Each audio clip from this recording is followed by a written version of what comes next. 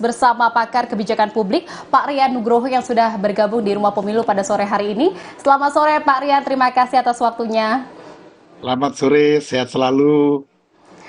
Pak Rian, ini ada usulan sumber dana program makan siang gratis ini dari dana BOS gitu. Bagaimana Anda melihatnya dari sisi kebijakan publik? Apakah ini tepat? Nomor satu, ide makan siang gratis itu baik. Cuman untuk eksekusinya seringkali itu kita pakai teorinya Amerika Serikat atau negara maju gitu loh. Makan siang gratis itu bisa menggunakan tiga budgeting. Satu, anggaran pemerintah.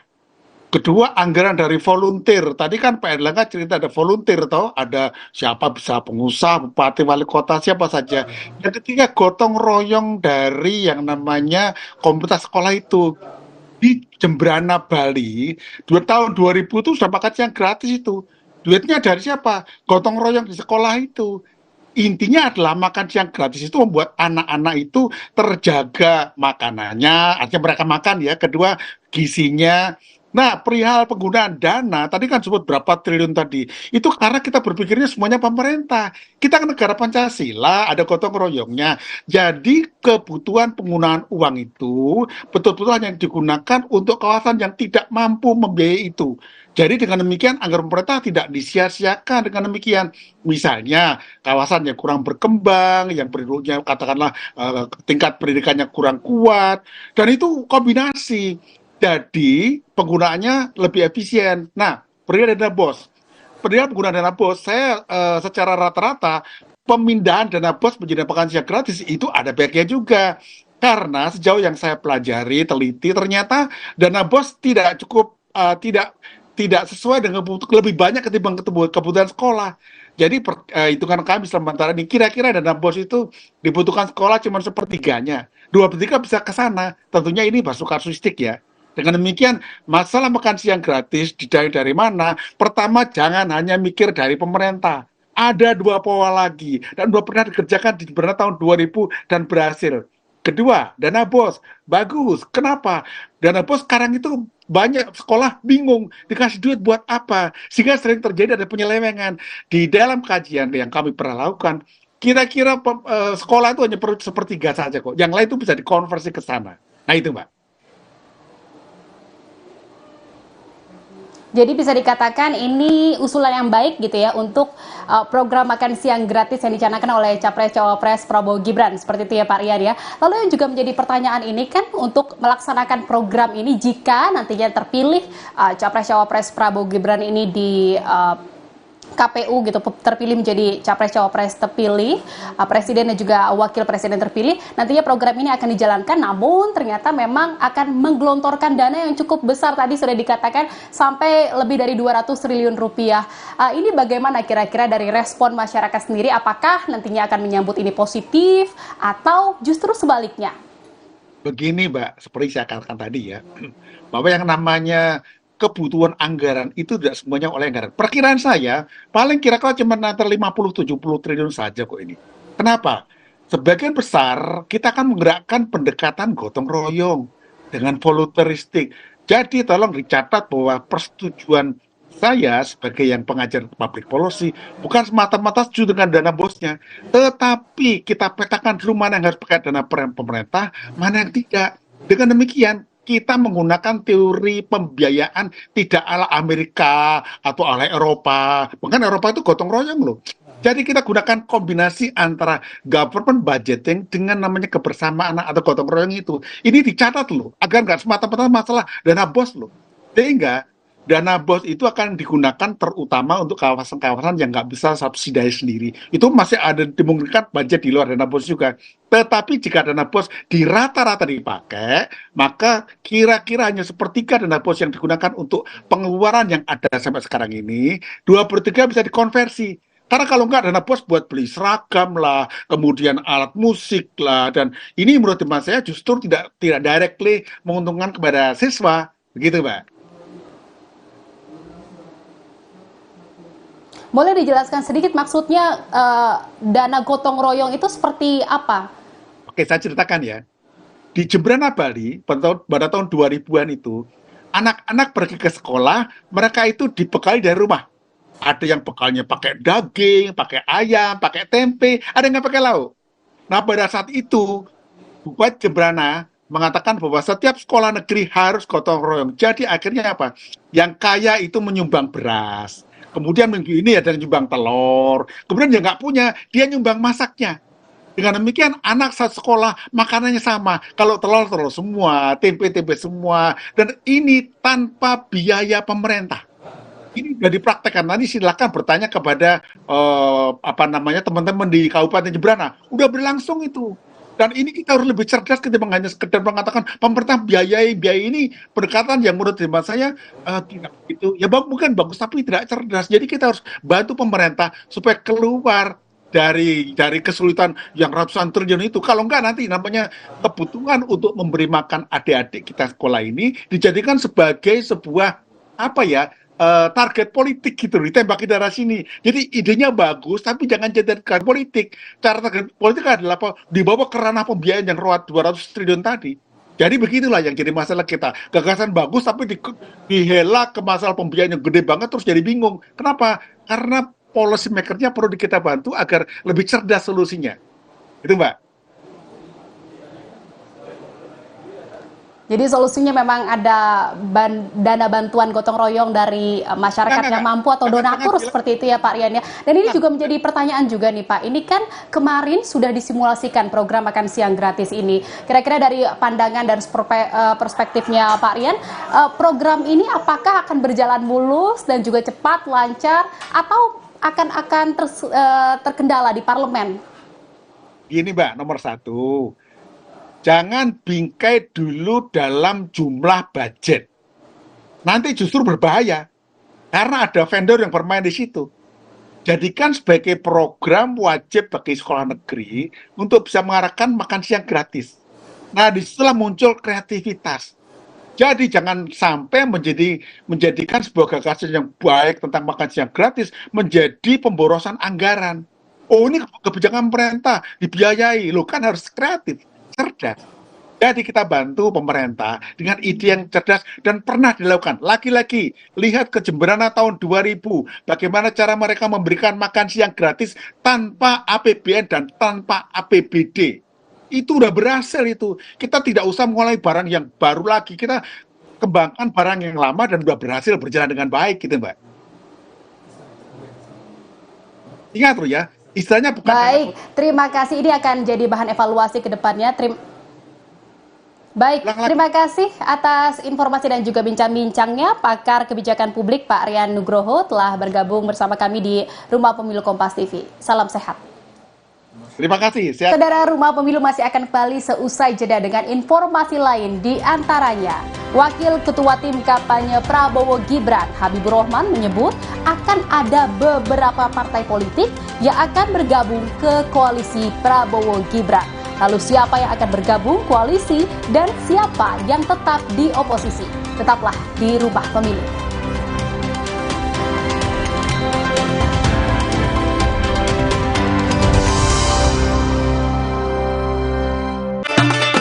Jadikan Ramadan Anda lebih bernilai.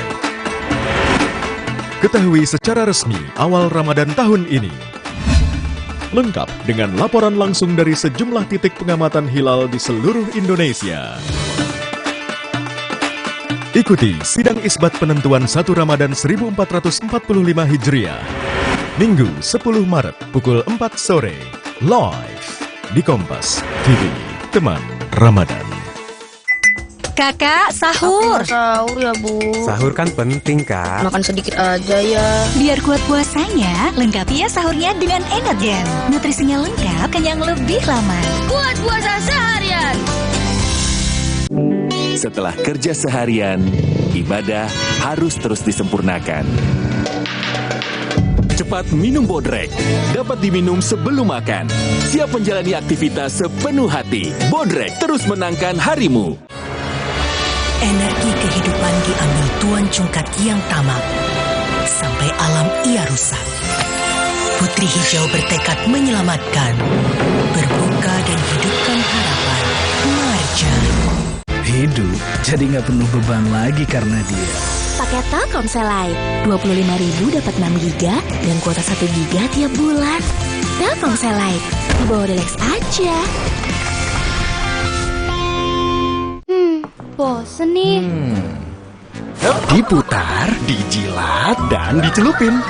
Selezat Oreo, selembut cake. Oreo soft cake baru. Serunya ngemil bareng si kecil. Energi kehidupan diambil Tuan Cungkat yang tamak. Sampai alam ia rusak. Putri Hijau bertekad menyelamatkan. Berbuka dan hidupkan harapan. Marja. Kakak, sahur. Sahur ya, Bu. Sahur kan penting, Kak. Makan sedikit aja ya. Biar kuat puasanya, lengkapi ya sahurnya dengan Energen. Nutrisinya lengkap, kenyang lebih lama. Buat puasa seharian. Tina udah siap, Om. Mie sedap soto dulu yuk. Enggak deh, Om. Makasih. Mie sedap soto dengan mie yang kenyal serta koya gurih dan jeruk nipis asli. Soal rasa mie sedap soto, lidah nggak bisa bohong. Rasa soto nomor 1 cuma mie sedap soto.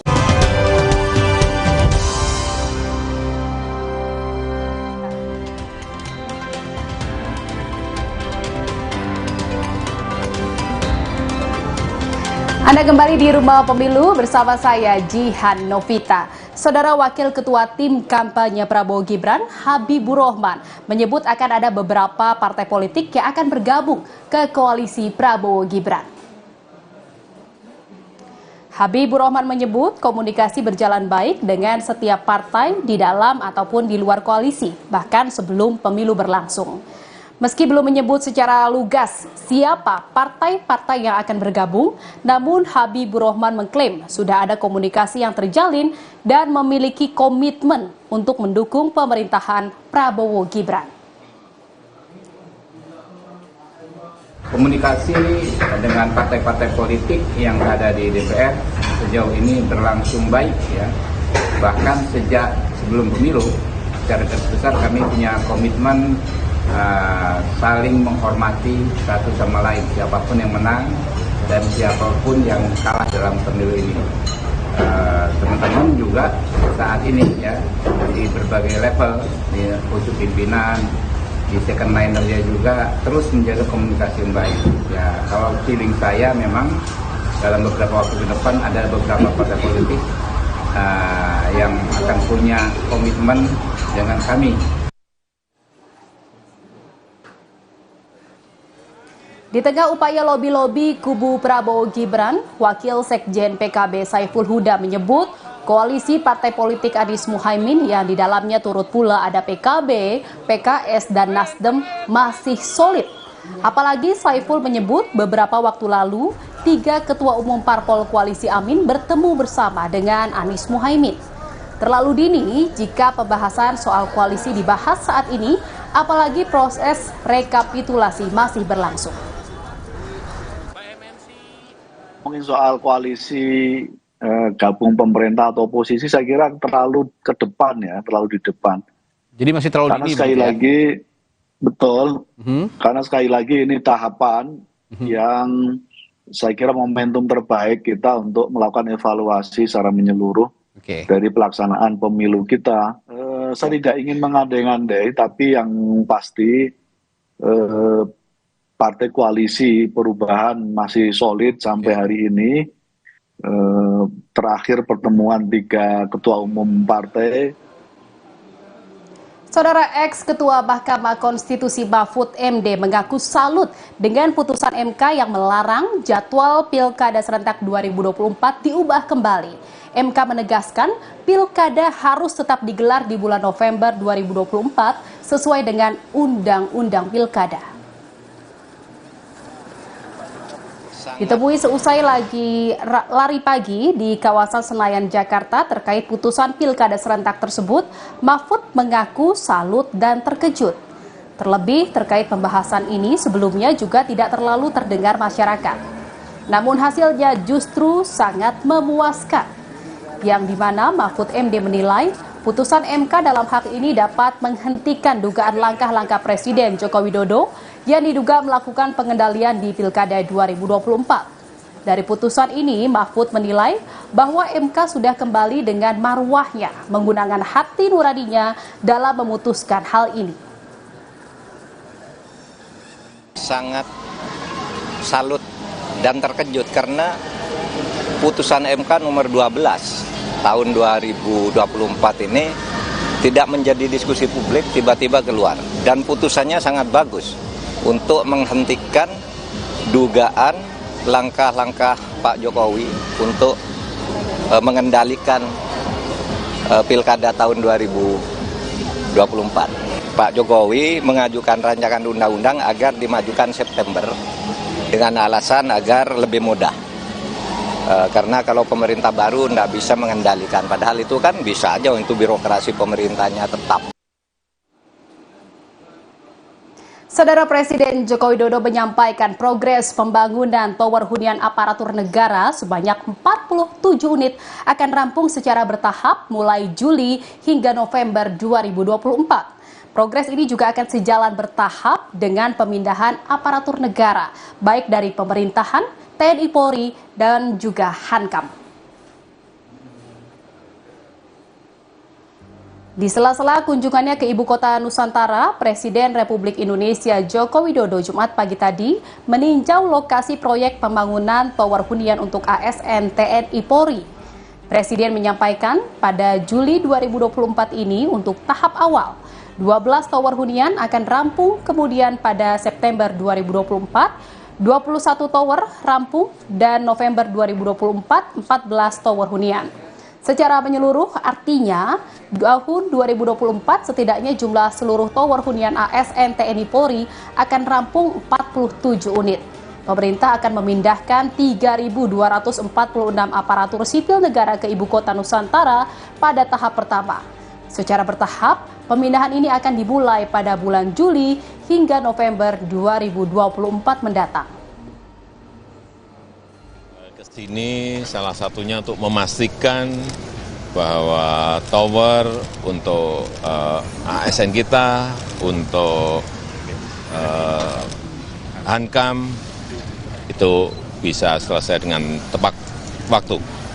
Nanti di bulan Juli akan selesai 12 tower, kemudian September 21 berarti 33, ditambah November 14 berarti 47.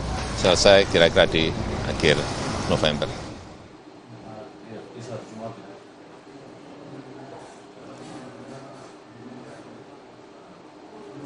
Saudara, tetaplah di Rubah Pemilu Kompas TV. Saat lagi kami akan kembali dengan informasi lain, di antaranya dua kubu massa pendukung hak angket dan massa yang menolak hak angket menggelar aksi unjuk rasa di depan gedung DPR RI Jakarta. Tetaplah di Kompas TV.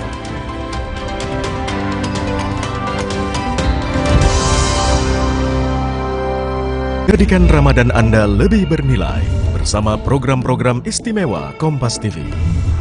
Kompas Sahur, Series of Faith,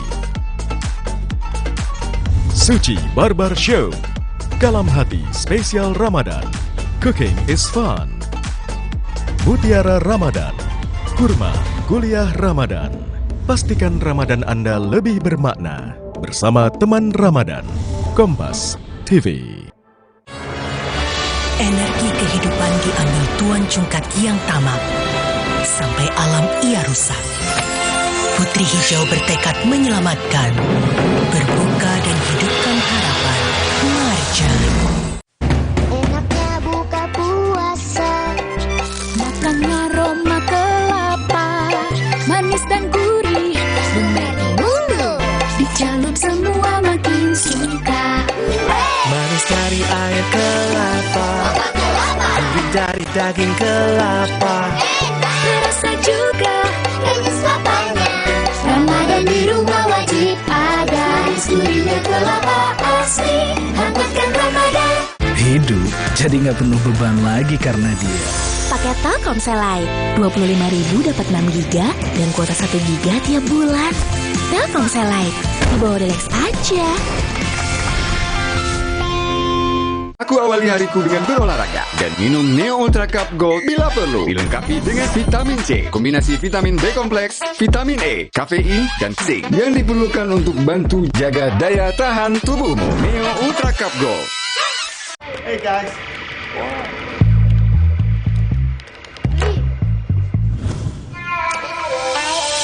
Hey, lihat aku putar celup jadi seru. Hey, lihat aku. Mengusung konsep hunian tropis, kawasan Suwarna Sutra kembali hadir meluncurkan klaster Agra yang siap mengakomodir kebutuhan generasi millennials. Jadi Suwarna Sutra ini mempersembahkan klaster Agra ini lokasinya sangat strategis, yaitu dekat Pasar 8 Suwarna Sutra, dekat halte shuttle bus, Sekolah Lorencia, dan pertokoan Ruko Evergreen ataupun Teras 8. Dan harganya kita masih sangat terjangkau, yaitu 1,3 miliaran. Yang pasti spesifikasi terbaik sudah kami siapkan dengan SK izin lokasi 2.600 hektar.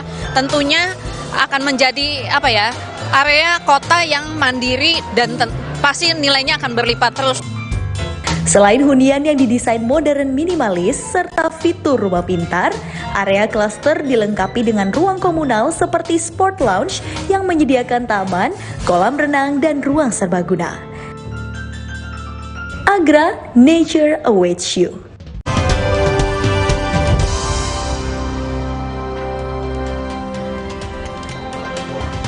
Saudara, dua kubu massa pendukung dan penolak hak angket berunjuk rasa di depan gedung DPR RI Jakarta.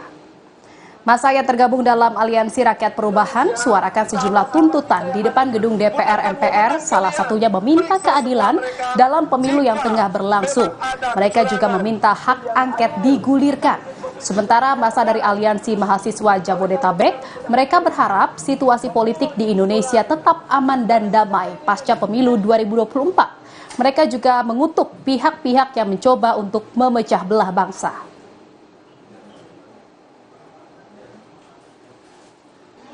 Massa dari kedua elemen itu mulai meningkat, mulai bertambah sejak pasca sholat Jumat, dan saat ini petugas berusaha melaksanakan penyekatan di antara kedua elemen massa ini agar tidak terjadi bentrokan, gesekan, dan alhamdulillah sampai dengan saat ini masing-masing orator terus menyampaikan orasi-orasinya dan juga sambil mengingatkan bahwa aksi pada hari ini adalah aksi damai, dan tentunya kami sampai dengan nanti berakhir kita akan terus.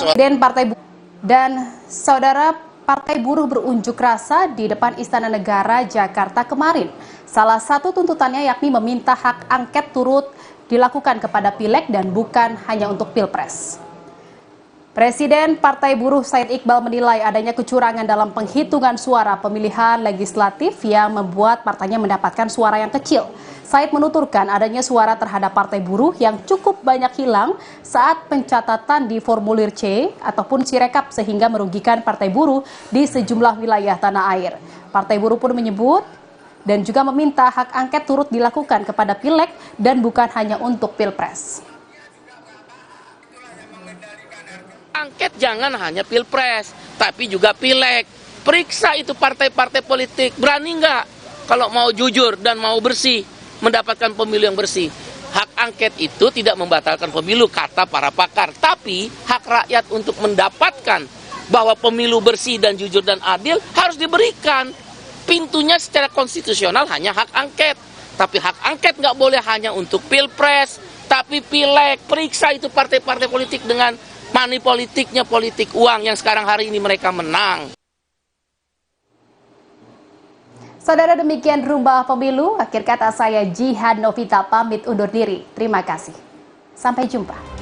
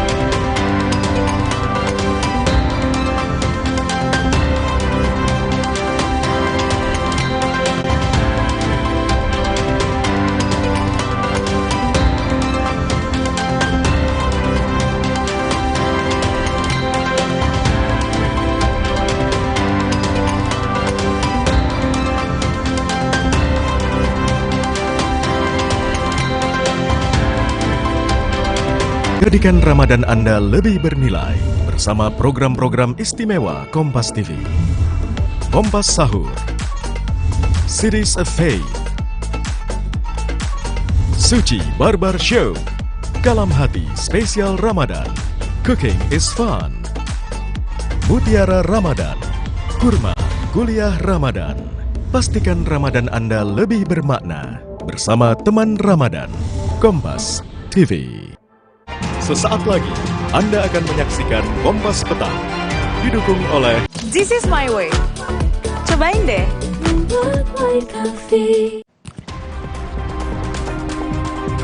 Demo tolak pemilu curang hari ini berlangsung di depan gedung DPR Jakarta dan di kota Solo, Jawa Tengah.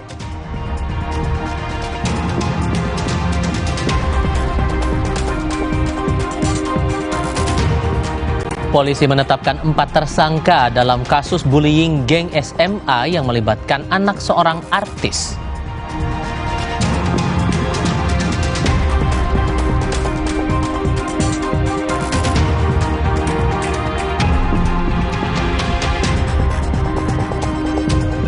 Rekapitulasi suara pemilu legislatif masih berlangsung. PDI Perjuangan dan Golkar berpeluang menempatkan kadernya mengisi posisi ketua DPR.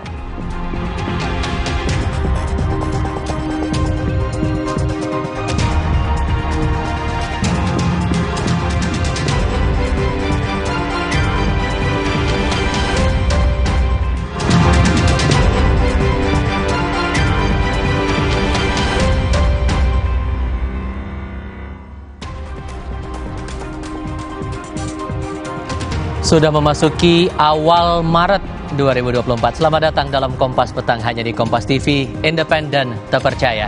Saya Tifal Solesa akan menyapa Anda nanti di paruh kedua program ini. Namun untuk paruh pertama, Anda akan bersama Audrey Chandra. Audrey. Tifal, terima kasih. Informasi pertama kami di Kompas Petang. Masa yang tergabung dalam Aliansi Rakyat Perubahan berunjuk rasa di depan gedung DPR MPR.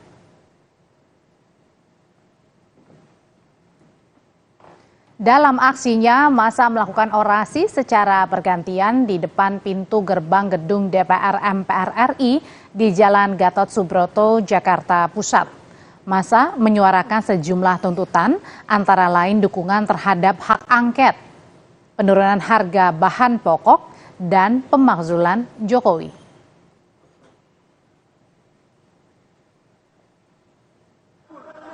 Kami bukan pendukung pasangan calon. Unjuk rasa ini, saudara, massa berharap pemerintah mendengar dan bekerja untuk rakyat. Massa meminta perubahan terhadap jalannya pemilu yang diduga ada kecurangan di dalamnya. Mereka menuntut pemerintah harus melakukan pemeriksaan dan meminta DPR segera merealisasikan hak angket. Pada kesempatan ini, massa menyampaikan aspirasinya terkait harga bahan pangan ataupun juga bahan pokok yang mahal sehingga menyulitkan rakyat. Kami bukan pendukung pasangan calon bahwa hal-hal yang kemudian menyangkut dengan hukum. Jika pun ingin menyampaikan aspirasi, silakan sampaikan dengan kata-kata. Tujuannya untuk menjaga negara atau untuk betul bahwa hal-hal yang kemudian menyangkut dengan hukum.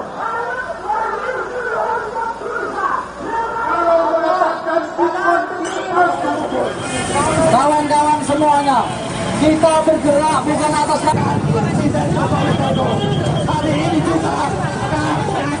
Aksi tolak dugaan kecurangan pemilu juga berlangsung di Solo, Jawa Tengah. Massa yang tergabung dalam sejumlah organisasi masyarakat se-Solo Raya melakukan aksi damai gerakan penegakan kedaulatan Solo Raya di depan halaman Balai Kota Solo, Jawa Tengah. Dalam aksinya, mereka menuntut sejumlah tuntutan, salah satunya tolak hasil pemilu yang diduga penuh kecurangan dan dukung penuh pengajuan hak angket. Peserta demo menyebut gerakan aksi damai sebagai ekspresi kekecewaan masyarakat.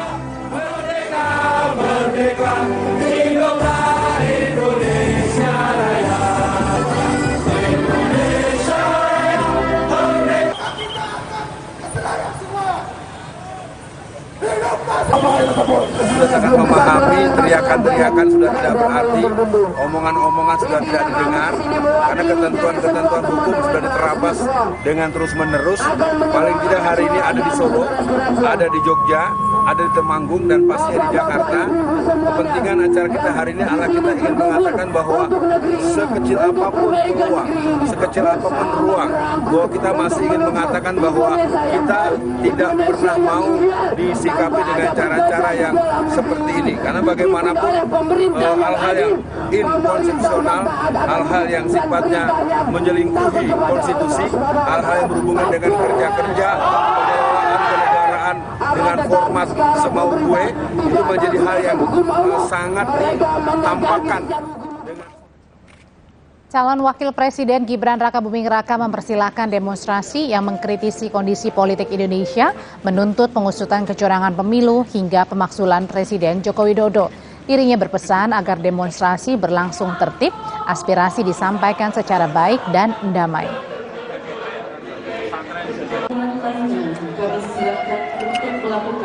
Oh iya, silakan monggo, asalkan tertib ya.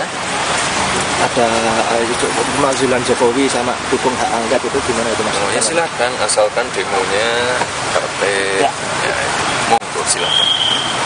Kita lihat nanti ya. Biar tuntas didatangi gitu. Biar tuntas. Dialog. Ya nanti lihat nanti ya. Ya. Terima kasih Mas Ali. Tim Pembela Demokrasi Indonesia (TPDI) melaporkan dugaan pelanggaran tahapan rekapitulasi pemilu oleh KPU. TPDI saudara melaporkan Komisioner KPU atas perbedaan penghitungan suara pemilu di aplikasi Sirekap dengan formulir C1 yang ditemukan publik. TPDI meminta Bareskrim Mabes Polri memanggil Komisioner KPU dan pembuat aplikasi Sirekap untuk dimintai klarifikasi.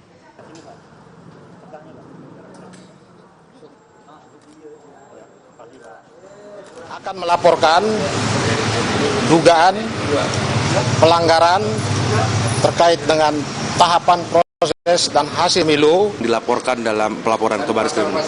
Pertama kita minta Ketua Komisioner KPU Hasyim Asyari dan anggotanya yang 6 orang itu supaya didengar.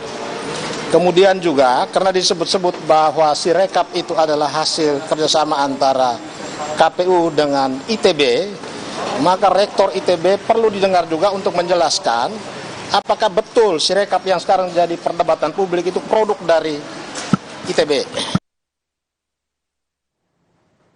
Dan untuk memantau aksi unjuk rasa mengenai kecurangan pemilu, saat ini sudah bergabung bersama kita jurnalis Kompas TV Mario Sarong di Senayan, Jakarta, dan juga ada Nikolaus Irawan di Solo, Jawa Tengah. Saya mau ke Mario terlebih dahulu di depan gedung DPR MPR Jakarta. Mario, situasi pantauan terkininya aksi unjuk rasa di depan gedung DPR seperti apa dan akan jam berapa selesainya rencananya? Ya, Audrey dan juga saudara, tidak perlu berpanjang-panjang lagi karena Anda bisa melihat di belakang saya bagaimana orasi masih terus berlanjut yang berasal dari berbagai elemen masyarakat yang berkumpul sejak pukul 10 pagi tadi hingga saat ini. Di mana ini di belakang saya mereka menyuarakan tiritura ataupun 3 tuntutan yang mereka suarakan di depan gedung parlemen ini. Di mana 3 tuntutan itu adalah pertama, menurunkan harga sembako, yang kedua, mendukung hak angket, dan juga yang ketiga adalah pemakzulan presiden. Ini untuk diketahui bahwa mereka berasal dari pihak yang kontra, karena di depan gedung parlemen ini ada 2 kubu yang ikut berdemonstrasi, di mana saya akan tunjukkan kepada Anda. Tadi Anda sudah melihat yang kontra, dan di sebelah saya, di seberang sana, dipisahkan oleh mobil water cannon polisi dan dijaga oleh kepolisian. Di seberang sana adalah mereka yang berasal dari kubu yang pro, di mana kubu yang pro ini adalah mereka meyakini bahwa pemilu kemarin yang berlangsung pada tanggal 14 Februari itu berjalan secara sesuai dengan aturan dan secara kaidahnya, sehingga jika ada kecurangan ataupun pelanggaran yang terjadi dilaporkan ke pihak yang berwenang. Dan itu adalah pihak yang pro dan juga kontra melakukan demonstrasi di depan gedung MPR DPR saat ini. Untuk diketahui bahwa memang dari pihak kepolisian memberikan izin kepada kedua kubu tersebut untuk melakukan demonstrasi hingga pukul 16.30 atau setengah 5 sore nanti. Karena memang saudara dari adanya demonstrasi ini yang hingga saat ini berlangsung tenang, berlangsung tidak adanya kericuhan, ini sempat membuat lalu lintas dari wilayah Gatot Subroto menuju Selipi tersendat, sehingga pada pukul 16.30 nanti atau setengah 5 diharapkan para demonstran bisa bubar dan juga arus lalu lintas yang berada di wilayah Gatot Subroto ini bisa berjalan lancar. Itu laporan kami dari depan gedung DPR MPR. Kembali pada Anda, Audrey.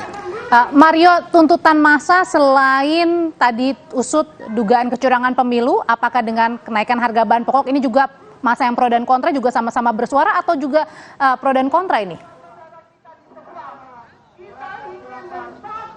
Oke, Audrey, seperti yang saya sudah katakan tadi bahwa bagaimana mereka sama-sama melakukan demonstrasi di sini, di mana di depan gedung MPR DPR ini dari pihak yang kontra menyuarakan bagaimana penurunan harga sembako dan juga hak angket ini terus diusulkan, terus didalami oleh pihak DPR. Sedangkan yang dari pro juga sama-sama menyuarakan bagaimana jika ada kecurangan dalam pemilu bukan melalui hak angket tetapi melalui laporan kepada pihak-pihak yang berwenang. Dan juga mereka sama-sama melakukan demonstrasi di jam yang sama, di tempat yang sama, dan di saat yang sama. Di saat ini saya berdiri, keduanya sama-sama bersuara menggaungkan apa yang mereka suarakan saat ini. Dan untuk diketahui, untuk mengamankan kedua kubu yang sedang berdemonstrasi ini diturunkan sekitar 2.500 lebih personel kepolisian. Dan memang seperti yang saya sudah laporkan bahwa hingga saat ini berjalan aman, berjalan damai, tidak adanya kericuan, dan demonstrasi masih terus berlangsung di sini. Kembali pada Anda, Audrey. Mario Sarong melaporkan dari depan gedung DPR MPR Jakarta, karena bukan hanya unjuk rasa yang dilakukan di depan gedung DPR MPR Jakarta, tetapi juga unjuk rasa di daerah lainnya, tepatnya di Solo, Jawa Tengah. Sekarang kita ke Nikolas Irawan. Nikolas, kalau tadi masih berlangsung di Jakarta, bagaimana pantauan aksi unjuk rasa di Solo? Masih berlangsung? Baik, selamat sore Audrey dan juga saudara. Saat ini saya berada tepat di depan mereka sedang berorasi. Mereka masih melakukan aksi damai. Mereka merupakan ratusan orang yang tergabung dalam sejumlah organisasi masyarakat seluruh raya yang meminta untuk aksi damai gerakan penegakan kedaulatan Surabaya di depan halaman Balai Kota Surakarta. Memang suasananya begitu ramai, namun berangsur sore ini sudah mulai mereka satu persatu kembali ke rumah mereka masing-masing. Demo untuk mendukung hak angket usut dugaan kecurangan pemilu terjadi di Solo, Jawa Tengah, dan juga saat ini berlangsung di depan gedung DPR MPR Senayan, Jakarta. Terima kasih Nikolaus Irawan dari Solo, Jawa Tengah, dan di Jakarta ada Mario Sarong. Setelah ini, saudara, tetaplah di Kompas Petang. Polisi menetapkan 4 orang sebagai tersangka dan 8 anak berkonflik dengan hukum dalam kasus bullying geng SMA yang melibatkan anak artis.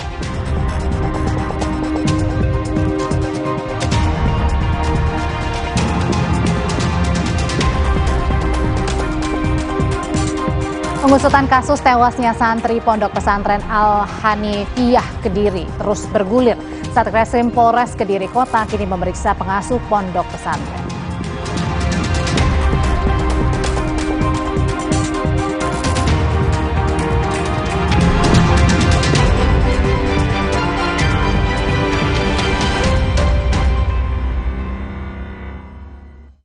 This is my way.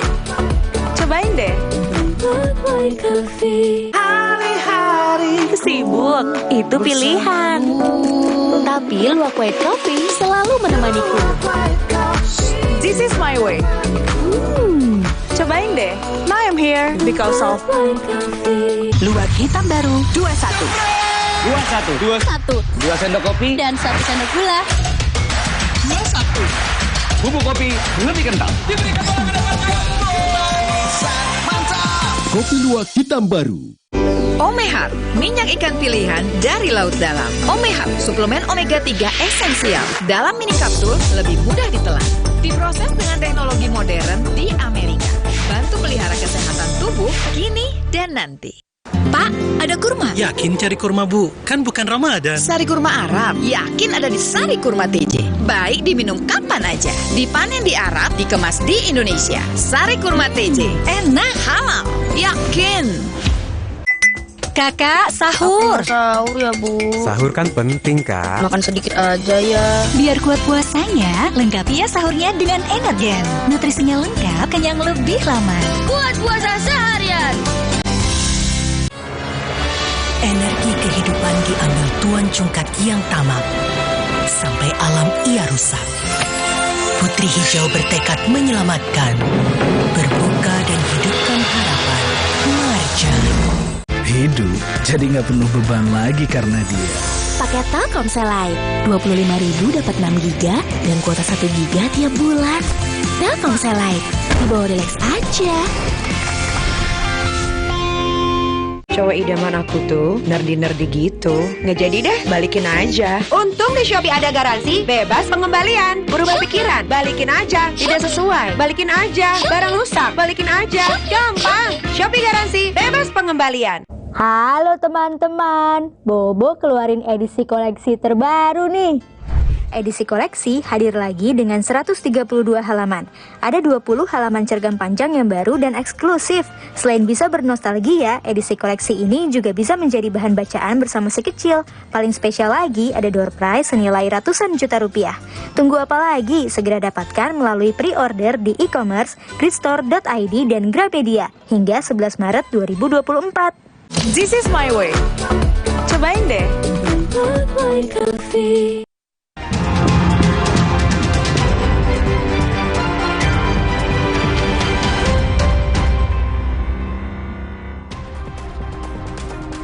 12 orang terbukti terlibat kasus kekerasan anak di sekolah menengah atas di Serpong, Tangerang Selatan. 4 orang ditetapkan sebagai tersangka dan 8 anak yang semula menjadi saksi berubah menjadi anak berkonflik dengan hukum. Para pelaku dikenakan pasal tindak pidana kekerasan anak di bawah umur dan atau pengeroyokan. Motif para pelaku melakukan perundungan kepada anak korban yang berusia 17 tahun adalah sebagai syarat masuk bergabung ke kelompok.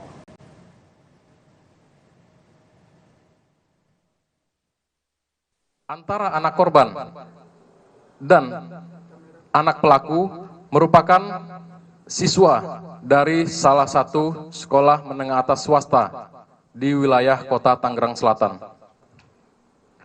Para anak pelaku secara bergantian melakukan kekerasan terhadap korban dengan dalih tradisi yang tidak tertulis sebagai tahapan untuk bergabung dalam suatu kelompok. Polisi bilang dari hasil visum anak korban terdapat luka seperti memar di bagian leher dan luka bakar di bagian tangan kiri korban. Sementara hasil pemeriksaan psikologis mendapati korban mengalami ketakutan, tertekan, dan stres akut.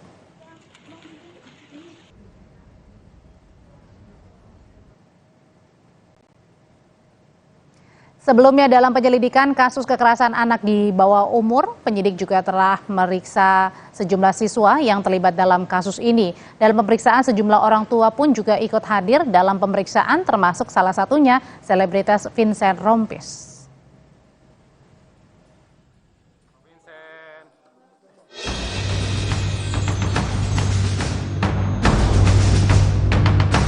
12 orang terbukti terlibat kasus kekerasan anak di sekolah menengah atas di Serpong, Tangerang Selatan. 4 orang ditetapkan tersangka, 8 anak yang semua menjadi saksi kini berubah menjadi anak berkonflik dengan hukum. Kementerian Pemberdayaan Perempuan dan Perlindungan Anak mengingatkan agar anak korban mendapat pemulihan dan pendampingan sampai tuntas. Sementara untuk anak yang berkonflik dengan hukum bisa diselesaikan lewat diversi atau pengalihan penyelesaian perkara anak ke proses di luar peradilan pidana. Anak korban untuk dapat tetap pemulihan dan pendampingan sampai tuntas, kami juga mendorong upaya kepada Polres Tangerang Selatan untuk upaya diversi sesuai dengan Undang-Undang Sistem Peradilan Pidana Anak karena memang ancaman pidananya juga di bawah 7 tahun.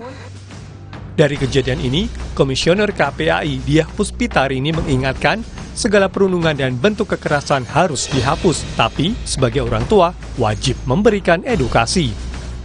Dan juga untuk seluruh anak-anak bangsa agar menghindari dan tidak lagi bersinggungan dengan yang namanya perundungan ataupun bullying. kita tetap berkomitmen bahwa segala bentuk kekerasan harus kita hapus dan kalau bisa tidak ada toleransi untuk kekerasan.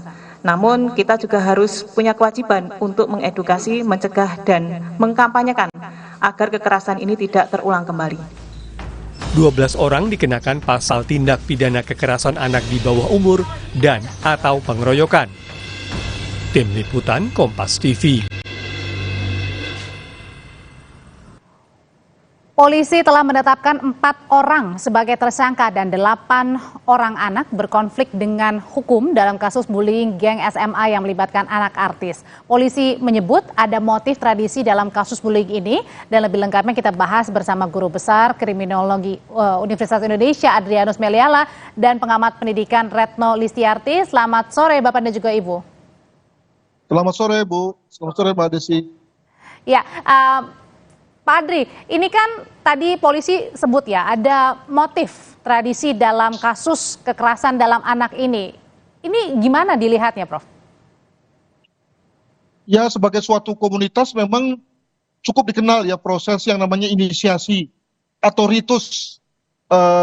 Ketika kita masuk ke sekolah misalnya atau ke suatu lembaga tertentu, maka ada ritus perkenalan.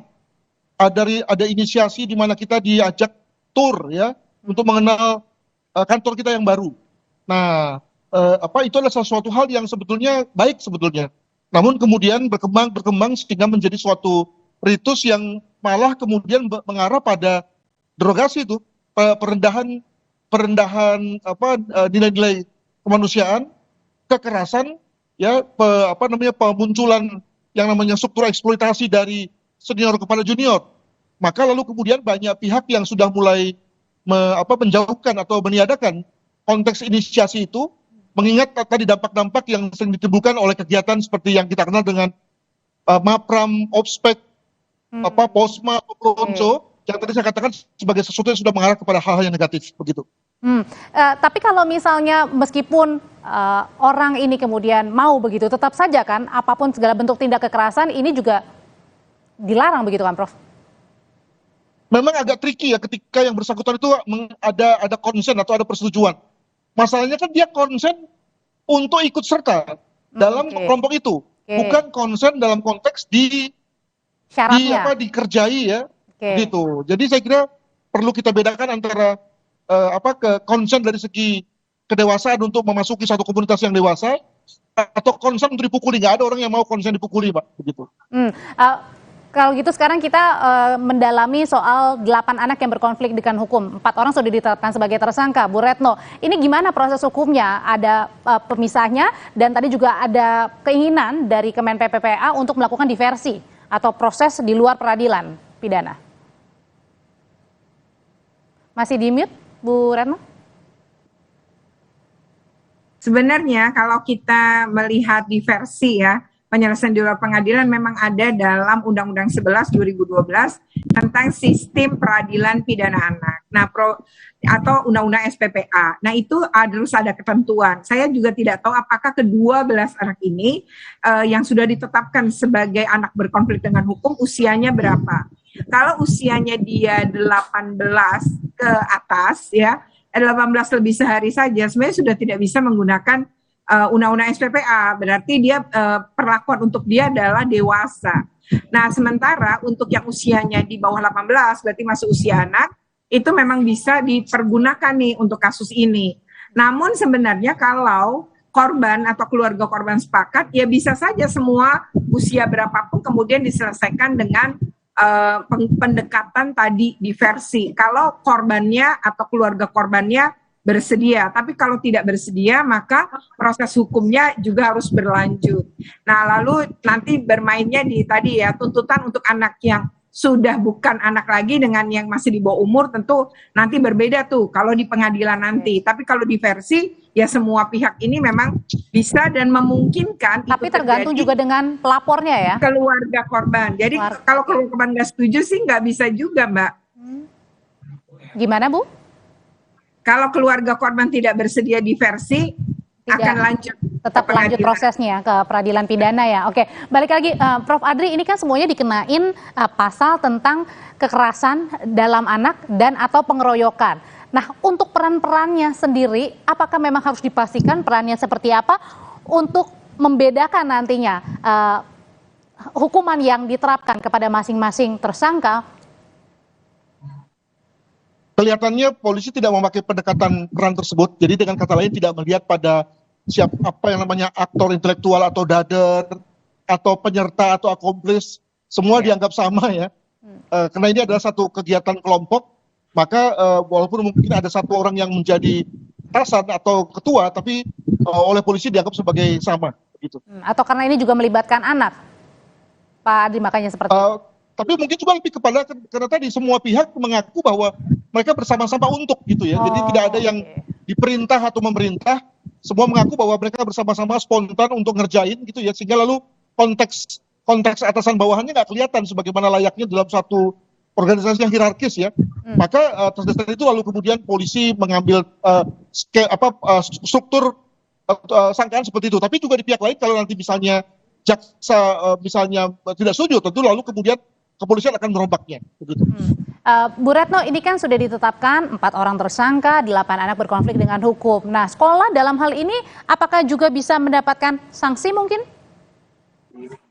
Kalau sekolah ini mereka kalau berdasarkan peraturan Permendikbud 46 tahun 2023 tentang pencegahan dan penanganan tindak kekerasan di satuan pendidikan, maka prinsip pemenuhan hak anak ya baik pemulihan psikologi itu harus dipenuhi baik itu anak saksi, anak korban maupun anak pelaku. Yang kedua adalah hak atas pendidikan tetap harus dapat terpenuhi. Jadi dalam proses sampai anak ini nanti mendapatkan vonis. Jadi kalau vonis dan sudah ingkrah, maka pada saat itu misalnya dia harus menjalani hukuman di penjara anak, maka disitulah sekolah bisa menghentikan proses pembelajaran dalam arti dikeluarkan gitu ya, lalu pindah ke lapas anak. Biasanya lapas anak itu ada. Tapi harus ada sanksinya nggak, Bu Retno? Ada PKBM. Kenapa? Harus ada sanksi kepada pihak sekolah? Kalau sanksi kan satu itu kalau kita baca di media adalah dikeluarkan. Tapi belakangan misalnya salah satu lawyer ya dari orang tua itu menyatakan bukan dikeluarkan tapi mereka diminta untuk mengundurkan diri. Nah itu kan yang dianggap oleh sekolah sebagai sanksi. Padahal ini mereka kelas 12. Kalau untuk sekolahnya sendiri, Bu Retno, meskipun ini dilakukan di luar sekolah ya, tapi kan mereka juga anak-anak sekolah, 1 SMA juga. Kalau sekolah dalam Permendikbud 46 itu cakupannya termasuk ruang lingkupnya di luar sekolah dan itu anak-anak mereka, anak sekolah yang sama itu tetap bisa ditangani oleh sekolah. Nah yang kedua adalah kalau saya melihatnya gini ya, geng ini kan menurut keterangan sekolah sendiri sudah 9 angkatan atau sudah 9 tahun berarti. Artinya sudah terendus dan nggak mungkin juga kekerasannya dilakukan baru-baru ini. Nah hanya yang ketahuan mungkin sekarang. Nah artinya sekolah itu sebenarnya punya andil juga kelalaian karena mendiamkan ini sebagai sebuah geng kan sampai kemudian peristiwanya terjadi dan sebenarnya nggak adil juga ya ketika sekolah tidak mampu menangani geng ini lalu muncul konflik atau kasus seperti ini lalu yang dihukum anak-anak gitu. Nah dalam konteks Undang-Undang Perlindungan Anak kesalahan anak itu kan nggak berdiri sendiri ya ada kontribusi orang dewasa di lingkungan anak. Yang kedua anak itu andaikan dalam kasus seperti ini, anak ini kan dianggap sebagai pelaku sekaligus korban juga gitu. Oke, Prof, Pak Adri, ini kan anak yang anak korban begitu ya, masih berusia 17 tahun. Dari hasil pemeriksaan psikologis juga stres akut gitu ya, ketakutan. Ini gimana caranya untuk mungkin bisa mengembalikan rasa percaya dirinya lagi ke depan setelah benar-benar pulih anak korban ini, Pak Adri? Saya sebetulnya bukan psikolog ya, jadi agak nebak-nebak juga nih. Tapi kalau boleh saya beranggapan 2 hal. Pertama dengan lingkungan belajar yang kondusif, sehat dan mendukung, maka tentu rasa stresnya akan kembali hilang. Dan yang kedua adalah dukungan keluarga ya, yang juga sportif pada anak yang stres ini, maka saya kira cepat atau lambat stresnya akan juga hilang. Begitu, Pak. Oke. Pak Adri, kemarin juga bukan hanya tadi ya dari PPPA menginginkan adanya diversi di luar proses peradilan pidana, tapi sebelumnya anak orang tua saksi atau siswa ini, Artis Pinsa juga meminta agar supaya bisa baik-baik diselesaikannya Itu apakah bisa memungkinkan?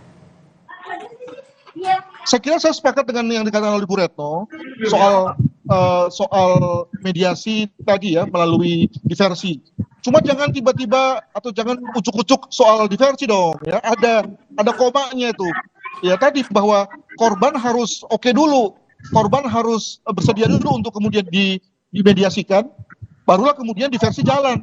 Nah, sebab kalau tanpa ada semacam prakondisi bahwa korban bersedia, maka lalu akan menjadi amat lunak bagi si pelaku nih. Sekarang ini sudah ada semacam anggapan loh, Bapak Ibu sekalian, bahwa kalau gitu nanti juga dikembalikan ke rumah gitu. Ada semacam anggapan salah di mata anak-anak pelaku bahwa ini mudah sekarang ini ringan. Kalaupun saya melakukan paling dikembalikan ke rumah. Nah, itu kan satu pemahaman yang salah karena kita belum apa-apa tidak menetapkan satu prakondisi langsung bilang soal diversi. Nah, maka janganlah kita mengulangi lagi. Tetap kembali kepada apa yang menjadi kemauan korban, dan ketika korban siap, korban bersedia, barulah kemudian diversi jalan. Demikian. Karena yang paling penting juga para pelaku ini tidak melakukan kembali ya, Pak Adri dan juga Bu Retno, untuk kasus perundungan maupun juga kekerasan dalam anak. Terima kasih Adrianus Meliala, Guru Besar Kriminolog Universitas Indonesia, dan juga pengamat pendidikan Retno Listiarti. Terima kasih Bapak dan juga Ibu. Terima kasih. Selamat sore. Yuk Pak Adrian. Tetaplah bersama kami di Kompas Petang, Saudara. Warga di sejumlah daerah masih harus rela antre berjam-jam untuk mendapatkan beras dengan harga murah.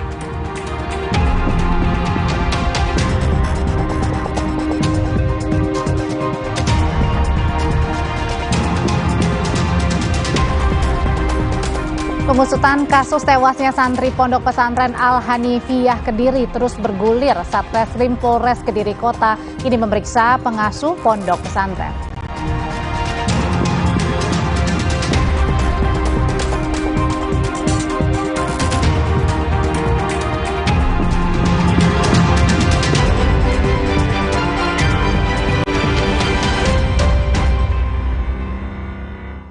This is my way.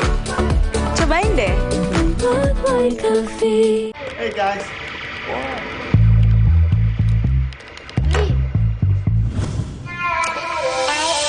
Hey, lihat aku. Putar celup jadi seru. Hey, lihat aku. Hari-hari sibuk, itu pilihan. Tapi luwak white coffee selalu menemaniku. This is my way. Cobain deh. Now I'm here because of Luwak hitam baru 21. 21. 2 sendok kopi Dan 1 sendok gula. 21. Bubuk kopi lebih kental. Kopi luwak hitam baru. Kata orang, gue itu si paling kerja, kencing seharian, tiba-tiba sakit kepala. Oskadon, oke buat sakit kepala. Bekerja aktif di pusatnya, dapat diminum sebelum makan, tanpa ngantuk. Oskadon, solusi oke, sakit kepala. Pancenoye. Energi kehidupan diambil Tuan Cungkat yang tamak, sampai alam ia rusak. Putri Hijau bertekad menyelamatkan, berbuka dan hidupkan harapan. Marja. Alergi jontor nih. Aku biduran, obatnya yang depannya Indal CTN bisa dibeli tanpa resep dokter. Indal CTN, komposisi anti alerginya Redakan alergi. Indal CTN. Hey, ada madu teja sase, madu teja sase, sehat berstamina. Banyak manfaatnya. Madu teja saset, enak sehatnya. Kakak, sahur. Sahur ya, Bu. Sahur kan penting, Kak. Makan sedikit aja ya. Biar kuat puasanya, lengkapi ya sahurnya dengan Energen. Nutrisinya lengkap, kenyang lebih lama. Kuat puasa seharian. Jalan yuk. Usia nambah, gerak susah ya. Kesehatan sendi harus diperhatikan. Rajin gerak badan tak berlebihan. Bila perlu, minum Wellmove. Diproduksi dengan teknologi modern, higienis, dan halal. Wellmove, bergerak itu nikmat. Untuk membantu atasi capek, pegal, dan nyeri otot, pakai Hotin Cream. Kalau untuk meredakan nyeri sendi, Rematik dan keseleo. nah, itu pakai Hotin DCL baru. Bahan aktif DCL-nya efektif mengobati rematik, linu, dan nyeri sendi. Hotnya, Hotin banget deh. This is my way. Cobain deh.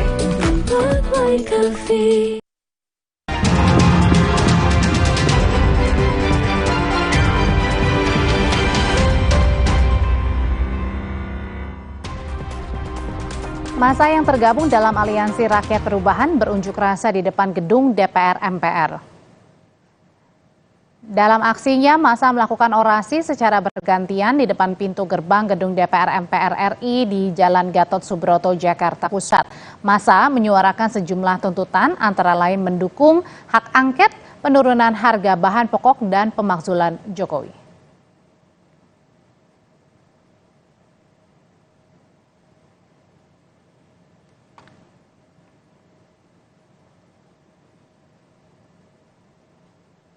Dan ini adalah pantauan paling baru dari kondisi di depan gedung DPR MPR Senayan. Ada dua visual yang kami gambarkan kepada Anda atau hadapkan kepada Anda, yang di sisi sebelah kiri dan kanan. Karena kenapa harus dua gambar ini kami sajikan untuk Anda? Karena massa yang melakukan demonstrasi di depan gedung DPR MPR ini ada dua kubu.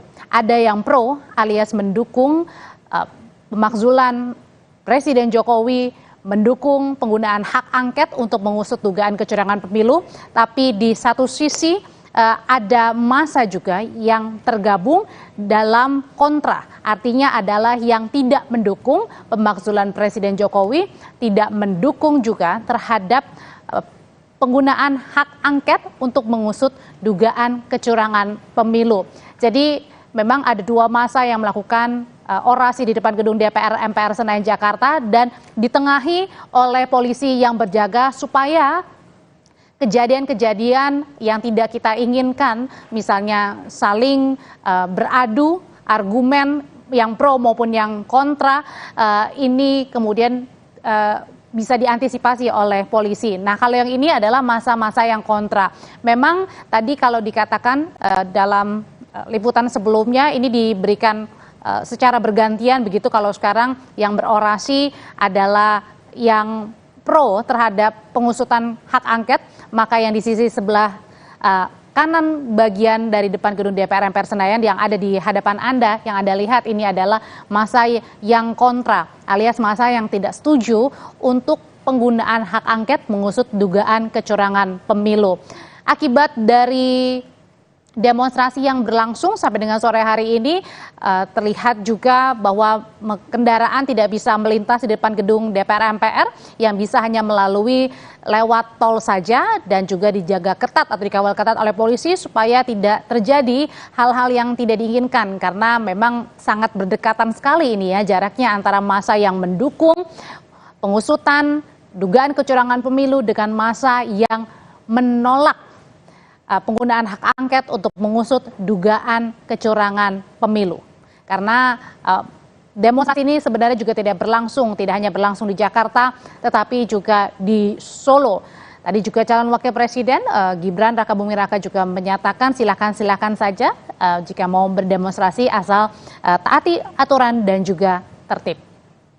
Makanya pada saat melakukan orasi sampai dengan sore hari ini dikawal oleh polisi yang berjaga di sisi tengah-tengah, menengahi antara massa yang mendukung penggunaan hak angket mengusut dugaan kecurangan pemilu dengan massa yang menolak penggunaan hak angket untuk mengusut dugaan kecurangan pemilu. Selain itu juga massa yang pro terhadap kecurangan pengusutan dugaan kecurangan pemilu juga menginginkan harga bahan pokok yang saat ini naik seperti beras yang harganya juga naik dan juga langka untuk bisa dikembalikan seperti normal pada sebelumnya. Selain itu juga massa meminta keinginan mereka dipenuhi, yakni adalah pemakzulan Presiden Joko Widodo. Itu tadi massa yang pro atau mendukung terhadap penggunaan hak angket. Jadi tidak hanya penggunaan hak angket yang mereka dukung, tetapi juga mendukung untuk perbaikan harga-harga sejumlah kebutuhan pokok yang kini naik harganya dan juga langka, termasuk juga dengan pemakzulan Presiden Jokowi. Ini polisi sudah berjaga memang untuk berada di tengah-tengah dari massa yang pro dan juga kontra melakukan orasi di depan gedung DPR MPR.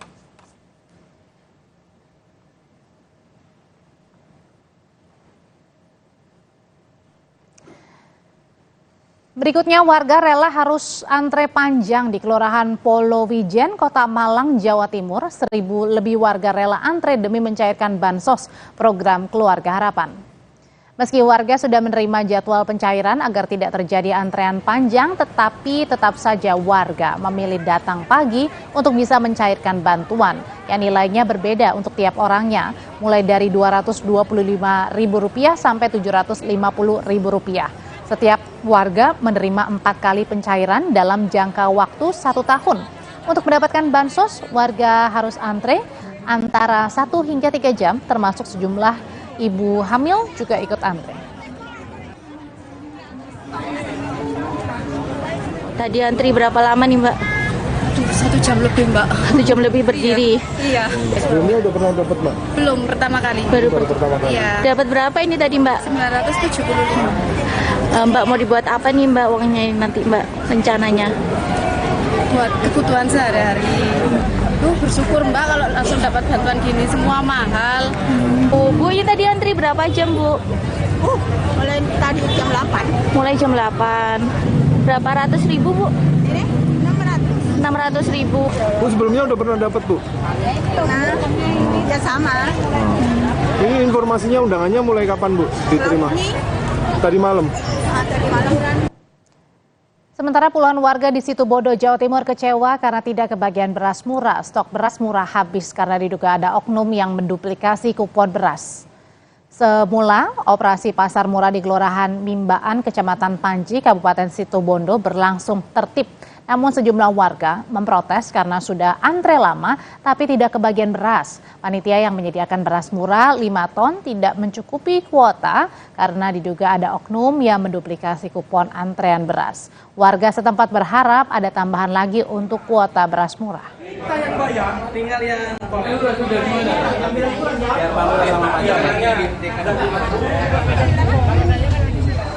Demi mendapatkan beras murah, warga di Kelurahan Sumampir, Kecamatan Purwokerto Utara, Banyumas, Jawa Tengah, antre sejak pagi hari.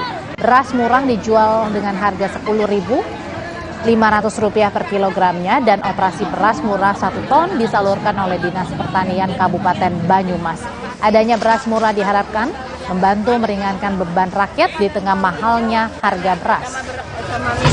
Minyaknya juga boleh.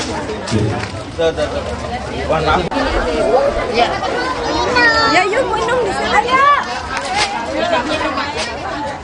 Pengusutan kasus tewasnya santri Pondok Pesantren Al-Hanifiyah Kediri terus bergulir. Satreskrim Polres Kediri Kota kini memeriksa pengasuh pondok pesantren. Polisi menduga apakah pengasuh pondok pesantren ini mengetahui adanya penganiayaan hingga proses pengantaran jenazah ke Banyuwangi atau tidak. Hingga kini polisi sudah memeriksa 10 saksi terkait kasus santri yang tewas diduga dianiaya senior.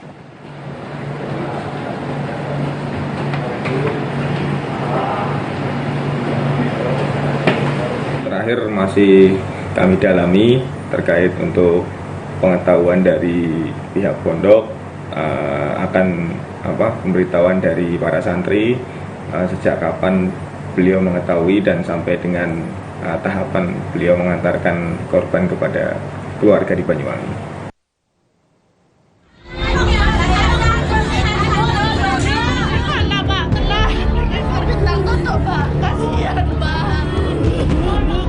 Upaya mengungkap kasus penganiayaan berujung tewasnya Bintang Bilqis Maulana, santri pondok pesantren di Kediri, Jawa Timur, masih bergulir. Dalam rekonstruksi yang digelar di Mapolres Kediri, keempat tersangka penganiayaan itu punya perannya sendiri. Dari keempat tersangka ini sama-sama semuanya punya peran dalam hal penganiayaan ataupun pengeroyokan sehingga menyebabkan kematian korban. Ada pakai alat atau tangan kosong? Sementara menggunakan tangan kosong, jadi benda tumpul yang sesuai dengan keterangan dokter menerima sehingga terjadinya luka di tubuh korban. Menurut kuasa hukum, pelaku awalnya tak ada niatan menyakiti korban. Mereka kerap kali mengingatkan korban untuk menjalankan kewajiban yang jadi aturan di pondok. Tapi menurut pelaku, korban tidak ada perubahan hingga terjadi kesalahpahaman yang berujung pada penganiayaan dan tewasnya seorang santri. Apa penyebab dari 4 pelaku anak ini melakukan penganiayaan ini? Kesalahpahaman. Artinya memang di pondok itu kan kadang-kadang mengingatkan, saling mengingatkan agar melakukan sebuah kewajiban-kewajiban yang menjadi aturan main pondok. Nah, kemudian karena ketika diingatkan kok kemudian korban sampai dipukul misalnya, tapi tidak ada rasa sakit atau apa katakan berontak dan lain sebagainya. Ini yang kemudian dianggap kayak disadarkan, bagaimana cara menyadarkan itu.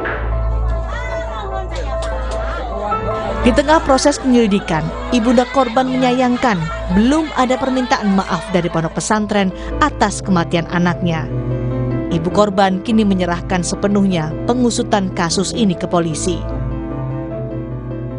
Sana, jadi intinya untuk tersangka saya sudah pasrahkan ke pihak hukum seadil-adilnya.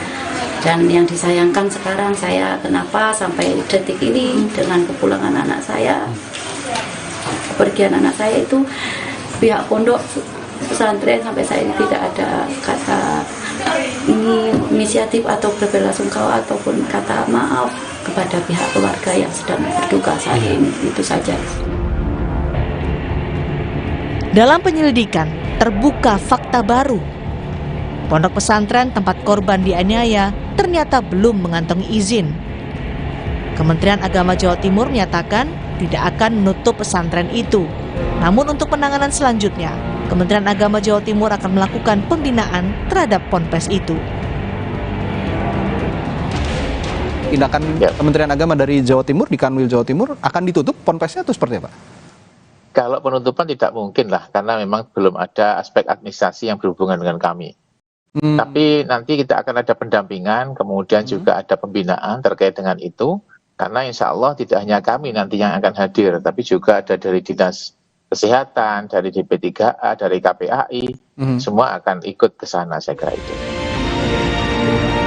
Hingga kini, Polres Kediri Kota telah menahan 4 orang tersangka yang berusia 16 hingga 18 tahun. Tim Liputan, Kompas TV.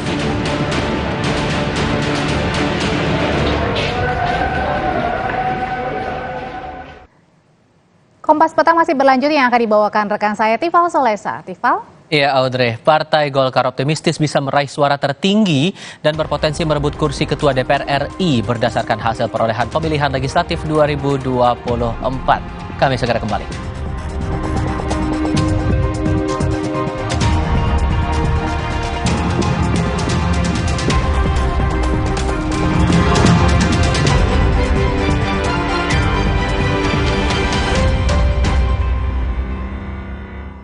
This is my way. Cobain deh.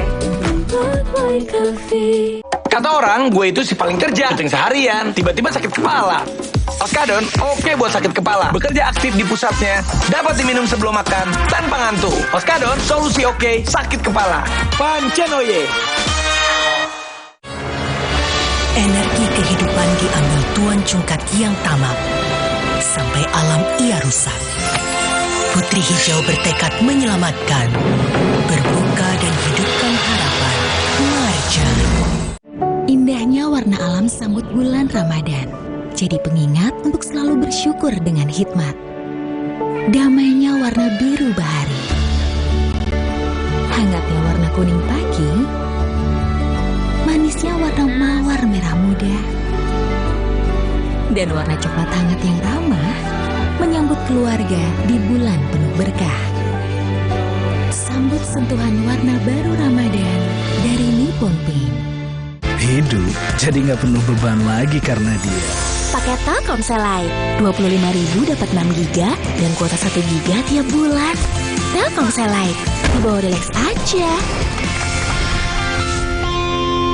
Cowok idaman aku tuh anak motor. Gak sesuai balikin aja. Untung di Shopee ada garansi bebas pengembalian. Berubah pikiran, balikin aja. Tidak sesuai, balikin aja. Barang rusak, balikin aja. Gampang. Shopee garansi bebas pengembalian. Hey guys.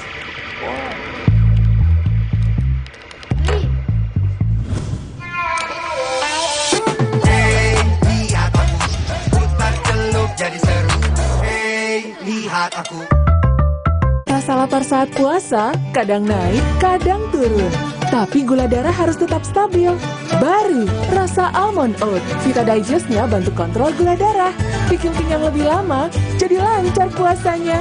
Diabetasol. Prenagen, kaya akan protein, omega 3, dan kalsium. Penting untuk pembentukan organ tubuh bayi. Minum selama hamil 9 bulan. Prenagen. Sempurna.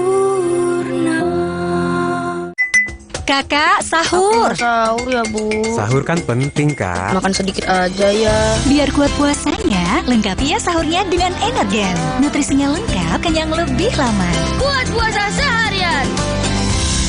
Hari-hari sibuk, itu pilihan. Tapi Luwak White Coffee selalu menemaniku.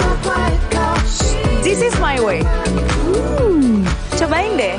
Now I'm here because of Luwak hitam baru 21. 21. 2 sendok kopi Dan 1 sendok gula. 21. Bubuk kopi lebih kental. Kopi Luwak hitam baru. This is my way. Cobain deh. Luwak White Coffee.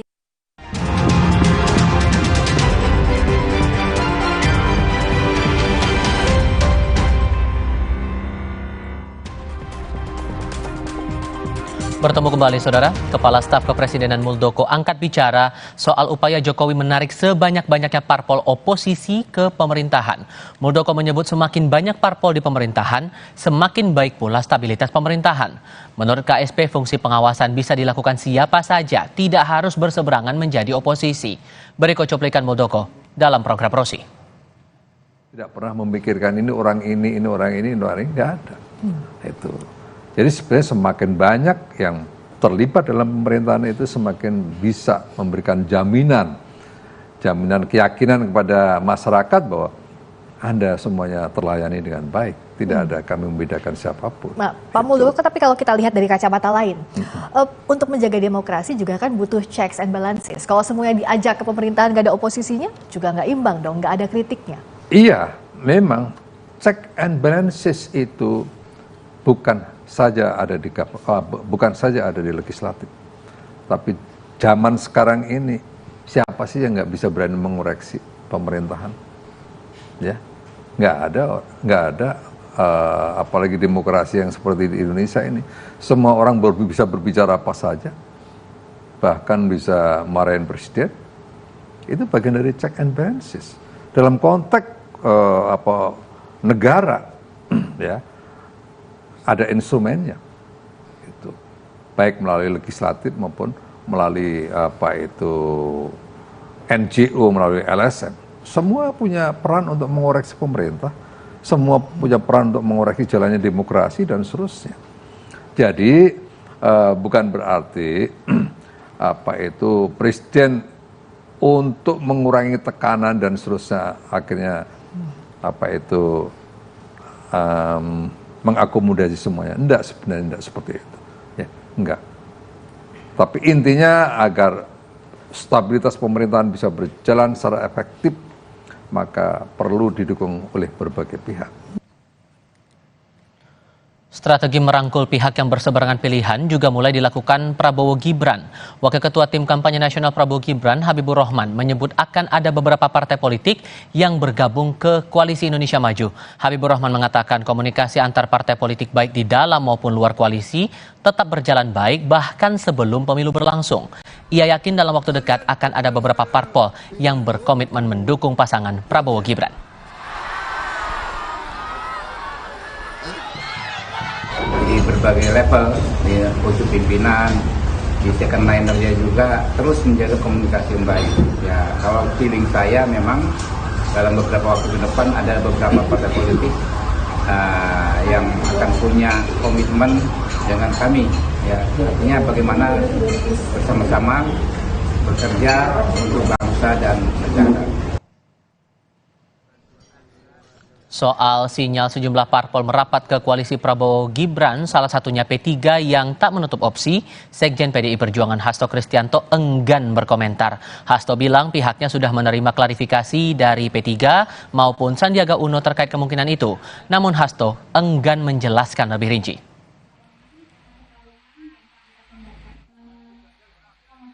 Ya, itu sudah diklarifikasi oleh Pak Sandi dan juga dari P3 bahwa pernyataan tersebut tidak ada kaitannya dengan penggunaan hak angket.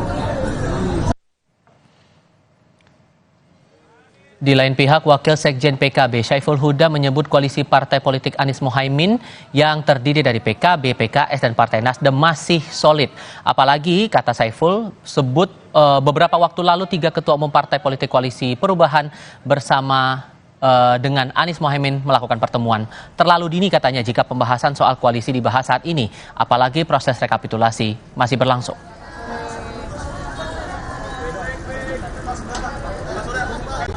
Mungkin soal koalisi gabung pemerintah atau oposisi saya kira terlalu ke depan ya, terlalu di depan.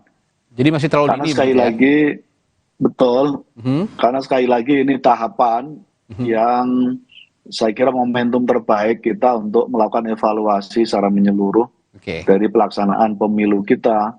Saya tidak ingin mengandai-andai, tapi yang pasti partai koalisi perubahan masih solid sampai hari ini. Terakhir pertemuan 3 ketua umum partai.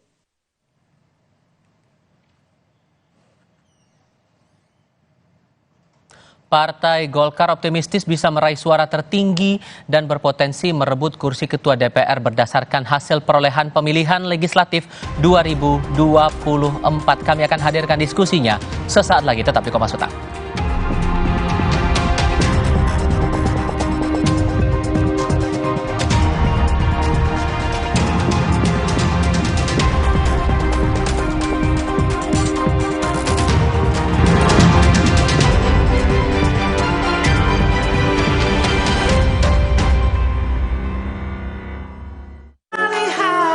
Sibuk, itu pilihan. Tapi Luwak White Coffee selalu menemaniku. This is my way. Cobain deh. Now I'm here because of Luwak hitam baru 21. 21. 2 sendok kopi Dan 1 sendok gula. 21. Bubuk kopi lebih kental. Kopi Luwak hitam baru. Rasa lapar saat puasa, kadang naik, kadang turun. Tapi gula darah harus tetap stabil. Baru, rasa almond oat. Vita Digest-nya bantu kontrol gula darah. Bikin kenyang lebih lama, jadi lancar puasanya. Diabetasol.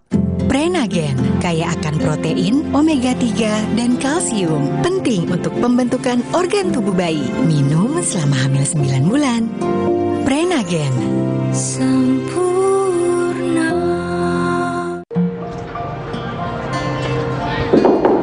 Sibuk warawiri, tahu-tahu beduk udah bunyi. Aqua dulu. Bangun anak-anak, ayo bangun cepet sahur. Bangun sahur? Nyawa belum ngumpul. Aqua dulu. Datang dari 19 gunung terpilih, disaring lapisan bebatuan, kaya akan mineral alami. Aqua, 100% murni di bulan yang suci. Kata orang, gue itu si paling kerja, kencing seharian, tiba-tiba sakit kepala. Oskadon, oke buat sakit kepala. Bekerja aktif di pusatnya, dapat diminum sebelum makan, tanpa ngantuk. Oskadon, solusi oke, sakit kepala. Pancenoye. Energi kehidupan diambil Tuan Cungkat yang tamak, sampai alam ia rusak. Putri Hijau bertekad menyelamatkan, berbuka dan hidupkan harapan. Marja. Dunia terus berputar. Begitu banyak hal yang berakhir, namun banyak juga yang kembali dalam bentuk baru, memberi harapan baru. Seperti botol plastikmu yang dapat menjadi barang baru lagi melalui gerakan ekonomi sirkular nasional Le Mineral. Kini, plastik tidak lagi menjadi sampah, namun terus berputar dengan dipilah dan didaur ulang menjadi baru. Semua bisa mengambil peran penting dalam perputaran itu dari hulu ke hilir. Mulai dari kamu yang memilah sampah dari rumah, pemulung yang mengumpulkannya, hingga pekerja pabrik yang mendaur ulang. Bersama Gerakan Ekonomi Sirkular Nasional Le Mineral, mari jadikan botol plastikmu jadi baru lagi.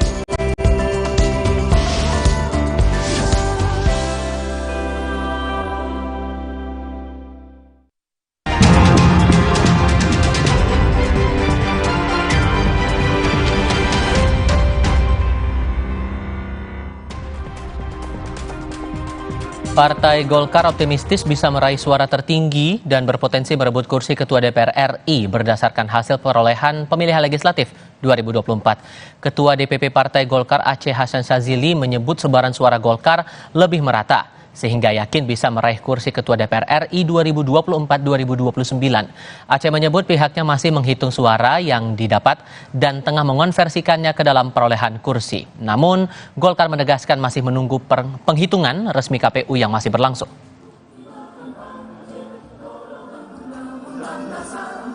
Kami meyakini bahwa kami suaranya lebih merata, karena basis suara Partai Golkar bukan hanya di Jawa, tetapi lebih merata di seluruh luar Jawa. Sehingga potensi untuk meraih suara teratas dengan perolehan suara tertinggi atau kursi tertinggi tentu sangat berpotensi. Oleh karena itu, kami optimis bahwa Partai Golkar akan mendapatkan raihan kursi yang signifikan dan tertinggi di dalam Pemilu 2024, namun tentu kita tunggu perhitungan resmi dari KPU. Dari hasil rekapitulasi sementara KPU dalam pemilu legislatif DPR RI, tercatat saat ini Partai Demokrasi Indonesia Perjuangan masih memperoleh suara tertinggi dengan 16,44% suara, sementara Partai Golkar memperoleh 15,1%, disusul Partai Gerindra dengan 13,34%, PKB 11,59% dan Partai Nasdem 9,44%.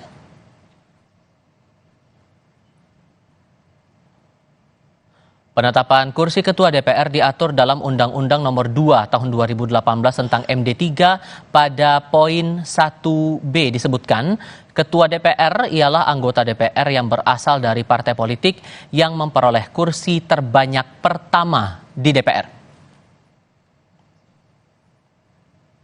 Partai Golkar optimistis bisa meraih suara dan kursi terbanyak di DPR dalam pemilu legislatif 2024. Dalam hasil rekapitulasi suara KPU, saat ini suara Golkar bersaing dengan PDI Perjuangan yang perolehan suaranya sementara masih yang tertinggi. Lebih lengkap kami akan diskusikan bersama dengan para narasumber. Bergabung saat ini anggota DPR RI dari fraksi PDI Perjuangan Arya Bima, lalu anggota DPR RI dari fraksi Partai Golkar Emmanuel Melkiades Lakalena, dan Direktur Eksekutif Indikator Politik Indonesia Burhanuddin Muhtadi. Selamat sore semuanya, apa kabar? Sore. Terima kasih semuanya sudah hadir di diskusi Kompas Petang kali ini. Sementara 16,44% nih PDI Perjuangan mendapatkan posisi terunggul begitu, Mas Bimbo. Optimismenya masih akan tetap bertahan di tengah catatan kritis dari PDIP soal perjalanan pemilu kali ini? Optimisnya tetap optimis. Jadi dari suara vote dikonversi menjadi suara kursi, sampai hari ini kita unggul di dua-duanya. Vote-nya unggul, elektoral, kita juga unggul di perhitungan kursi. Dan saya kira teman-teman DPR periode 2024-2029 sudah sepakat bahwa siapapun yang nanti akan duduk sebagai Ketua DPR dan pimpinan DPR secara berjenjang berurutan adalah perolehan suara kursi terbanyak, berurutan suara kedua, ketiga, keempat, dan kelima. Jadi tentang proses penentuan calon pimpinan DPR tidak akan kacau balau seperti tahun 2014, yang mana waktu itu terjadi perubahan MD3 di saat-saat setelah pileg terjadi, karena terjadi dinamika berebut kekuasaan. Kali sampai ini riuh rendah waktu itu ya Mas ya? Ya, semua sudah menyadari bahwa itu tidak efektif bagi kinerja Dewan.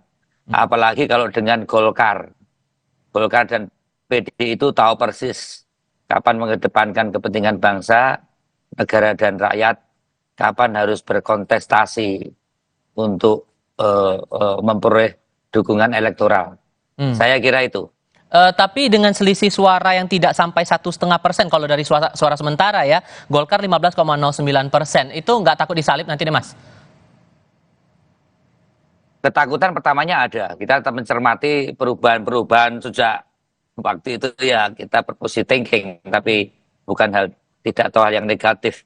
Bagaimana perhitungan berjenjang dan bagaimana perhitungan KPU dari perhitungan yang pernah dihentikan, itu kita juga pernah sedikit curiga. Tapi kita mempunyai saksi yang betul-betul mengawal suara elektoral, terutama untuk RI ini secara berjenjang maupun C1 yang kita kumpulkan secara lengkap. Jadi menurut saya itu tetap akan terus dihitung di internal kami dan kita juga siap-siap. Tapi melihat kecenderungan sekarang sudah pada tahapan perhitungan di kabupaten kota, biasanya kan perhitungan itu justru terjadi kecurangan di perhitungan di tingkat TPS dan KPPS. Hari ini hampir menyeluruh KPPS selesai, dan kalau secara perhitungan kami tetap unggul dari aspek perolehan suara maupun perolehan kursi. Dan saya dengar teman-teman Golkar juga sudah menghitung, hitung-hitungan siapa yang kira-kira akan menang, termasuk kalau ada partai politik yang tidak lolos threshold untuk masuk parlemen.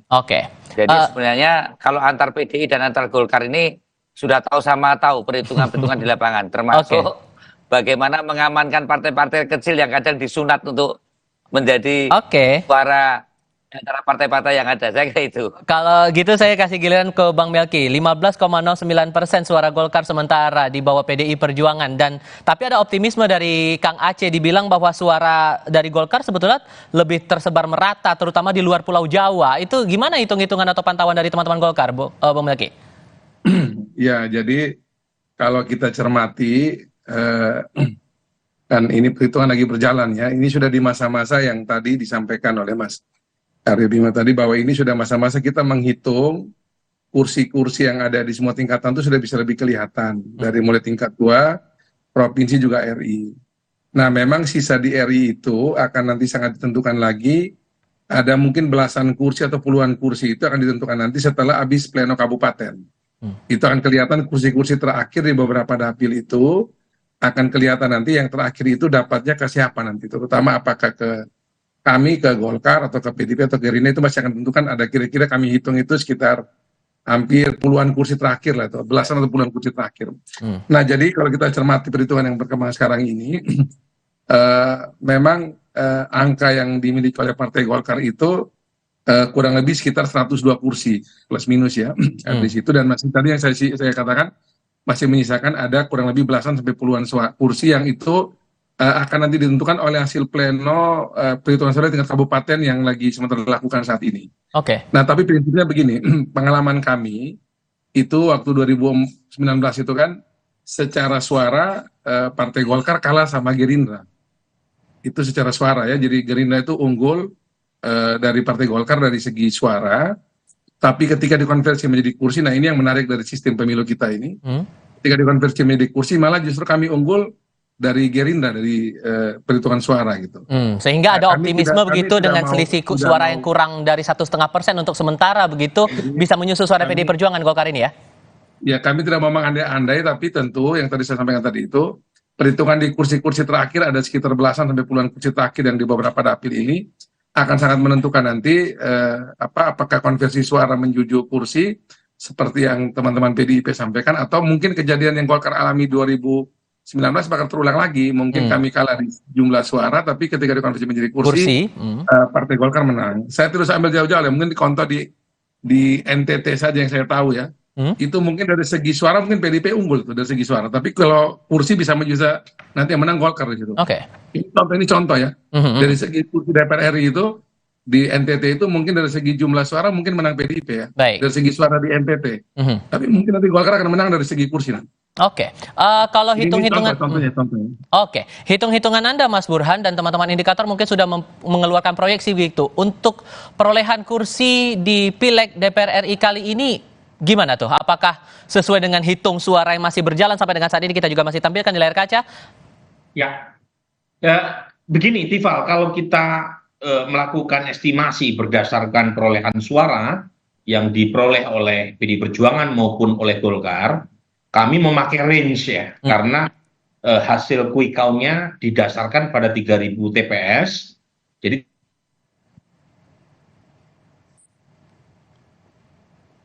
Mas Burhan? Perjuangan 100 sampai 116 kursi. Oke, Mas Burhan sempat ada delay tadi sedikit, boleh diulang lagi? Ya, jadi kami melakukan prediksi berdasarkan quick count tingkat nasional.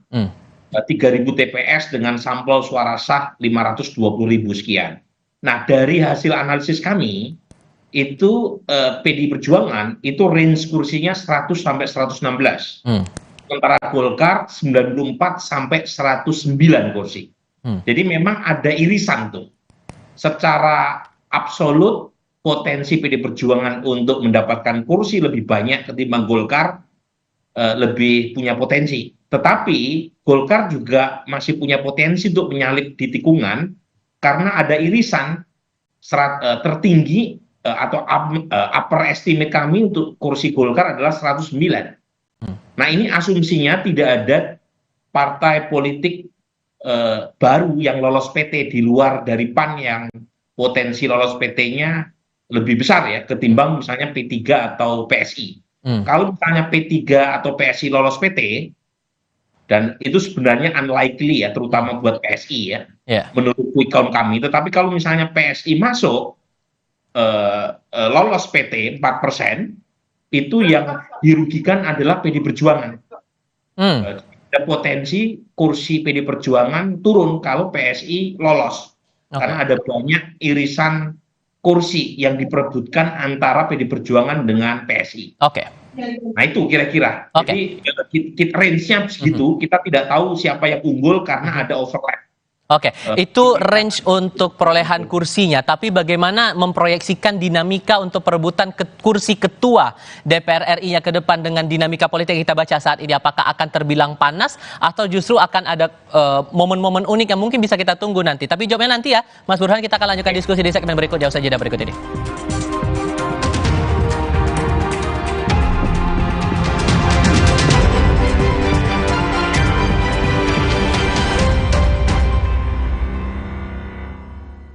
Jadikan Ramadan Anda lebih bernilai. Hidupkan waktu, tingkatkan ilmu. Dengan siraman rohani, Hikmat membawa berbagai solusi untuk memaksimalkan ibadah di bulan suci. Kalam Hati Spesial Ramadan. Setiap minggu selama Ramadan, pukul 1 siang, mulai 17 Maret, di Kompas TV. Teman Ramadan. Setelah kerja seharian, ibadah harus terus disempurnakan. Cepat minum Bodrek. Dapat diminum sebelum makan. Siap menjalani aktivitas sepenuh hati. Bodrek terus menangkan harimu. Hari-hari sibuk, itu pilihan. Tapi Luwak White Coffee selalu menemaniku. This is my way. Cobain deh. Now I'm here because of Luwak hitam baru 21. 21. 2 sendok kopi dan 1 sendok gula. 21. Bubuk kopi lebih kental. Kopi Luwak hitam baru. Energi kehidupan diambil Tuan Cungkat yang tamak. Sampai alam ia rusak. Putri Hijau bertekad menyelamatkan. Berbuka dan hidupkan harapan. Marja. Hidup jadi nggak penuh beban lagi karena dia. Pakai Telkomsel Lite, 25.000 dapat 6 GB dan kuota 1 GB tiap bulan. Telkomsel Lite, dibawa relax aja. Ceriakan harimu dengan berbagai varian rasa permen Milten, sugar free, blackcurrant, lemon, dan mint. Nikmati sensasi rasa buah. Hey guys,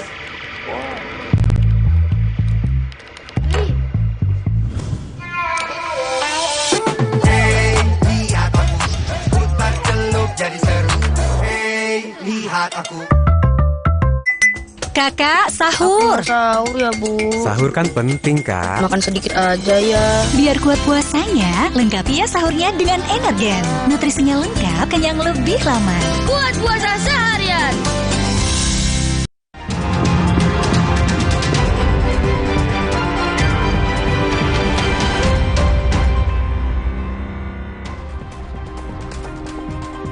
Proyeksinya indikator PDI Perjuangan dapat 100 sampai 116 kursi. Kemudian Partai Golkar 94 sampai 109 kursi. Itu untuk perolehan kursi di DPR. Tapi untuk perebutan kursi ketua DPR RI, Mas Burhan, sebesar apa dinamikanya, sepanas apa kemudian bakal kita lihat nanti? Sebenarnya kalau PDI Perjuangan atau Golkar mendapatkan kursi terbesar menurut Undang-Undang MD3 sekarang, otomatis peraih kursi terbanyak yang menjadi ketua DPR. Tetapi lagi-lagi dalam politik kan selalu ada pintu samping, tidak hanya pintu depan. Nah, kalau misalnya PDI Perjuangan unggul kursinya lebih banyak ketimbang Golkar, jangan-jangan pemerintahan Prabowo Gibran punya cara lain untuk mengganti kursi yang seharusnya PDI Perjuangan dapatkan, misalnya melalui perubahan Undang-Undang MD3. Dan itu dimungkinkan karena pernah ada presidennya. Jadi pada waktu tahun 2014, PDI Perjuangan unggul baik popular vote maupun kursi di DPR. Tapi karena parlemen dikuasai oleh oposisi, yaitu koalisi merah putih ya, saat itu KMP, kemudian Undang-Undang MD3-nya dirubah. Karena saat itu pemerintahan Pak Jokowi hanya didukung oleh 4 partai melalui koalisi Indonesia Hebat. Dan akhirnya jatah PDI Perjuangan diambil sama Pak Setia Novanto dari Golkar yang notabene representasi dari oposisi saat itu. Nah, pertanyaannya apakah skenario itu bisa terulang kalau misalnya PDI Perjuangan unggul tetapi ya kemudian ada perubahan Undang-Undang MD3. Nah, konstelasi politik hari ini lebih cair ketimbang dulu. Meskipun pemerintah sekarang didukung lebih banyak partai, hanya PKS di luar, tetapi efek Pilpres kan masih menyisakan luka, terutama buat PDI Perjuangan dan beberapa partai pendukung 01. Jadi sangat cair. Mungkin Bung Bima yang bisa menjawab pertanyaan saya. Kalau gitu Bung Bima gimana tuh? Proyeksinya, optimismenya dari partai bisa kembali menduduki posisi ketua DPR lagi, proyeksinya gimana tuh? Sebenarnya MD3 yang sekarang itu merupakan langkah corrective action dari pemilu ke pemilu yang terus dicermati oleh anggota DPR supaya terjadi efektivitas kinerja terutama di tahun-tahun pertama yang lebih banyak membutuhkan penyesuaian ya, baik dari segi anggota DPR dari masing-masing fraksi maupun juga perubahan dari anggota-anggota kelengkapan. Setiap anggota DPR yang masuk ke kelengkapan itu kan hampir membutuhkan 1 tahun sendiri untuk beradaptasi mengenai peraturan perundang-undangan dan juga data-data yang dia miliki. Maka bagaimana proses pemilihan pimpinan Dewan yang tentunya tidak hanya pimpinan DPR, Mas Burhanuddin, yang terjadi pada saat terjadi kekacauan, keributan di pimpinan DPR, terjadi juga perebutan atau kekacauan di pimpinan alat kelengkapan. Inilah yang kemudian pernah terjadi hampir 1 tahun itu tidak terjadi kinerja apapun kecuali saling berebut dan saling boikot. Dan pada saat pimpinan terpilih pun di internal partai politik juga terjadi perebutan ya, dari Mas Setia Novanto ke Pak Ade Komarudin, kemudian ke Pak Bambang Susatyo, itu juga tidak efektif. Jadi justru bagaimana mempermanenkan MD3, misalnya pernah dulu suara terbanyak vote-nya, tapi supaya lebih adil, terutama tadi apa yang disampaikan oleh Bang Michael, suara timur itu tidak representatif kemudian suara terbanyak karena 1 kursi di wilayah timur itu tentunya tidak proporsional seperti di Jawa, maka vote-nya adalah suara kursi. Kalau hanya suara vote itu hanya di Jawa saja yang lebih dominan. Ini adalah bentuk-bentuk konsensus-konsensus yang terus dibangun supaya terjadi efektivitas. Yang terjadi betul tadi kata Mas Burhanuddin, kalau itu terjadi disimpangi perubahan MD3 hanya sekedar mengubah konfigurasi dari pemenang Mahfud dan pemenang kursi menjadi sistem paket, kemudian konspirasi dari Pilpres itu akan dibawa ke suasana pemilihan pimpinan dewan, tentu akan berbuntut panjang suasana kekisruan yang tidak efektif buat kinerja Dewan. Saya kira itu. Oke, singkat saja Bung Melki, ini semua masih cair, ada peluang juga buat Golkar begitu. Proyeksi dan strateginya bakal gimana kemudian? Singkat saja. Ya, kita tidak usah berandai-andai bahwa nanti akan ada soal setelah habis perhitungan ya. Kita pakai asumsi, pakai undang-undang yang ada sekarang, regulasi yang ada. Kalau kami sih masih melihat bahwa dengan perhitungan yang ada sekarang ini, karena ya untungnya Partai Golkar ini tadi disampaikan ya, kami menyebar ke banyak tempat dan di kursi-kursi yang tidak sebesar Jawa harganya itu Golkar banyak mengambil di situ, daerah Indonesia Timur, Sulawesi, Kalimantan, Sumatera. Kami di Jawa mungkin tidak nomor 1 ya, mungkin nomor 2 atau nomor 3 misalnya. Tapi di daerah-daerah tadi saya sampaikan itu, Golkar relatif ada nomor 1, nomor 2 di daerah Timur, di Sulawesi, di Kalimantan, Sumatera. Jadi dengan Golkar ada menang di banyak tempat-tempat yang harga kursinya itu tidak semahal Jawa, itu yang tadi kami sampaikan bahwa potensi untuk Golkar mungkin kalah di suara, tapi bisa menang di kursi itu seperti pengalaman 2019 lalu antara suara Golkar suara Gerindra itu bisa kejadian lagi. Nah tapi biar nanti sama-sama kita ikuti dengan baik, kita ikuti nanti perdapil, karena nanti setelah suara nasional nanti ini selesai, dikurangi lagi nanti dengan suara partai-partai yang tidak lolos threshold 4% tersebut, lalu akan dihitung nanti perdapil lagi nanti. Setelah itu nanti akan kelihatan lebih clear, lebih jelas, lebih detail, jumlah kursi per partai itu akan lebih kelihatan jelas nanti di situ. Rekap suara masih berlanjut, masih di pemilihan luar negeri, tinggal kita tunggu dari suara di setiap provinsi di Indonesia. Para narasumber, terima kasih sudah berbagi perspektif dan berdiskusi bersama kami kali ini. Sehat selalu semuanya. Selamat sore. Baik, terima kasih. Selamat sore. Terima kasih semuanya. Laporan berikutnya, usai jeda, demo hak angket di depan gedung DPR MPR diwarnai keributan. Masa pendukung hak angket saling sindir dengan masa yang menolak hak angket digulirkan.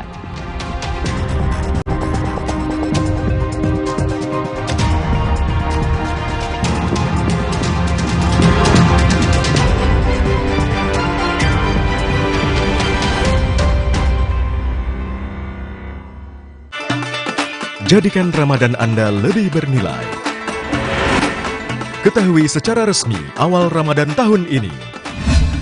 Lengkap dengan laporan langsung dari sejumlah titik pengamatan hilal di seluruh Indonesia. Ikuti sidang isbat penentuan 1 Ramadan 1445 Hijriah. Minggu 10 Maret pukul 4 sore. Live di Kompas TV. Teman Ramadan.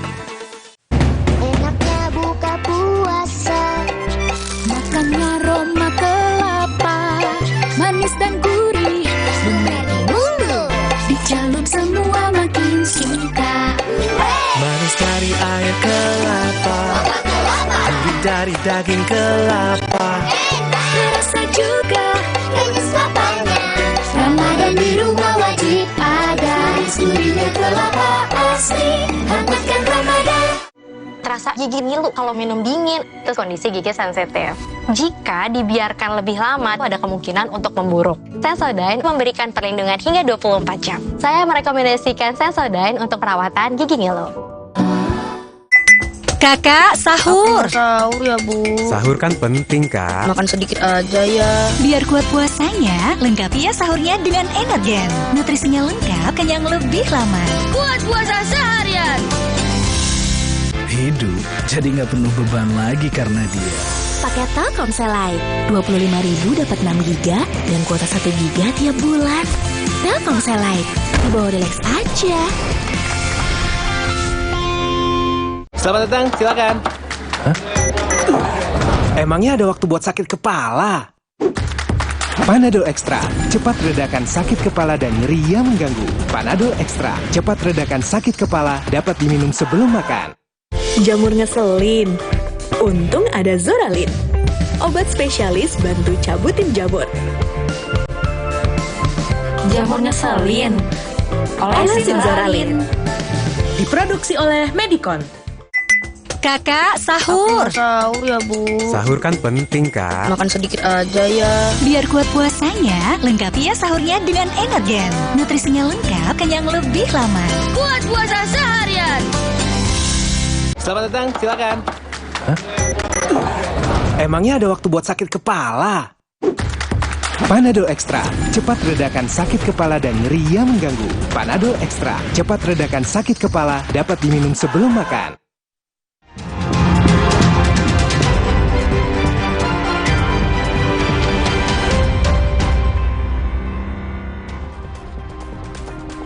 Demo hak angket pemilu di depan gedung DPR MPR, Jalan Gatot Subroto, Tanah Abang, Jakarta Pusat, Jumat siang sempat terjadi keributan. Massa pendukung hak angket saling sindir dengan massa yang menolak hak angket digulirkan. Massa pro dan kontra hak angket pemilu adu argumen bahkan saling dorong hingga nyaris ricuh di depan Kompleks Parlemen Jalan Gatot Subroto, Jakarta Pusat. Massa pendukung hak angket kecurangan pemilu meminta petugas memindahkan lokasi massa penolak hak angket.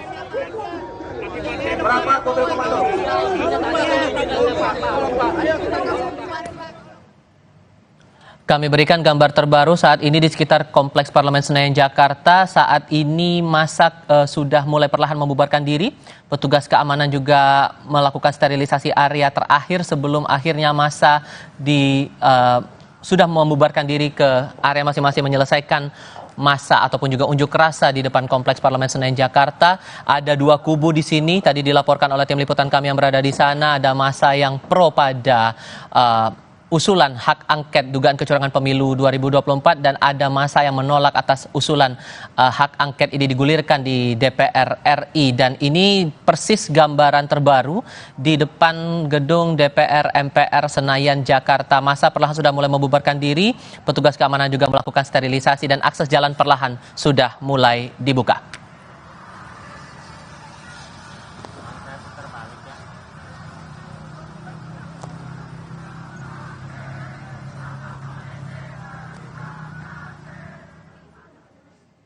Ragam perkembangan seputar pemilu bisa Anda simak dalam program kami berikutnya. Demikian Kompas Petang untuk edisi hari ini. Saya Tifal Solesa. Dan saya Audrey Chandra berterima kasih. Kita jumpa lagi besok.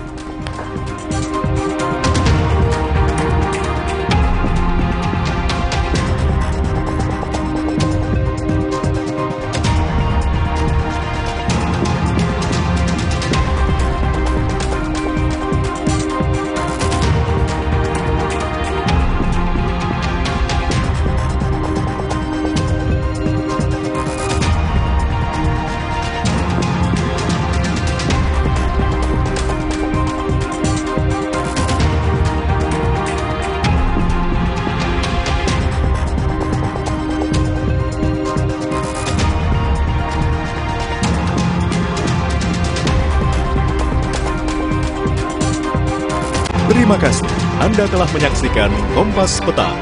Didukung oleh This is my way. Cobain deh.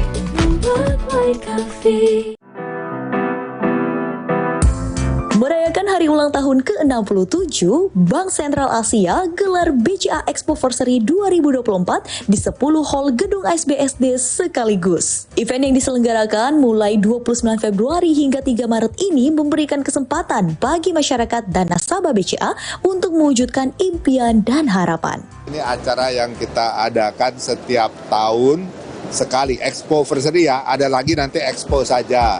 Itu mulai dari 2016. Maksudnya untuk mempertemukan para dealer, para developer rumah, kemudian juga mereka yang mempunyai bisnis juga kita perkenalkan, termasuk bangga lokal dan UMKM, dan juga dari Bakti BCA, desa-desa binaan BCA.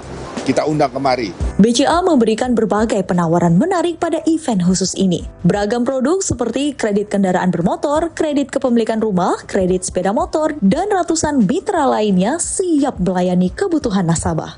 Sebagai wadah one-stop service, nasabah dapat menikmati bunga spesial KPR sebesar 2,67% yang berlaku fix 1 tahun. Tak sampai di situ saja, BCA juga memberikan bunga spesial KKB 2,67 flat per annum, tenor 1 tahun, dan DP 0%, serta promo spesial KSM dengan DP mulai dari 0%. Down payment 0% dari KKB BCA, kemudian dari kerjasama dengan teman-teman dealer berbagai macam merek, bahkan ada yang sampai bunganya juga jadi 0. DP 0, bunga 0. Mau cari istimewa di mana lagi? Puluhan developer properti turut memeriahkan event tahunan ini. Tak hanya properti saja, dari dunia otomotif pun ikut mengisi BCA Expoversary kali ini. Lebih dari 20 merek mobil mewah seperti Mini Cooper, Mercedes-Benz, BMW, juga Porsche ikut memamerkan unitnya. Tak ketinggalan untuk kategori electric vehicle serta beragam merek motor ternama seperti Vespa, Kawasaki, Ducati, hingga Harley Davidson juga ikut memeriahkan acara ini. Acaranya seru sih, tadi parkir juga gampang, parkirannya luas banget. Semoga tiap tahun bisa lebih sering diadakan.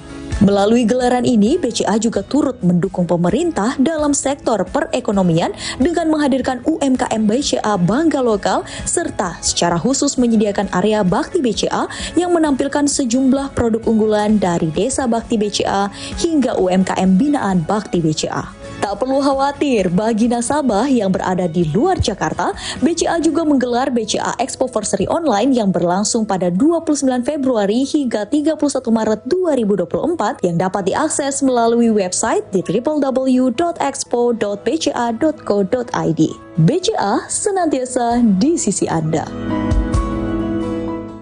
Polemik makan siang gratis masih terus bergulir. Makin panas dengan hembusan kabar program ini masuk pembahasan sidang kabinet paripurna.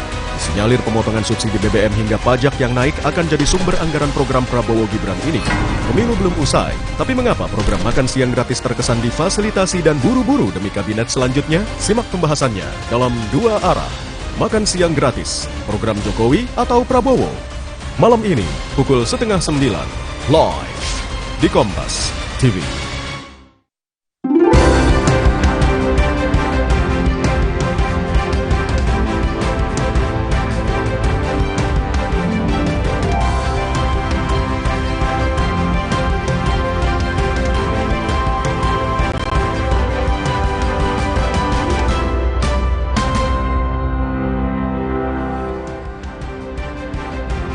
Selamat malam saudara, sumber pembiayaan program makan siang gratis menjadi sorotan.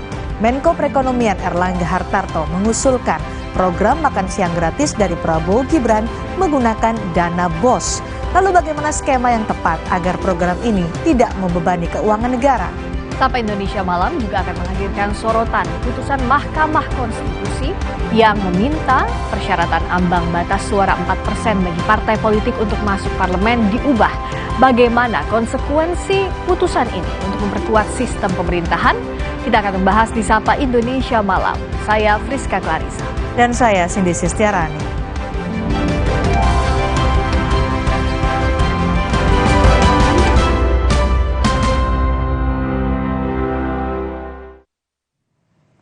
Informasi pertama di Sapa Indonesia Malam, Saudara. Presiden Joko Widodo menegaskan pembangunan hunian bagi aparatur negara di Ibu Kota Nusantara atau IKN segera rampung secara bertahap.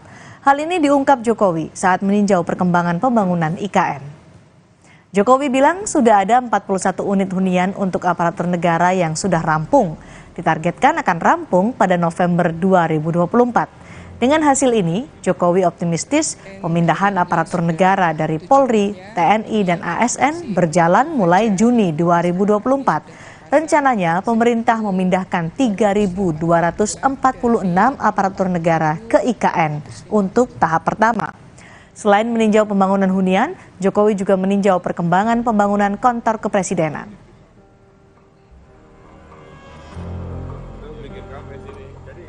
Hari ini sudah 17-nya, ini kita masih menunggu baja yang memang sekarang ini sudah terpasang 1.280. Memastikan bahwa tower untuk ASN kita, untuk Hankam itu bisa selesai dengan tepat waktu, sehingga pergeseran ASN ke sini dari Hankam ke sini itu sudah bisa dimulai bulan Juli. Pelan-pelan, ini kerja masih jangka panjang, tapi harus dimulai. Dan hari ini kita telah tapping off untuk menunjukkan bahwa gedung itu sudah hampir jadi. Sementara itu, Ketua Umum Partai Demokrat yang kini menjabat sebagai Menteri ATR BPN Agus Harimurti Yudhoyono mengaku terpukau dengan proyek IKN yang dirintis Presiden Jokowi. Meski sempat mengkritisi proyek IKN, tapi AHY memastikan kementerian yang dipimpinnya berperan dalam mendukung pembangunan IKN. Sangat senang dan berbangga jika pada akhirnya Indonesia memiliki sebuah pusat kebudayaan, pusat peradaban yang juga tinggi karena visi dari Presiden Joko Widodo dan kita semua, pemerintah, adalah menghadirkan sebuah ibu kota yang memiliki karakteristik yang cerdas, smart city. Saya mewakili keluarga besar ATR dan juga BPN, Kementerian Agraria dan Tata Ruang, serta Badan Pertanahan Nasional ingin memberikan dukungan yang penuh kepada pemerintah untuk bisa merealisasikan mahakarya ini. Beralih ke informasi lain, Saudara, pemerintah mengusulkan penggunaan dana bantuan operasional sekolah atau dana BOS untuk membiayai program makan siang gratis apabila Capres-Cawapres Prabowo Gibran terpilih. Menko Perekonomian Erlangga Hartarto menyebut dana BOS yang diusulkan adalah dari jenis afirmasi. Hal ini disampaikan Erlangga saat menghadiri simulasi makan siang gratis di Tangerang, Banten. Simulasi makan siang gratis itu menyajikan menu seharga Rp15.000 per porsi. Pemerintah menargetkan sebanyak 70,5 juta anak akan menerimanya.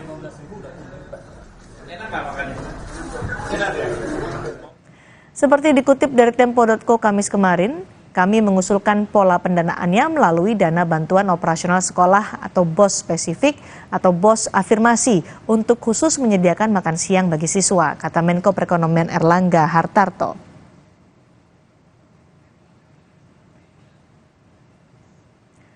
Capres Pemilu 2024 Anies Baswedan tidak mau berkomentar soal program makan siang gratis Prabowo Gibran.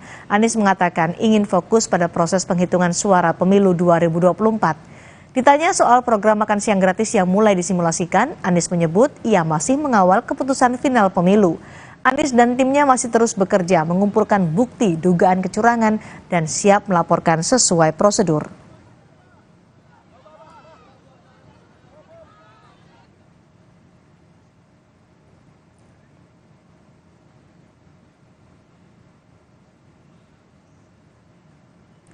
Kebutuhan anggaran makan siang gratis diperkirakan Rp15.000 per porsi dengan target 70,5 juta anak menerima makan siang selama 240 hari sekolah per tahun.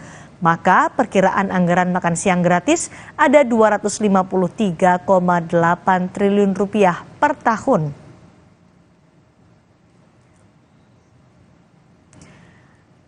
Simulasi makan siang gratis yang dilaksanakan di salah satu sekolah di Tangerang, Banten sebagai pilot project menyiapkan 160 porsi dengan harga per porsi makanan senilai Rp15.000 setiap harinya. Ada 4 jenis menu yang diberikan. Pada menu pertama tersedia nasi putih, ayam goreng tepung, perkedel tahu, capcay, dan pisang. Lalu menu kedua ada nasi putih dengan lauk semur telur, tempe goreng, tumis buncis wortel, dan buah pisang. Pada menu ketiga ada gado-gado, tahu goreng, telur rebus, dan pisang. Kemudian di menu terakhir ada siomay dengan kentang rebus, telur, tahu kukus, kol, dan juga diberikan buah pisang.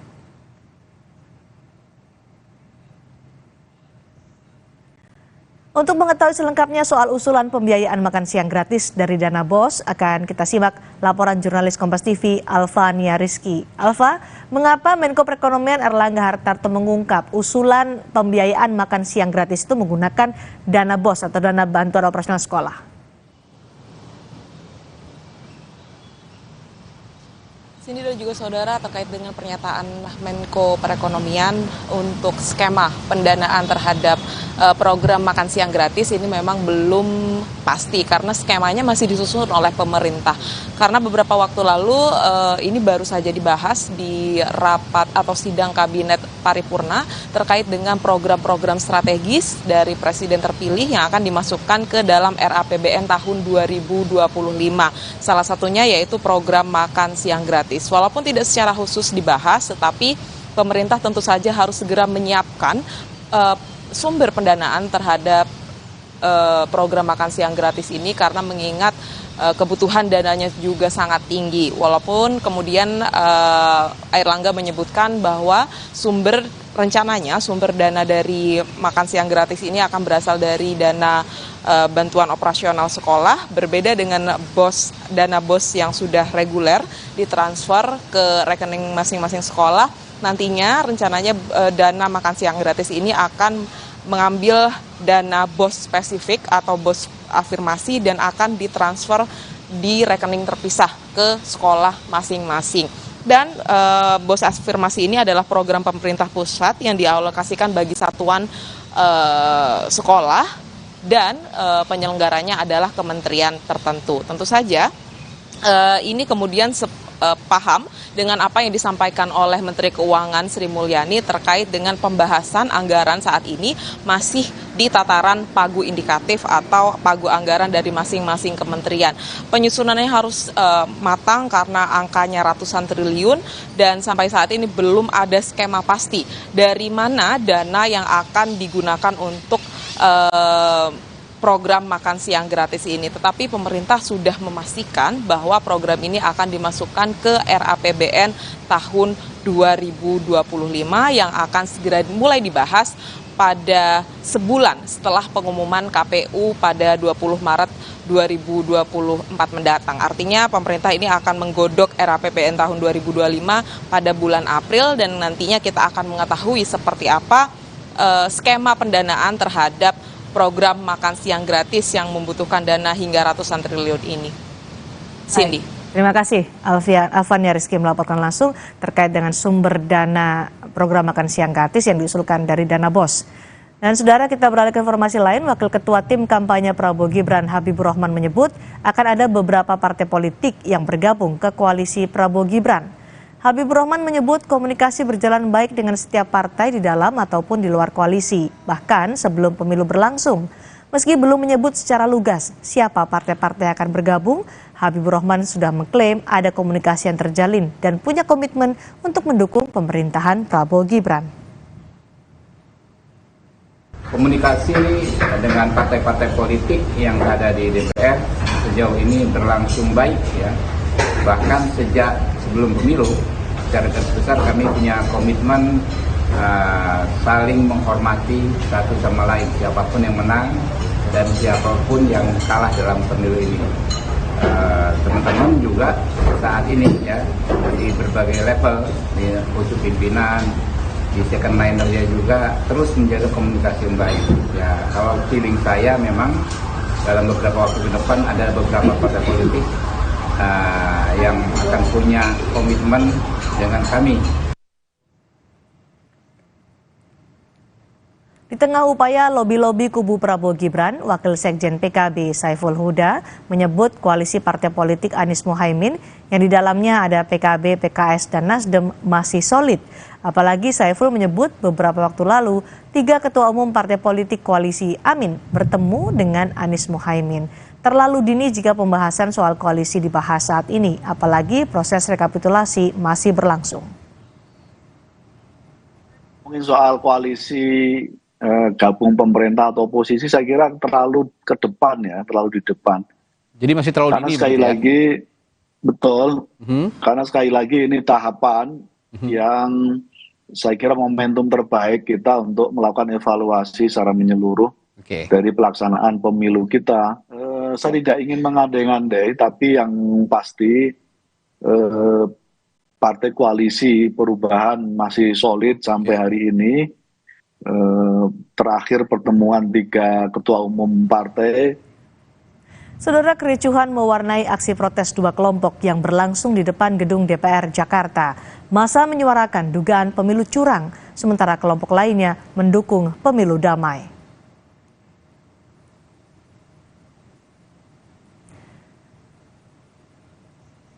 Kericuhan ini bermula saat 2 kelompok massa berbeda aspirasi sama-sama menggelar aksi di depan gedung DPR. Massa menyuarakan dugaan kecurangan pemilu hingga pemakzulan Presiden Jokowi. Sementara kelompok lainnya menyuarakan mendukung pemilu damai dengan menolak hak angket dan pemakzulan Presiden Jokowi. Kericuhan mereda setelah sejumlah aparat dari Polri dan TNI menghalau kedua kelompok yang berbeda aspirasi ini. Kenapa kita ke DPR RI? Karena lembaga tinggi negara yang lain hampir kami nggak percaya lagi. Karena salah satunya adalah pemilu curang yang luar biasa disetting sedemikian rupa. Dan kami bukan bicara tentang kalah menang, tapi kami bicara tentang betapanya kejaliman. Jangan menggiring opini, jangan membawa narasi yang seolah-olah pemilu adalah pemilu yang curang. Ya kalau memang ada kecurangan, tolong laporkan, tolong ikuti segala mekanisme yang sudah ada gitu loh. Aksi tolak dugaan kecurangan pemilu juga berlangsung di Solo, Jawa Tengah. Massa yang tergabung dalam sejumlah organisasi masyarakat se-Solo Raya melakukan aksi damai di depan halaman Balai Kota Solo. Mereka menolak hasil pemilu yang diduga penuh kecurangan dan mendukung penuh pengajuan hak angket. Sudah sangat memahami teriakan-teriakan sudah tidak berarti, omongan-omongan sudah tidak didengar, karena ketentuan-ketentuan hukum sudah diterabas dengan terus-menerus. Paling tidak hari ini ada di Solo, ada di Jogja, ada di Temanggung, dan pastinya di Jakarta. Kepentingan acara kita hari ini adalah kita ingin mengatakan bahwa sekecil apapun peluang, sekecil apapun ruang, bahwa kita masih ingin mengatakan bahwa kita tidak pernah mau disikapi dengan cara-cara yang seperti ini, karena bagaimanapun hal-hal yang inkonstitusional, hal-hal yang sifatnya menyelingkuhi konstitusi, hal-hal yang berhubungan dengan kerja-kerja, pengelolaan kenegaraan dengan format semau gue, itu menjadi hal yang sangat ditampakkan dengan suasana yang membuat kita, apalagi dengan harga-harga yang terus naik, harga beras terutama. Saudara, Mahkamah Konstitusi memerintahkan agar ketentuan ambang batas parlemen 4% di Undang-Undang Pemilu diubah. MK menilai ketentuan ambang batas 4% melanggar prinsip kedaulatan rakyat. Putusan MK tentang penghapusan ambang batas parlemen 4% akan berlaku pada pemilu 2029 dan setengahnya. Sementara pada pemilu 2024, ambang batas parlemen tetap berlaku 4%. MK juga menyerahkan perubahan besaran angka ambang batas parlemen pada lembaga pembentuk undang-undang. MK menegaskan perubahan ambang batas harus tetap mencegah besarnya suara yang tidak dapat dikonversi menjadi kursi DPR serta mewujudkan penyederhanaan parpol. Norma pasal 414 ayat 1 Undang-Undang Nomor 7 Tahun 2017 tentang Pemilihan Umum. Lembaran Negara Republik Indonesia tahun 2017 nomor 182, tambahan Lembaran Negara Republik Indonesia nomor 6109 adalah konstitusional sepanjang tetap berlaku untuk pemilu DPR 2024 dan konstitusional bersyarat untuk diberlakukan pada pemilu DPR 2029 dan pemilu berikutnya sepanjang telah dilakukan perubahan terhadap norma ambang batas parlemen serta besaran angka atau persentase ambang batas parlemen dengan berpedoman pada persyaratan yang telah ditentukan. Perkumpulan untuk Pemilu dan Demokrasi atau Perludem mengapresiasi putusan Mahkamah Konstitusi. Sebagai pemohon dalam gugatan ambang batas parlemen di MK, Perludem menegaskan mereka tidak meminta ambang batas parlemen ditiadakan atau dihapus. Perludem menilai ambang batas parlemen masih diperlukan demi menjaga proporsionalitas sistem pemilu dan menghindari jumlah suara pemilih terbuang lebih banyak. Menurut Perludem, putusan MK justru meminta pembuat undang-undang menyusun rumusan ambang batas yang lebih rasional. Jika ambang batas parlemen ditiadakan, dinilai akan membuat jumlah parpol makin banyak sehingga proses pengambilan kebijakan di parlemen menjadi tidak efektif. Makanya yang kami sampaikan ke Mahkamah Konstitusi itu bukan untuk menghilangkan parliamentary threshold-nya, karena keberadaan parliamentary threshold itu pertama dia hal yang lumrah dalam sistem pemilu proporsional dan memang dia sebetulnya memang menjadi instrumen gitu ya untuk menyederhanakan partai, tapi ternyata tidak maksimal. Makanya kita minta sama MK bukan menghilangkan ambang batasnya, tapi dalam menentukan ambang batas itu harus berangkat dari penghitungan yang rasional tadi. Dalam Undang-Undang Nomor 7 Tahun 2017 tentang Pemilu disebutkan ketentuan ambang batas parlemen sebesar 4%. Di pasal 414 ayat 1 Undang-Undang Pemilu disebutkan partai politik peserta pemilu harus memenuhi ambang batas perolehan suara paling sedikit 4% dari jumlah suara sah nasional untuk diikutkan dalam penentuan perolehan kursi anggota DPR.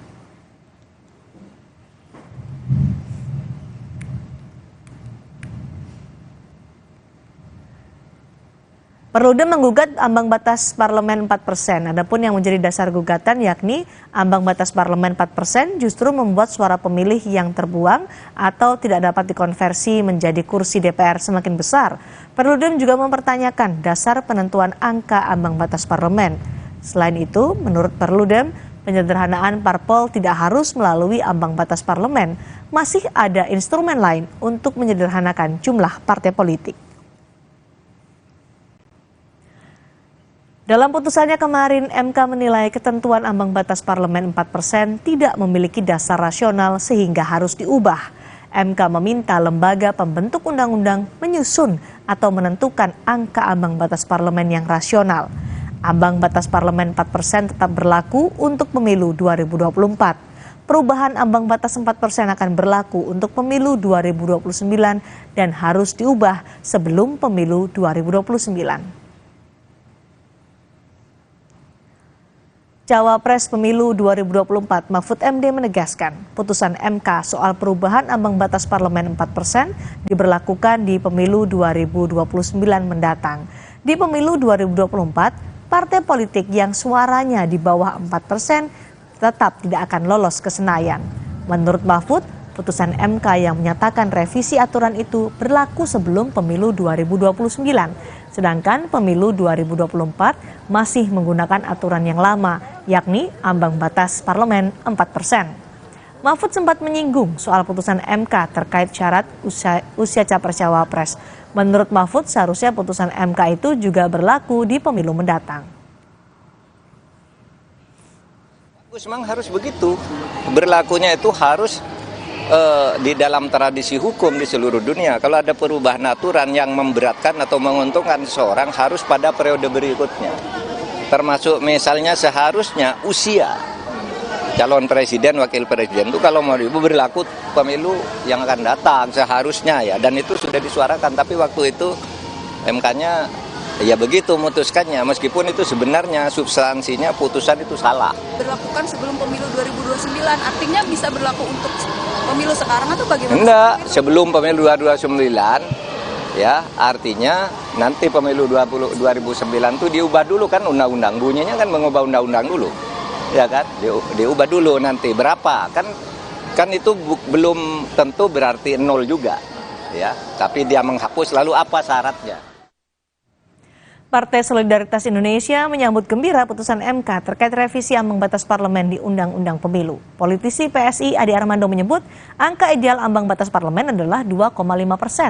PSI belum mengambil sikap terkait angka ideal ambang batas parlemen, tapi Adi Armando memastikan putusan MK menguntungkan partainya. PSI menduga angka 4% ambang batas parlemen hanya menguntungkan partai-partai besar. Kami sebetulnya juga berharap itu bisa diubah aturan minimal 4% tersebut. Karena itu menghambat, ya contohnya PSI lah 2019, saya nggak tahu 2024 ini kami akhirnya tidak jadi masuk ke DPR walaupun beberapa kandidat kami memiliki suara yang sangat tinggi ya, hanya karena terhalang oleh aturan 4% tersebut. Aturan tersebut menurut kami sama sekali tidak layak, tidak diperlukan. Dan saya rasa ini lebih memang mencerminkan adanya keinginan dari partai-partai besar. Ya, jadi kita menganggap ya taruhlah mau 2,5 atau bahkan lebih rendah dari itu juga sebenarnya adalah sesuatu yang sangat layak ya. Karena memang ya namanya juga demokrasi ya, kita harus membuka ruang seluas-luasnya bagi warga masyarakat Indonesia untuk terlibat dalam pertarungan seperti pileg ya, pemilihan anggota legislatif. Informasi lainnya, Saudara, demi mendapatkan beras murah, warga di Kelurahan Sumampir, Banyumas, Jawa Tengah rela antre sejak pagi. Beras murah dijual dengan harga Rp10.200 per kilogram. Antrian warga mengular di halaman kantor Kelurahan Sumampir, Kecamatan Purwokerto Utara. Meski harus antre lama, warga mengaku senang bisa mendapat beras dengan harga murah. warga dijatah hanya boleh memberi 1 kantong beras berisi 5 kg. Beras, alhamdulillah ini ada beras murah, di mana di pasar itu harga beras melambung tinggi. Masya Allah Pak, 17 sampai 18 ribu per kilonya untuk Pandan Wangi, untuk ER itu 16 ribu. Ini di sini cuma 10.200. Jadi kita antri panjang segini, tidak masalah Pak. Yang penting dapat beras. Keluarga untuk menghadapi nanti Ramadan, beras murah itu yang diharapkan Pak. Sementara itu di tengah mahalnya harga beras, warga kurang mampu di Kelurahan Bulak, Surabaya, Jawa Timur menerima bantuan sosial. Setiap warga menerima beras 10 kg. Badan Pangan Nasional bersama Bulog memberi bantuan sosial beras kemasan 10 kg pada sedikitnya 1.200 orang. Penyaluran bansos beras sudah dimulai sejak Januari lalu, namun sempat terhenti saat pemilu dan akan terus berlangsung hingga Maret 2024. Bulog Pak 10 kilo. Gratis atau gimana? Gratis Pak. Dari pihak kelurahan atau bagaimana Bu? Iya dari kelurahan. Alhamdulillah membantu sekali Pak. Harga beras mahal. Harapannya harga beras turun Pak. Selain itu apakah ada bantuan lagi gitu Bu? Iya, kalau bisa iya Pak. Harga beras di Pasar Induk Johar, Karawang, Jawa Barat berangsur turun antara Rp1.000 hingga Rp1.500 per kilogram. Penurunan harga disebabkan karena pasokan beras yang masuk ke Pasar Induk mendekati normal 800 ton sehari dari total kebutuhan Pasar Induk sebanyak 1.000 ton sehari. Beras medium dari harga Rp14.000 saat ini dijual seharga Rp13.000. Sedangkan harga beras premium turun Rp1.500 dari Rp16.500 per kilogram menjadi Rp15.000 per kilogram. Inilah menurun lah. Alhamdulillah adanya beras Bulog di Pasar Induk Beras Johar ini udah mulai agak menekan harga gitu.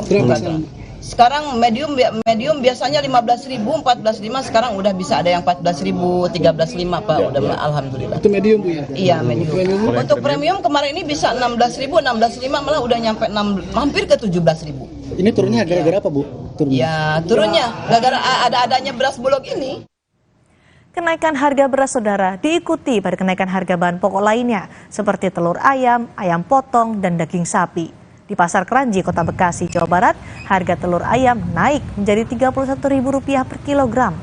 Telur ayam sebelumnya dijual di kisaran Rp28.000 per kilogram. Dan minyak goreng yang sebelumnya Rp18.000 per liter, kini naik menjadi Rp20.000 per liter. Harga ayam potong juga naik Rp4.000 per kilogram. Begitu juga dengan daging sapi yang naik Rp5.000 menjadi Rp135.000 per kilogram. Pedagang dan pembeli berharap pemerintah bisa segera menstabilkan harga bahan pokok di pasaran. Jualan apa Pak? Martabak. Gimana Pak harganya Pak sekarang? Harganya selangit. Pada komen yang beli ya. Kenapa Pak harganya naik? Kenapa gimana Bapak? Ya kadang kita menaikin nggak bisa. Kecil kurang itu? Iya, kita kurangnya nggak bisa. Jadinya pendapatan Bapak yang berkurang apa gimana? Ya berkurang karena pembelinya berkurang. Oh daya belinya menurun ya Pak? Iya betul. Harapannya pasti semua orang minta turun semua. Harga-harga. Kenaikan harga bahan pokok lain juga terpantau di pasar tradisional di Blora, Jawa Tengah. Cabai merah naik hingga Rp15.000 per kilogram. Harga cabai merah yang semula Rp45.000 dijual Rp60.000 per kilogram. Kenaikan harga juga terjadi pada komoditas bawang merah dan bawang putih berkisar Rp5.000 hingga Rp10.000 per kilogram. Kenaikan harga sejumlah bahan pokok ini sudah terjadi sejak 1 pekan lalu. Menurut pedagang, kenaikan disebabkan menipisnya persediaan barang serta tingginya permintaan mendekati bulan Ramadan. Terus mahal Bu ya? Mahal sekali. Nah sebagai warga gimana Bu? Susah banget.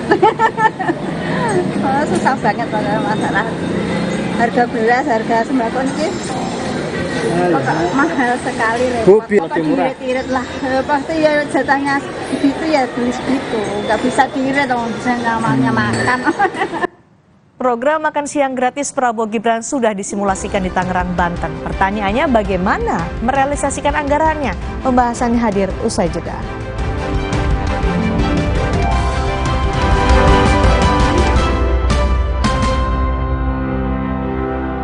Ketahui ragam informasi yang menjadi perhatian publik, peristiwa unik, menarik, dan ramai di media sosial, menegangkan hingga mengharukan dari berbagai sisi kehidupan, politik, hukum, kriminal, sosial, melibatkan masyarakat, selebritas, hingga tokoh penting.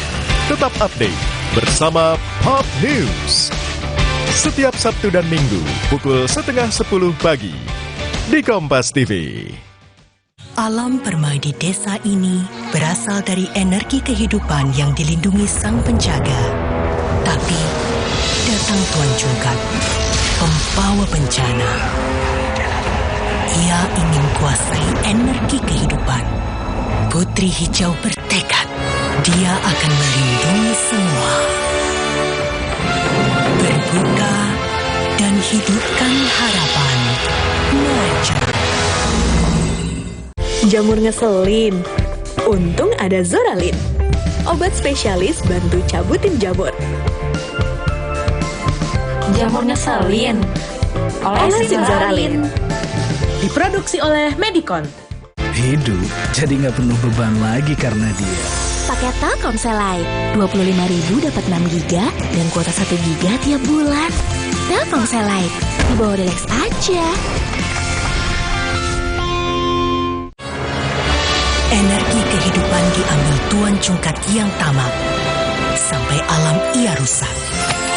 Putri Hijau bertekad menyelamatkan. Berbuka dan hidupkan harapan. Merger. Jadikan Ramadan Anda lebih bernilai. Ketahui secara resmi awal Ramadan tahun ini. Lengkap dengan laporan langsung dari sejumlah titik pengamatan hilal di seluruh Indonesia. Ikuti sidang isbat penentuan 1 Ramadan 1445 Hijriah. Minggu 10 Maret pukul 4 sore. Live di Kompas TV. Teman Ramadan.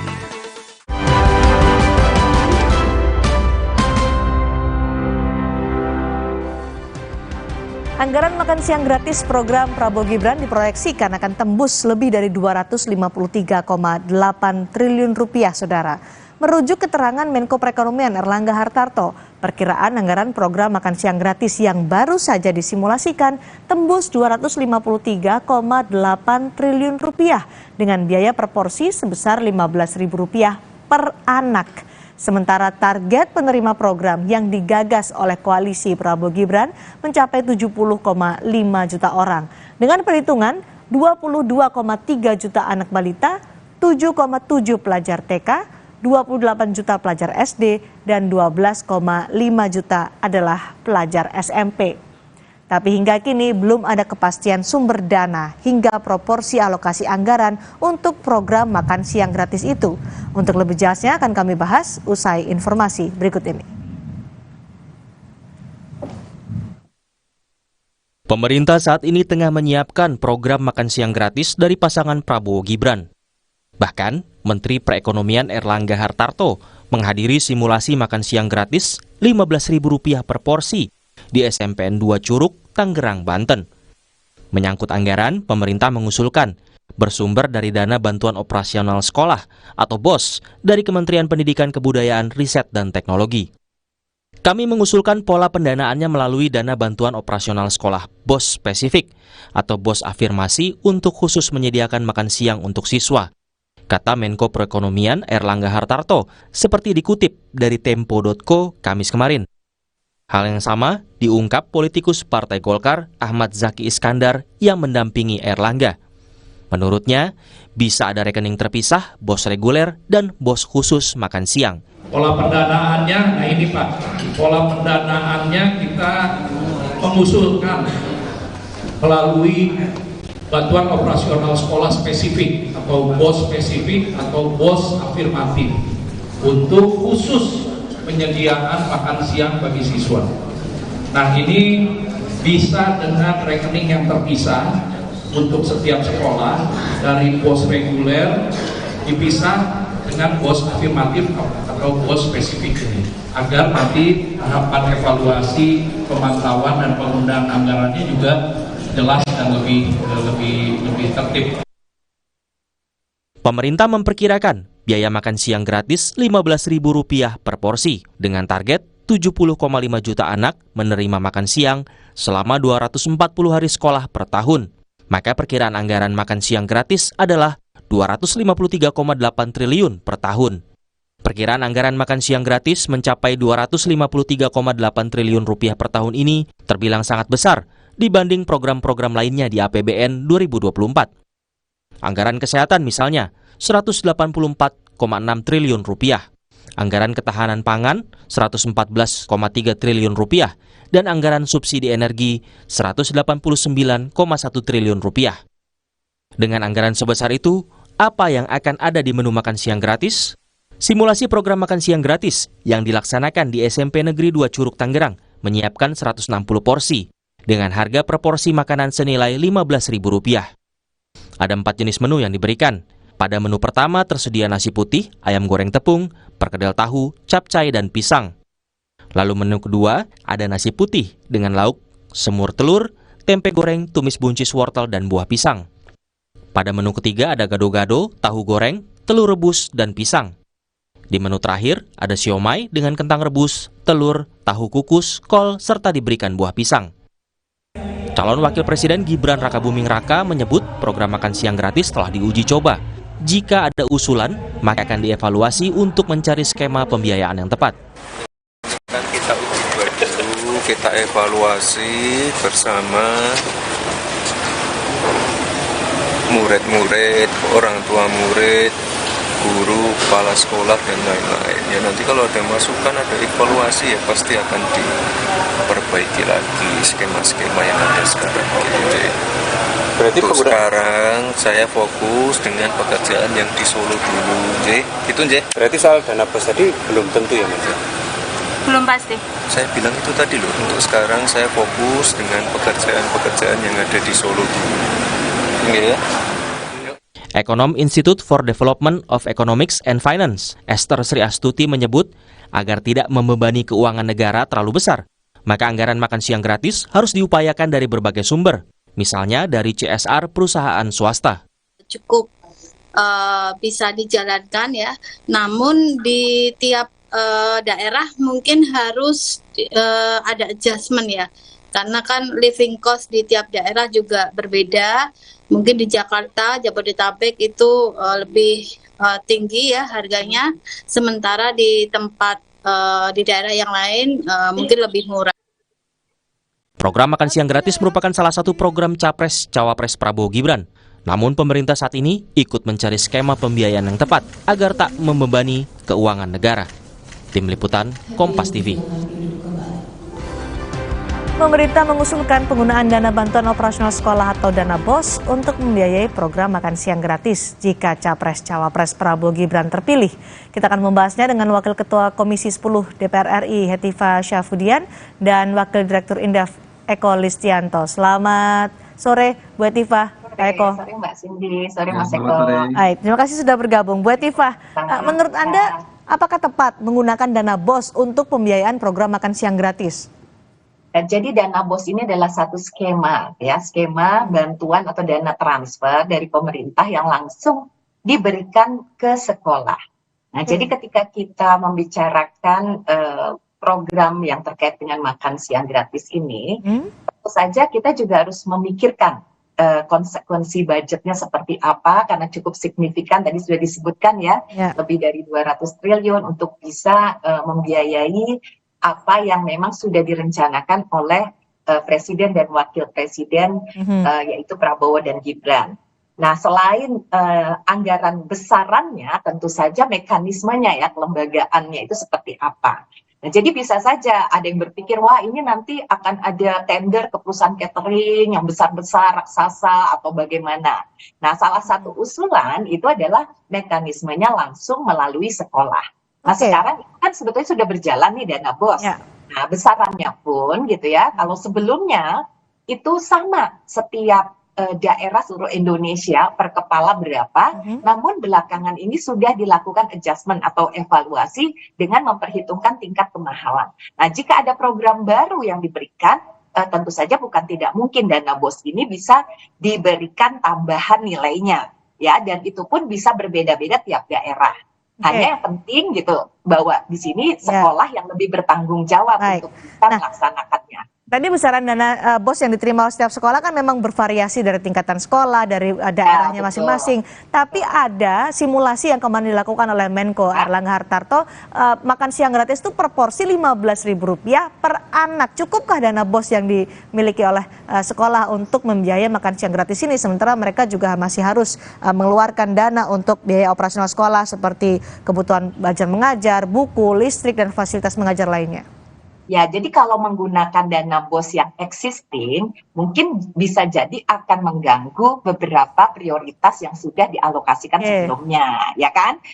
Jadi tentu saja kalau 15.000 dialokasikan untuk makan, dikali sekian hari, katakanlah 200 hari dalam 1 tahun, tentu saja akan mempengaruhi alokasi dana BOS yang ada sekarang. Nah, oleh sebab itu, menurut pandangan kami tentu saja perlu simulasi ini, ya, untuk bisa kemudian juga memperhitungkan bagaimana kalau memang melalui dana BOS-nya harus ditambah berapa. Jadi ya, kalau tidak cukup ada kemungkinan untuk ditambah ya? Harus ditambah. Baik.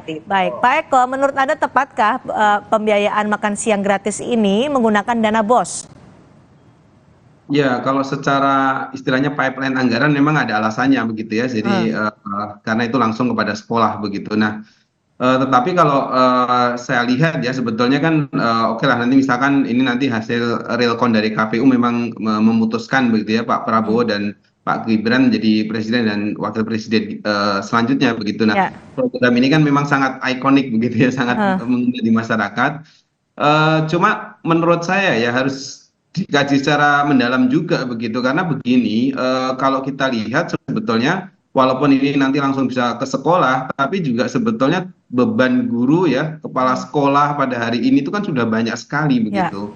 Nah, kalau kemudian dibebani lagi dengan tanggung jawab untuk makan siang gratis ini, tentu saja ini juga akan menimbulkan katakanlah konsekuensi kelembagaan ini ya, kelembagaan yang baru begitu. Walaupun di sisi lain mungkin yang terdekat dengan sekolah yang guru-guru itu ya karena lebih dekat ya. Artinya kalau kita pakai dinas mungkin juga ada program kelembagaan lain begitu. Ya ini salah satunya challenge-nya itu adalah bagaimana nanti melaksanakan tapi tidak kemudian atau menggeser artinya dengan ilmu ya ada suatu berubah menjadi gizinya juga harus tercukupi semacam itu gitu. Di persoalan anggaran tentu anggaran harus dari ini ya Mbak Cindy ya harus dari pos yang baru kira-kira begitu. Kalau menggunakan BOS saat ini ya saya rasa itu pasti akan mengganggu untuk kegiatan yang lainnya begitu. Mengganggu kegiatan lainnya yang sudah dibutuhkan oleh sekolah ya. Kalau tadi Bu Etiva bilang ya artinya bisa ada potensi kok ditambah kalau memang kurang. Sebentar ke Pak Eko dulu. Tahan dulu Bu Etiva. Ya, potensi ada ya, tapi memang yang memungkinkan itu memang melakukan reposisi atau realokasi anggaran ya, karena kalau kita lihat secara ini ya keseluruhan ruang fiskal kita sebetulnya untuk belanja-belanja di luar mandatori dan belanja terikat itu porsinya sudah kecil ya, di bawah 30%. Ini yang mungkin nanti akan diotak-atik oleh pemerintah ke depan bagaimana kemudian bisa menjadi sebuah anggaran yang bisa menopang dari upaya kebijakan makan siang gratis ini begitu. Tetapi itu juga nggak mungkin dipakai semuanya ya, misalkan 26% kan sekitar 800-an T, tapi kan nggak semuanya bisa ke situ juga karena sebetulnya itu sudah ada posnya juga begitu. Jika nanti pengumuman KPU menyebutkan bahwa Prabowo Gibran memenangi Pilpres 2024, kemudian direalisasikanlah program ini, apakah bebannya bagi anggaran akan seperti apa Pak Eko? Ya kalau tidak katakanlah melakukan realokasi ya atau mengefisienkan anggaran tertentu tentu akan membebani begitu. Cuma concern saya adalah jangan sampai kemudian program ini kemudian melebarkan defisit kita ya. Batasan tetap harus dijaga di level 3% karena itulah yang memberi confidence kepada makroekonomi kita, kepada keberlanjutan APBN ya. Jadi kalau kemudian karena program ini kemudian memperlebar APBN, apalagi merubah undang-undang di atas 3%, nah ini saya khawatir nanti itu akan menjadi isu baru terhadap stabilitas makroekonomi kita yang ujung-ujungnya nanti investor bisa kabur, kira-kira begitu. Anda melihat ada potensi itu ya, memperlebar defisit? Saya rasa dari rancangan RAPBN 2025 kemarin ada tanda-tanda ke arah itu ya, sudah mulai memperlebar defisit, walaupun belum jelas apakah tujuannya untuk program-program populis ini atau yang lain begitu. Baik, ini harus diwaspadai. Nanti kita akan lanjutkan lagi usai kita mendengarkan kumandang azan maghrib untuk wilayah DKI Jakarta dan sekitarnya.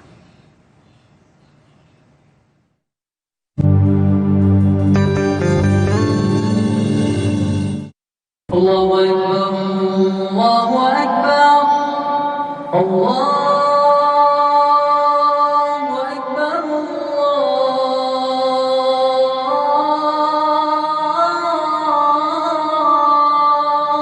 Allahu Akbar. Asyhadu an la ilaha illallah.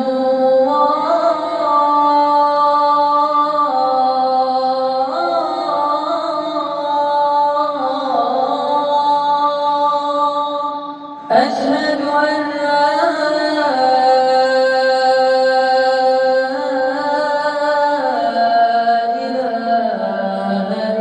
إلا الله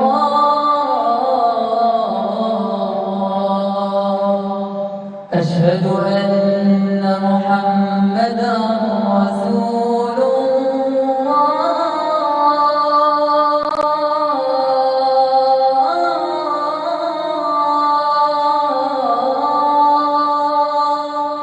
أشهد أن محمدا رسول الله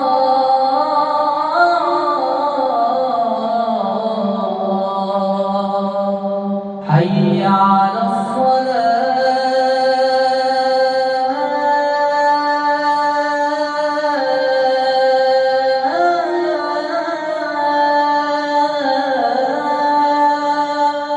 حي على الصلاة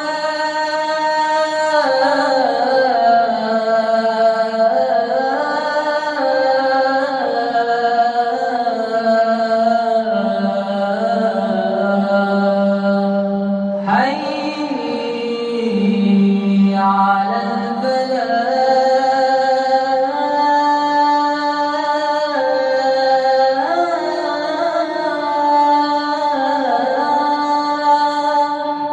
حي على الفلاح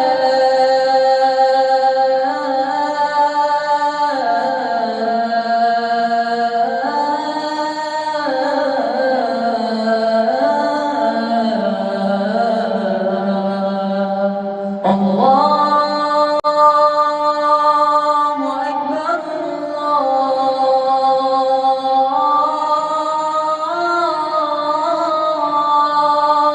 الله أكبر لا إله إلا الله.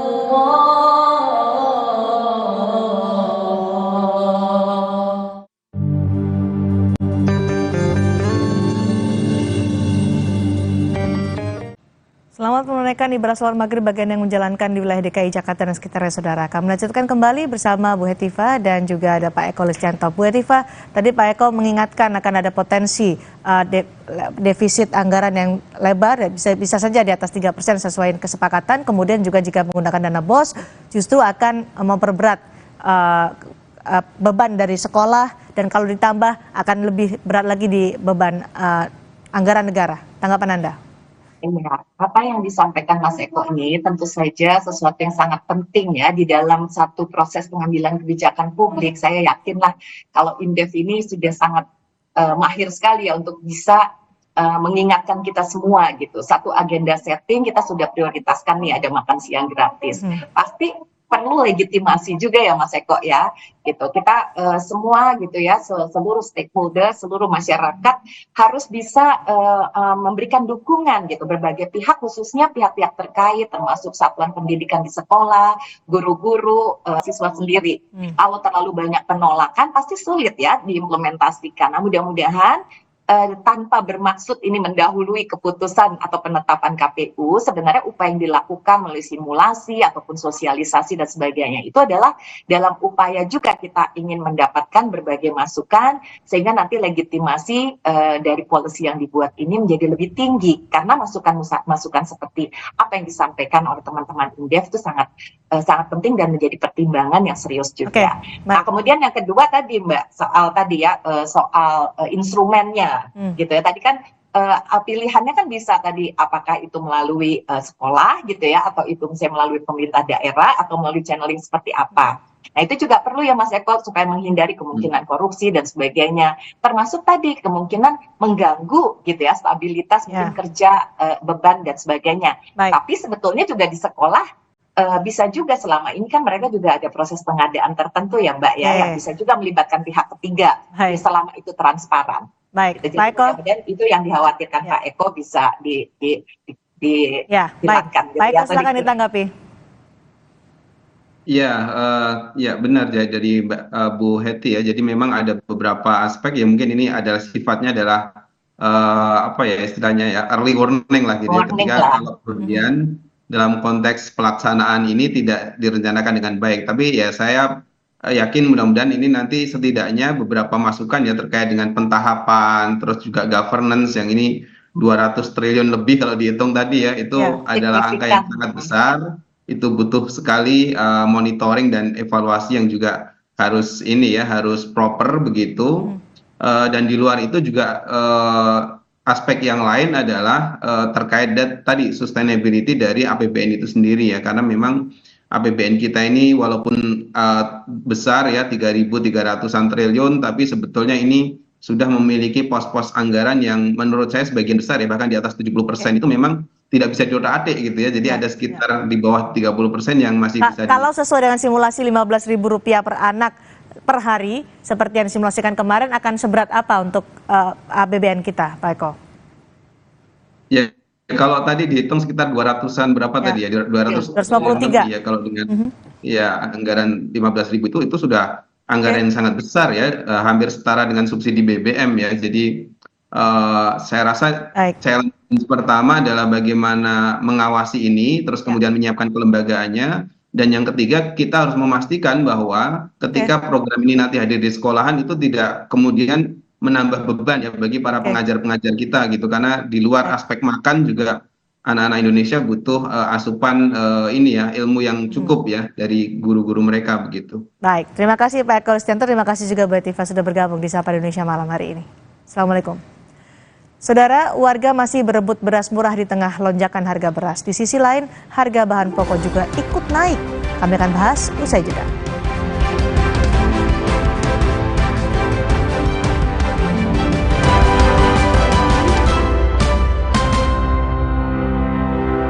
Ini tempat yang paling tepat buat nyalon. Aku ingin mewartakan kepada kalian semua untuk menyaksikan Suci Barbar Show. Jin dan Jun, sekarang nyalek juga. Jin dan Jun. Setiap hari Minggu. Karena keinginan yang banyak itulah akhirnya aku berusaha untuk mencalonkan diri. Jam 10 malam hanya di Kompas TV. Suci Barbar Show, nyalon bos. Nyalon bos. Suci Barbar Show, nyalon bos.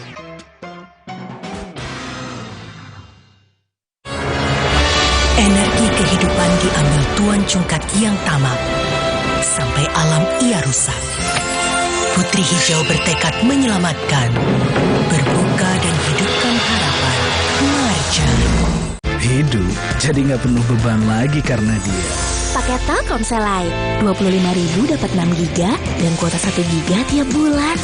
Telkomsel Lite, di bawah Relax aja. Hey guys.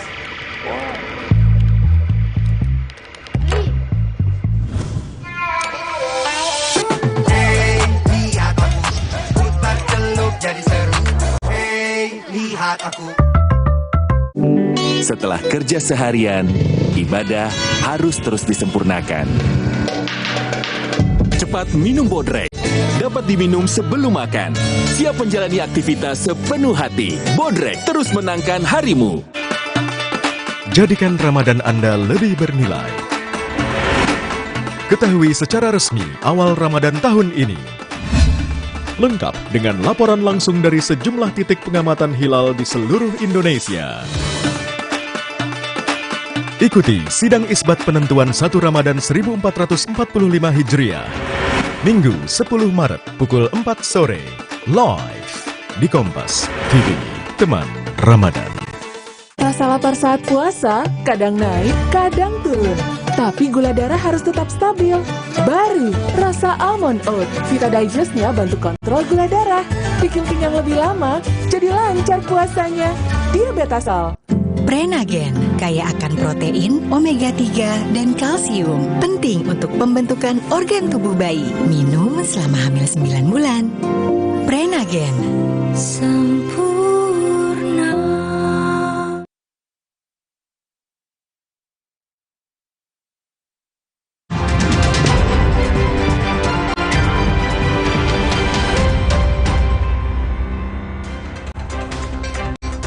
Polisi menggerebek lokasi judi sabung ayam di Desa Tegowanu, Kulon, Grobogan, Jawa Tengah. Sejumlah orang di lokasi sabung ayam langsung lari tunggang langgang setelah melihat kedatangan aparat Polres Grobogan. Dari hasil pengejaran, 9 orang yang diduga pelaku ditangkap. Selain menangkap 9 terduga pelaku, polisi juga menyita sejumlah ayam sabung, belasan sepeda motor yang ditinggal melarikan diri saat penggerebekan di lokasi judi. Kebakaran menghanguskan sebuah tempat olahraga dan bekas karaoke di Kecamatan Jebres, Solo, Jawa Tengah. Api dengan cepat membesar dan merambat ke bagian bangunan yang merupakan bekas tempat karaoke. 8 unit mobil pemadam dikerahkan untuk memadamkan api. Petugas berjibaku karena lokasi yang tertutup sehingga asap mengganggu pemadaman. Belum diketahui penyebab kebakaran. 12 orang terbukti terlibat kasus kekerasan anak di sekolah menengah atas di Serpong, Tangerang Selatan. 4 orang ditetapkan sebagai tersangka dan 8 anak yang semula jadi saksi berubah menjadi anak berkonflik dengan hukum.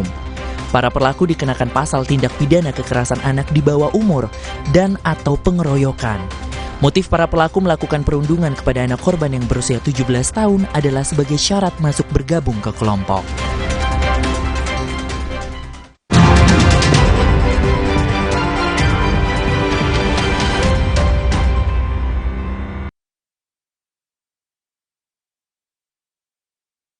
Rasa lapar saat puasa kadang naik, kadang turun. Tapi gula darah harus tetap stabil. Baru rasa almond oat. Vita Digest-nya bantu kontrol gula darah. Bikin kenyang lebih lama, jadi lancar puasanya. Diabetasol. Prenagen, kaya akan protein, omega 3, dan kalsium. Penting untuk pembentukan organ tubuh bayi. Minum selama hamil 9 bulan. Prenagen. Sempurna.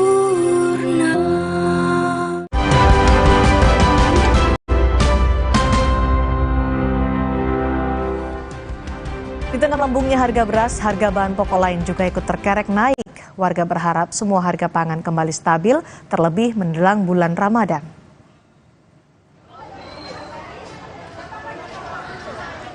Antrian warga mengular di halaman kantor Kelurahan Sumampir, Kecamatan Purwokerto Utara, Banyumas, Jawa Tengah. Demi mendapatkan beras murah seharga Rp10.200 per kilogram, warga rela antri sejak pagi. Walau dijatah hanya boleh membeli beras 1 kantong berisi 5 kg, warga mengaku senang bisa mendapat beras dengan harga murah. Sedang antri beras. Alhamdulillah ini ada beras murah, di mana di pasar itu harga beras melambung tinggi. Masya Allah Pak, 17 sampai 18 ribu per kilonya untuk Pandan Wangi, untuk ER itu 16 ribu. Ini di sini cuma 10.200. Jadi kita antri panjang segini, tidak masalah Pak. Yang penting dapat beras. Keluarga untuk menghadapi nanti Ramadan, beras murah itu yang diharapkan Pak. Dalam sepekan terakhir, harga beras memang mengalami lonjakan. Beras medium mencapai Rp15 hingga Rp16.000 per kilo. Sedangkan beras premium menembus Rp18.000 per kilogram. Di Pasar Martapura, Kabupaten Banjar, Kalimantan Selatan, 1 liter beras lokal mencapai Rp23.000. 15.000. 15.000 jadi 23.000. Iya. Soalnya modalnya naik. Itu sudah berapa lama tuh naiknya? Sudah lumayan.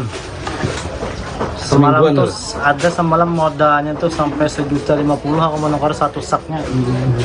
Biasanya sebelumnya? Sebelumnya paling 750, 770. Hari ini kan sudah 800 lebih modalnya. Tak ayal, meroketnya harga beras memunculkan antrean warga di sejumlah daerah demi mendapat beras murah dalam operasi pasar. Kepala Badan Pangan Nasional Arief Prasetyo Adi menyebut harga beras dalam 2 pekan hingga 3 pekan ke depan akan terkoreksi signifikan. Hal ini mengacu pada harga gabah kering panen di tingkat petani yang mengalami penurunan. Memang harga beras itu apa kata harga gabah? Biasanya sekitar 2 kali lipat. Kalau harga gabah itu 8.000, maka akan didapati harga beras itu sekitar 16.000. Ya, seperti terjadi beberapa waktu kemarin. Tapi kalau hari ini panen rata-rata nasional ini sudah harga GKP-nya turun menjadi 7.100. Sehingga dalam 2-3 minggu ke depan ini ya harga beras itu insya Allah akan terkoreksi karena produksi di bulan Maret itu total akan 3,5 juta ton. Melebihi dari 3 juta atau kalau tahun lalu 5 juta sampai 5,5 juta ton. Itu biasanya memang bisa turun sampai dengan ke 6.000 atau bahkan ke 5.500. Sebelumnya pemerintah berencana menambah kuota impor beras sebanyak 1,6 juta ton di tahun ini untuk mengamankan stok beras dalam negeri. Dengan tambahan ini, maka total beras impor sebanyak 3,6 juta ton sepanjang tahun 2024. Impor beras pemerintah terus meningkat. Pada tahun 2020, impor beras mencapai 356,2 ribu ton. Di 2021, impor beras naik menjadi 407,7 ribu ton. Setahun kemudian, impor beras mencapai 429,2 juta ton. Lonjakan terbesar impor beras terjadi pada tahun 2023, sebesar 3,5 juta ton, dan tahun 2024 meningkat lagi menjadi 3,6 juta ton. Penyebab lain yang membuat berkurangnya pasokan beras adalah luas lahan pertanian yang menyusut. Data BPS dan Sensus Pertanian menunjukkan penyusutan lahan dalam 10 tahun terakhir hingga 650 ribu hektar. Tahun 2013, luas lahan pertanian di Indonesia 7,75 juta hektar dan di tahun 2023 menjadi 7,1 juta hektar. Tak cuma beras yang harganya naik, bahan pokok lain juga ikut meroket. Misalnya telur ayam. Di Pasar Kranji, Bekasi, Jawa Barat, harga telur ayam naik 3.000 menjadi Rp31.000 per kilogram. Minyak goreng juga naik, yang sebelumnya Rp18.000 per liter, kini menjadi Rp20.000 per liter. Jualan apa? Martabak. Gimana Pak? Harganya Pak sekarang? Harganya selangit. Pada komen yang beli ya.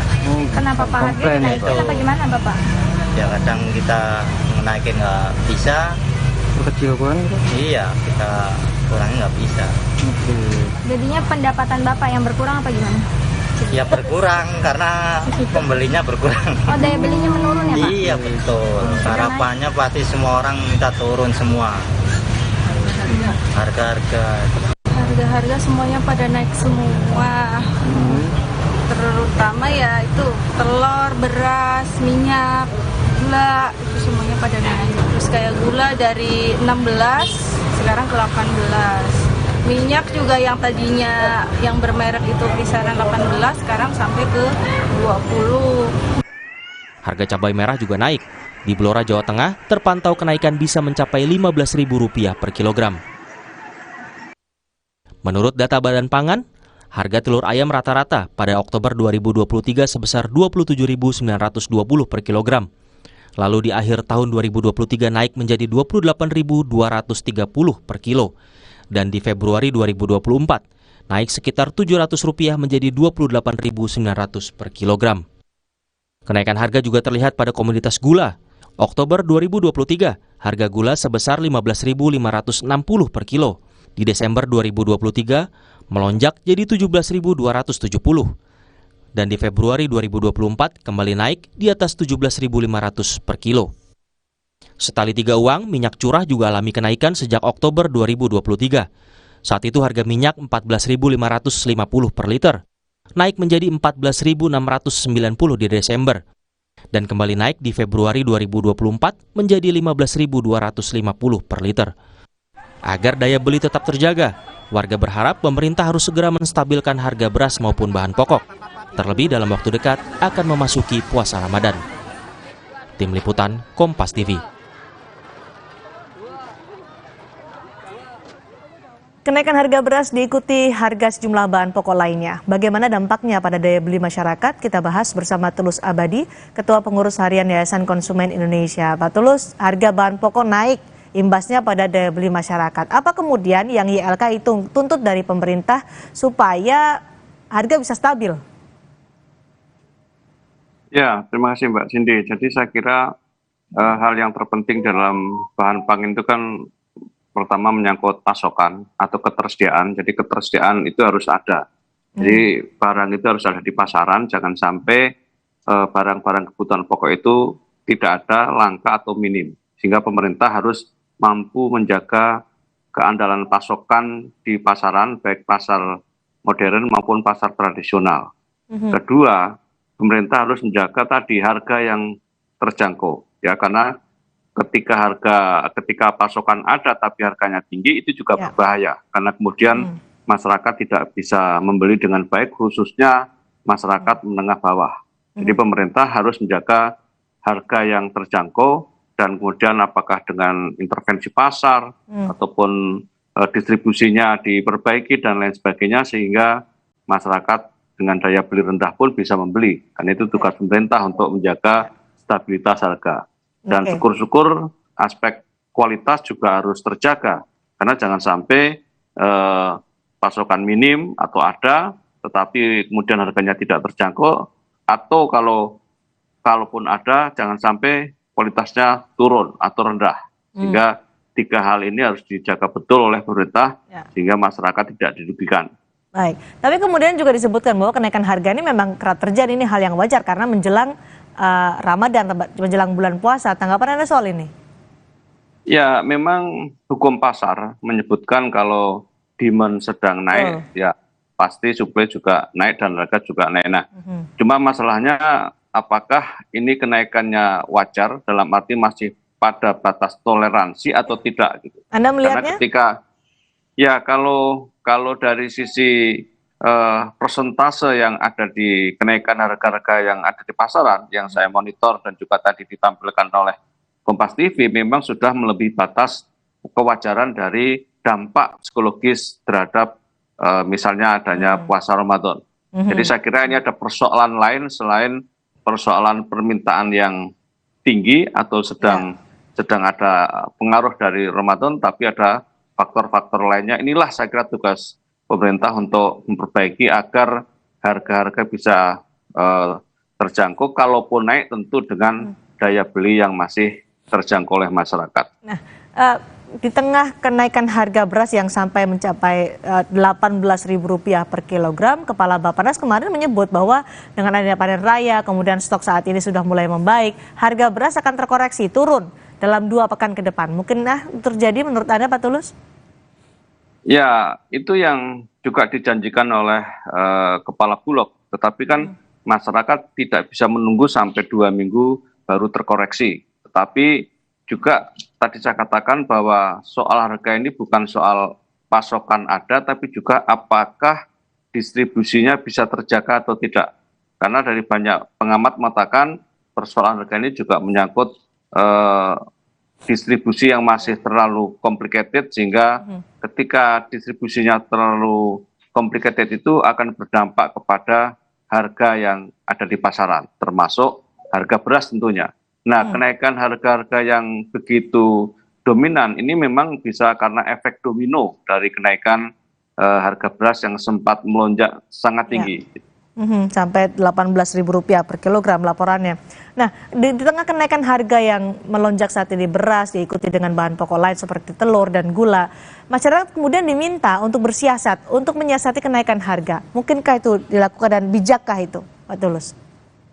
Ya, himbauan itu terasa klise kalau di tengah kebutuhan yang diperlukan oleh masyarakat. Walaupun pada titik tertentu bisa saja itu dilakukan, misalnya apakah masyarakat bisa melakukan substitusi terhadap bahan pangan yang lain. Tetapi ini kan juga sulit karena kemudian selama ini pemerintah kurang memfasilitasi untuk bahan pangan selain beras, ya kan? Nah, kalau ada bahan pangan lain dan kemudian dikembangbiakkan, tentu bisa saja karena kita sebenarnya kaya dengan sumber-sumber pangan, sumber-sumber karbohidrat yang ada, termasuk sumber-sumber protein.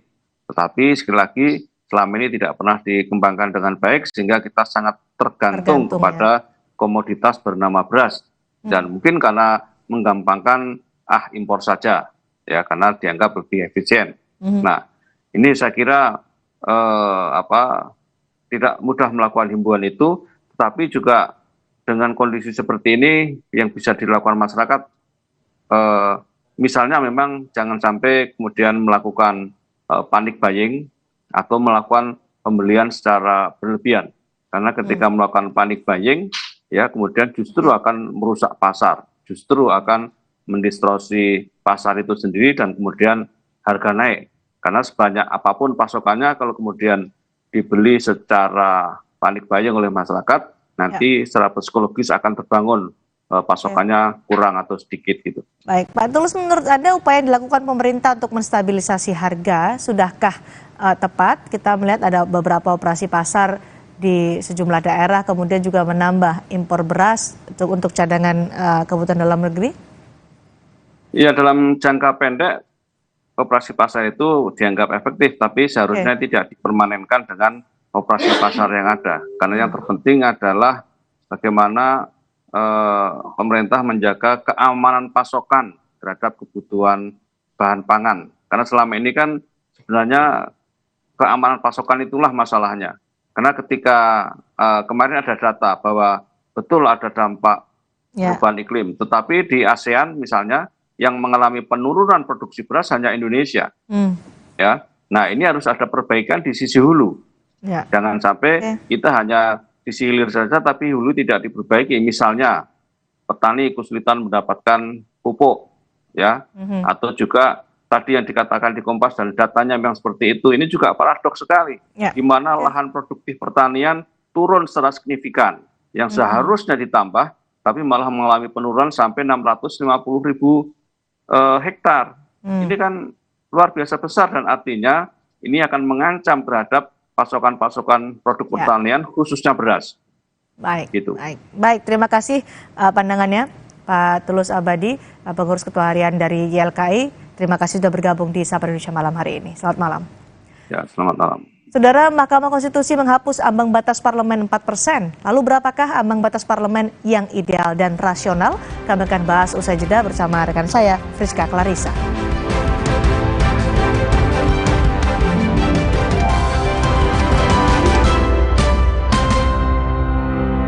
Polemik makan siang gratis masih terus bergulir. Makin panas dengan hembusan kabar program ini masuk pembahasan sidang kabinet paripurna. Disinyalir pemotongan subsidi BBM hingga pajak yang naik akan jadi sumber anggaran program Prabowo Gibran ini.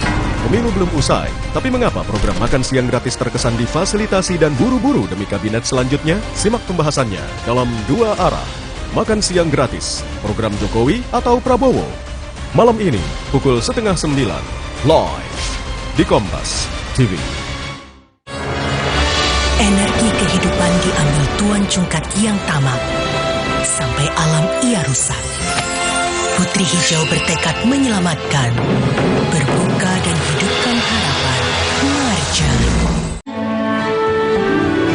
Inspirasi dari secangkir semangat, kopi kapal api, jelas lebih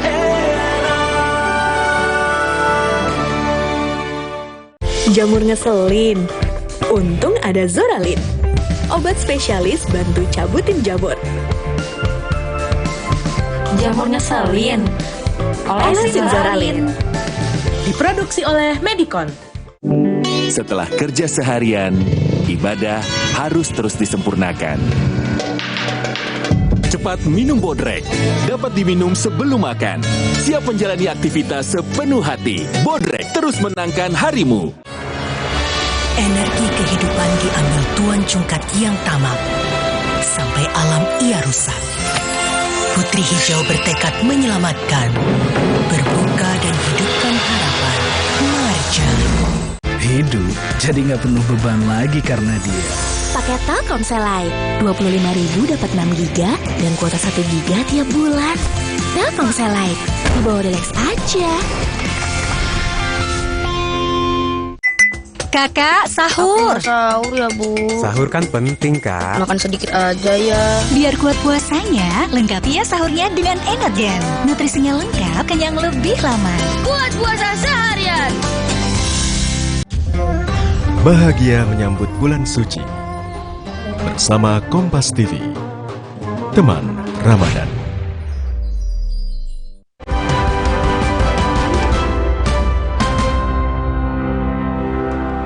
Masih di Sapa Indonesia Malam, saya Friska Clarissa. Mahkamah Konstitusi memerintahkan agar ketentuan tentang ambang batas parlemen 4% di Undang-Undang Pemilu diubah. Ketentuan ambang batas parlemen yang baru akan mulai berlaku di Pemilu 2029 mendatang.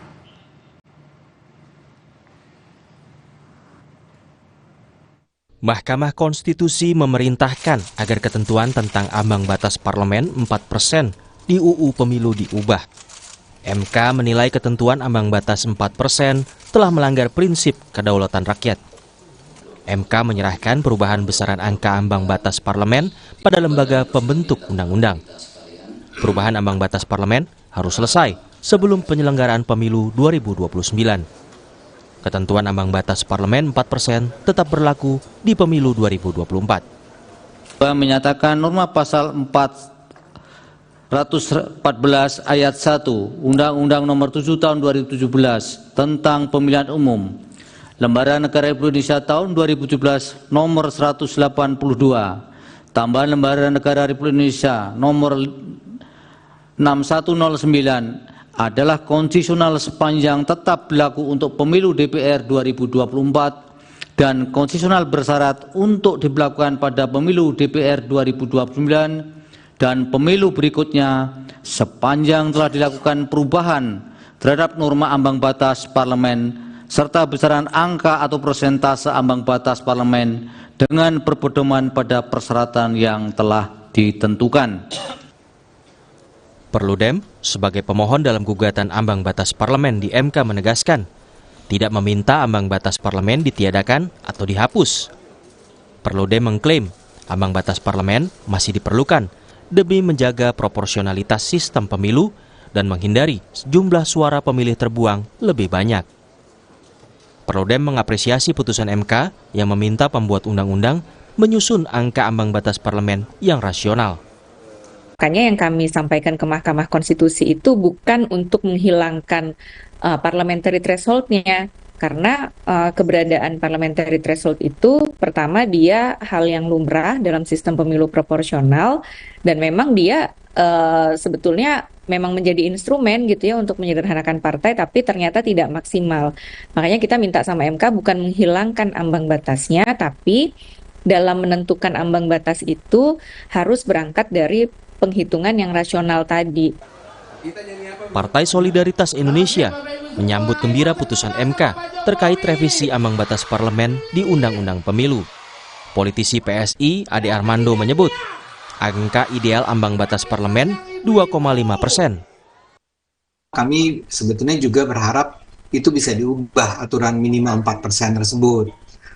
Karena itu menghambat, ya contohnya PSI lah 2019, saya nggak tahu 2024 ini kami akhirnya tidak jadi masuk ke DPR walaupun beberapa kandidat kami memiliki suara yang sangat tinggi ya, hanya karena terhalang oleh aturan 4% tersebut.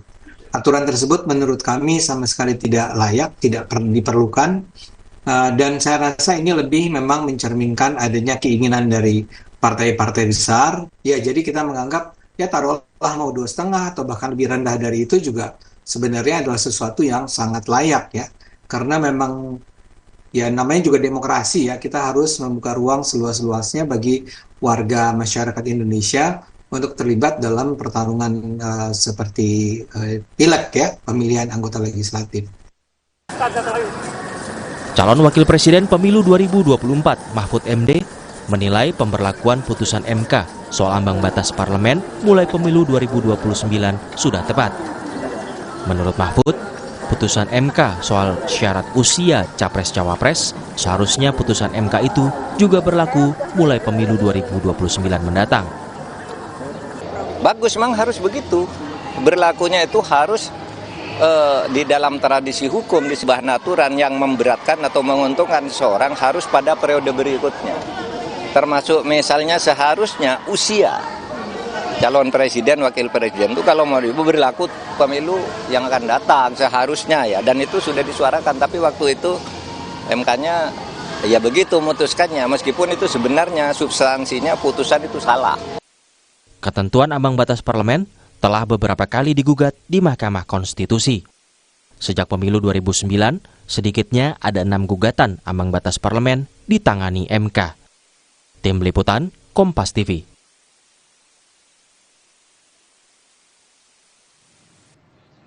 Masih perlukah ada ambang batas parlemen? Berapa angka ambang batas parlemen yang ideal? Kita ulas lebih dalam bersama Wakil Ketua Komisi 2 DPR fraksi Nasdem Saan Mustafa dan Direktur Eksekutif Perludem Hoirunisa Agustiati. Selamat malam Kang Saan, Mbak Ninis. Selamat malam, Mbak.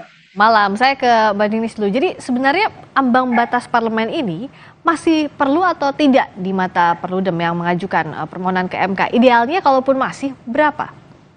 Iya, sebetulnya kami tidak meminta ambang batasnya dihilangkan, Mbak. Karena ya tadi ini wajar gitu ya dalam sistem pemilu proporsional dan memang diterapkan di negara-negara lain juga gitu ya. Memang ada negara yang kemudian dengan angka ambang batas itu berhasil untuk menyederhanakan partai yang ada di parlemen. Nah, tapi kita selama ini menerapkan angka ambang batas tadi ya dengan argumentasi menyederhanakan partai politik di parlemen, ternyata kan itu dalam beberapa kali pemilu tidak terjadi. Bahkan yang terjadi adalah semakin banyaknya suara yang terbuang begitu ya, suaranya publik yang terbuang karena partai yang dipilihnya tidak lolos ambang batas parlemen tadi. Nah, selama ini dalam menentukan angka itu kan basis rasionalisasinya kan memang tidak ada gitu ya. Semangatnya memang selalu ingin menaikkan, tapi misalnya dari 3,5% mau naik jadi 4% itu, kenapa naiknya 0,5% gitu misalnya. Nah, itu sebetulnya yang tidak terjelaskan. Nah, makanya ketika kemarin kami melakukan uji materi ke Mahkamah Konstitusi, kami tidak meminta itu dihilangkan, tapi penghitungannya dengan cara yang bisa dirasionalisasi dengan merujuk kepada beberapa literatur begitu ya. Nah, sebetulnya kalau ditanya angkanya berapa, itu akan sangat tergantung dari berapa jumlah daerah pemilihan yang ada di dalam pemilu itu dan berapa juga jumlah kursinya. Jadi kalau misalnya nanti untuk 2029 berapa, nah kita masih belum tahu karena kan jumlah dapil pun juga bertambah ya. Misalnya 2019 yang lalu dapilnya ada 80 untuk RI, sekarang ada 84. 2029 nanti kita belum tahu apakah ada penambahan termasuk juga dengan jumlah kursinya. Jumlah kursi DPR-nya pun kita juga bertambah ya dari 575 ke sekarang 580. Nah, kalau nanti sudah ada itu angkanya berapa, baru kita bisa tentukan berapa nih angka ambang batas idealnya, Mbak. Nah, kalau Kang Saan lihat putusan MK ini seperti apa dan kapan mulai bisa dibahas di DPR periode sekarang atau berikutnya? Sebenarnya sebelum ada putusan Mahkamah Konstitusi terkait dengan soal ambang batas parlemen ya, itu kan masuk dalam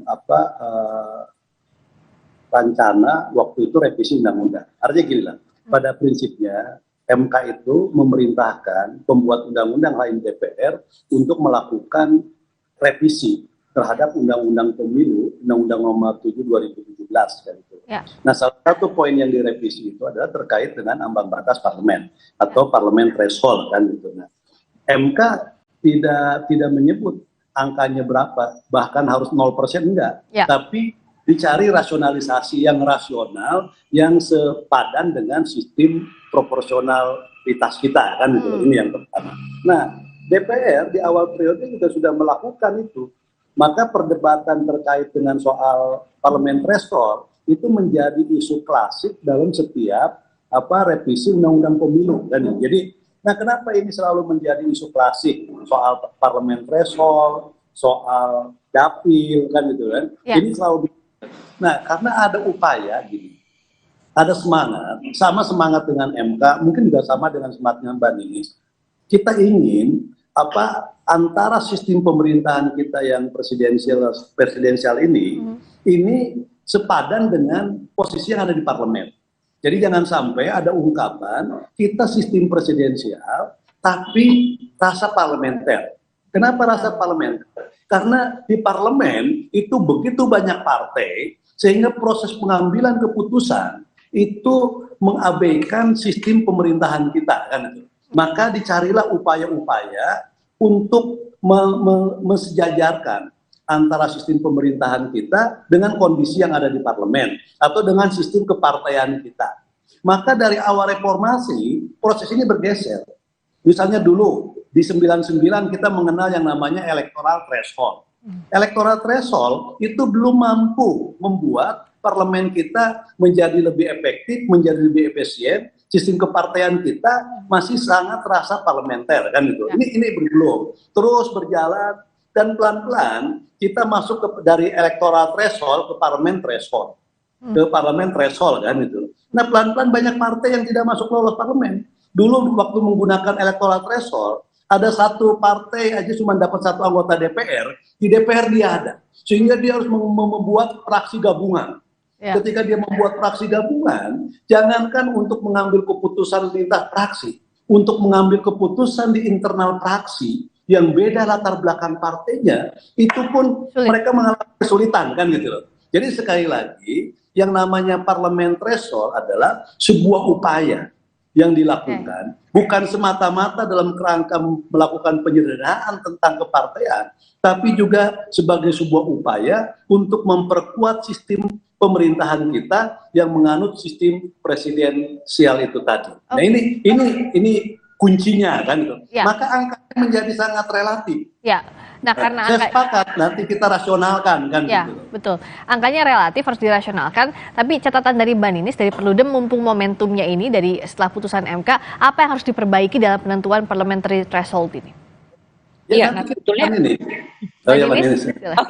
sebetulnya kemarin Mahkamah Konstitusi dalam pertimbangan hukumnya ya itu memberikan semacam panduannya. Memang MK di putusannya kan tidak menyebutkan berapa gitu ya, berapa angka parliamentary thresholdnya, tapi di pertimbangan hukumnya itu ada panduannya. Jadi misalnya panduannya adalah ini harus dilakukannya dengan partisipasi banyak pihak, lalu kemudian tetap tadi ya mempertimbangkan proporsionalitas. Jadi jangan sampai suara masyarakat itu banyak yang terbuang, dan MK juga menegaskan terkait dengan kita ini punya semangat untuk menyederhanakan kepartaian kita juga gitu ya di parlemen, seperti yang tadi Kang Saan sampaikan, jangan sampai juga nanti banyak sekali partai politik yang ada di parlemennya.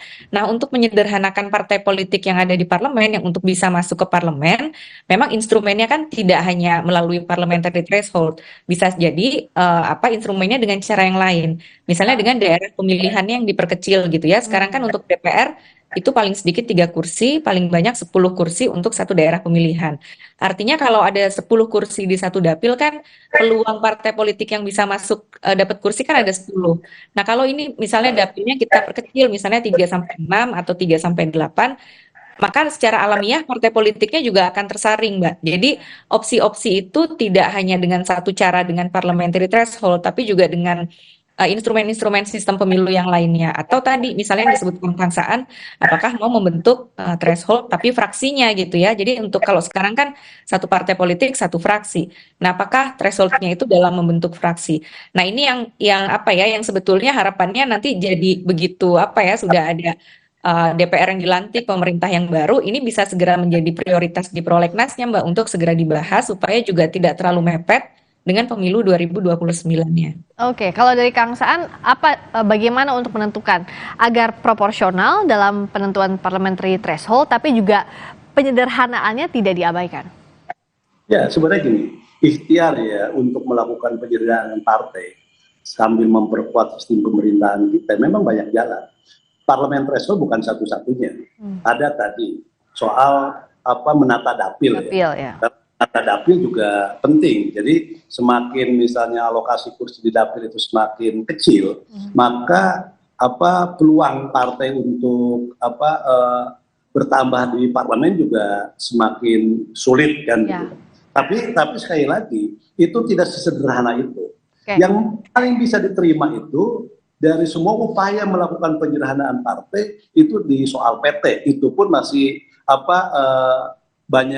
banyak sekali misalnya perdebatan, dan itu sekali lagi selalu menjadi isu klasik ya dalam setiap pembahasan undang-undang pemilu. Jadi saya termasuk yang sepakat bahwa semangat penyederhanaan partai tetap terjaga dalam memperkuat sistem pemerintahan kita. Yang kedua juga bagaimana ajas proporsionalitasnya juga tetap bisa kita pertahankan. Nah, saya juga ingin menyampaikan sebenarnya tafsir parliamentary threshold hari ini itu merujuk kepada electoral threshold. Jadi 4% suara kan gitu kan, suara yang sah yang diperoleh partai. Itu kan seperti electoral threshold. Ya. Sebenarnya yang namanya parliament threshold itu adalah 4% terhadap jumlah keseluruhan anggota parlemen. Ya. Kalau sekarang misalnya 580 anggota parlemen, maka 4% terhadap 580 anggota parlemen. Berapa dia dapatnya kan itu? Ya. Partai itu memenuhi 4% enggak? Maka dia turunkan ke dapil. Untuk mendapatkan 4%, itu harus berapa anggota DPR yang harus masuk ke Senayan kan itu kan? Ya, betul. Jadi ini juga dalam kerangka apa? Kerja-kerja di komisi. Ya. Komisi kita ada 11 misalnya. Ada satu partai yang komisinya cuma 1 anggotanya. Ya. Sehingga dia merangkap kapoksi, ada apa-apa pandangan dia. Ini semua. Nah, maksudnya parlemen threshold itu juga dalam kerangka menunjang kinerja kedewanan di parlemen kan gitu. Ini juga salah seperti itu. Baik, ini yang jadi catatan. Waktunya evaluasi ini harus dimanfaatkan momentumnya pasca putusan MK. Terima kasih Kang Saan Mustafa, Wakil Ketua Komisi 2 DPR Fraksi Nasdem. Terima kasih juga Mbak Ninis Hoirunisa Agustiati, Direktur Eksekutif Perludem. Selamat malam. Malam. Berikutnya saudara, kami kembali dengan sorotan. Seorang pria di Ponorogo, Jawa Timur memberikan mahar perkawinan tak biasa, yakni sekarung beras. Padahal harga beras sedang melambung tinggi. Informasi selengkapnya usai jeda.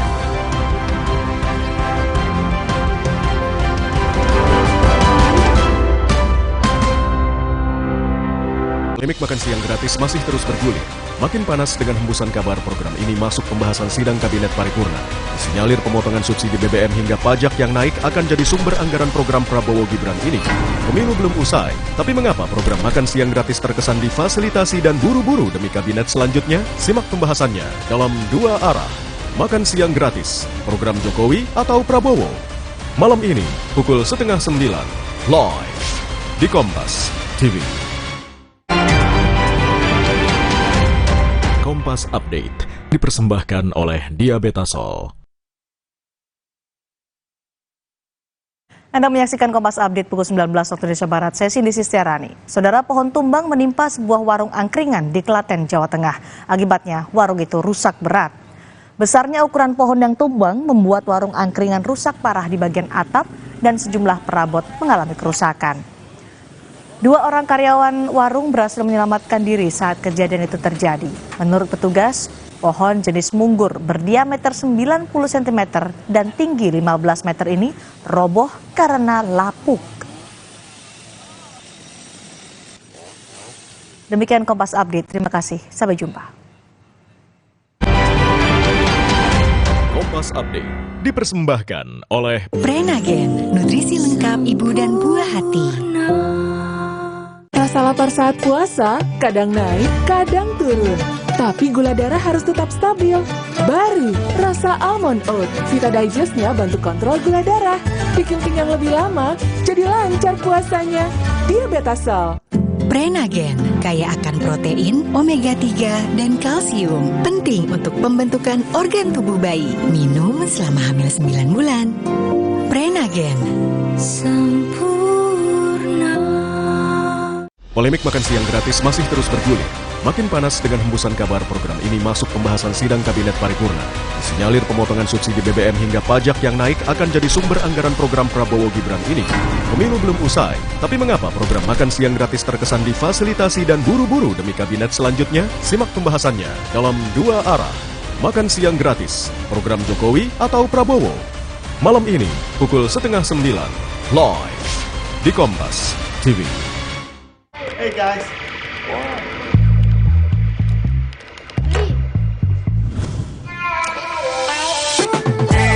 Lihat aku, putar celup jadi seru. Hey, lihat aku. Tina udah siap om. Mie sedap soto dulu yuk. Enggak deh om, makasih. Mie sedap soto dengan mie yang kenyal serta koya gurih dan jeruk nipis asli. Soal rasa mie sedap soto, lidah nggak bisa bohong. Rasa soto nomor 1 cuma mie sedap soto. Alam permai di desa ini berasal dari energi kehidupan yang dilindungi sang penjaga. Tapi datang Tuan Jungkat, pembawa bencana. Ia ingin kuasai energi kehidupan. Putri Hijau bertekad, dia akan melindungi semua. duka dan hidupkan harapan. Naja. Hidup jadi nggak penuh beban lagi karena dia. Paket Telkomsel Lite, 25.000 dapat 6 GB dan kuota 1 GB tiap bulan. Telkomsel Lite, di bawah Delex aja. Kata orang, gue itu si paling kerja, penting seharian, tiba-tiba sakit kepala. Oskadon, oke buat sakit kepala. Bekerja aktif di pusatnya, dapat diminum sebelum makan, tanpa ngantuk. Oskadon, solusi oke, sakit kepala. Pancenoye.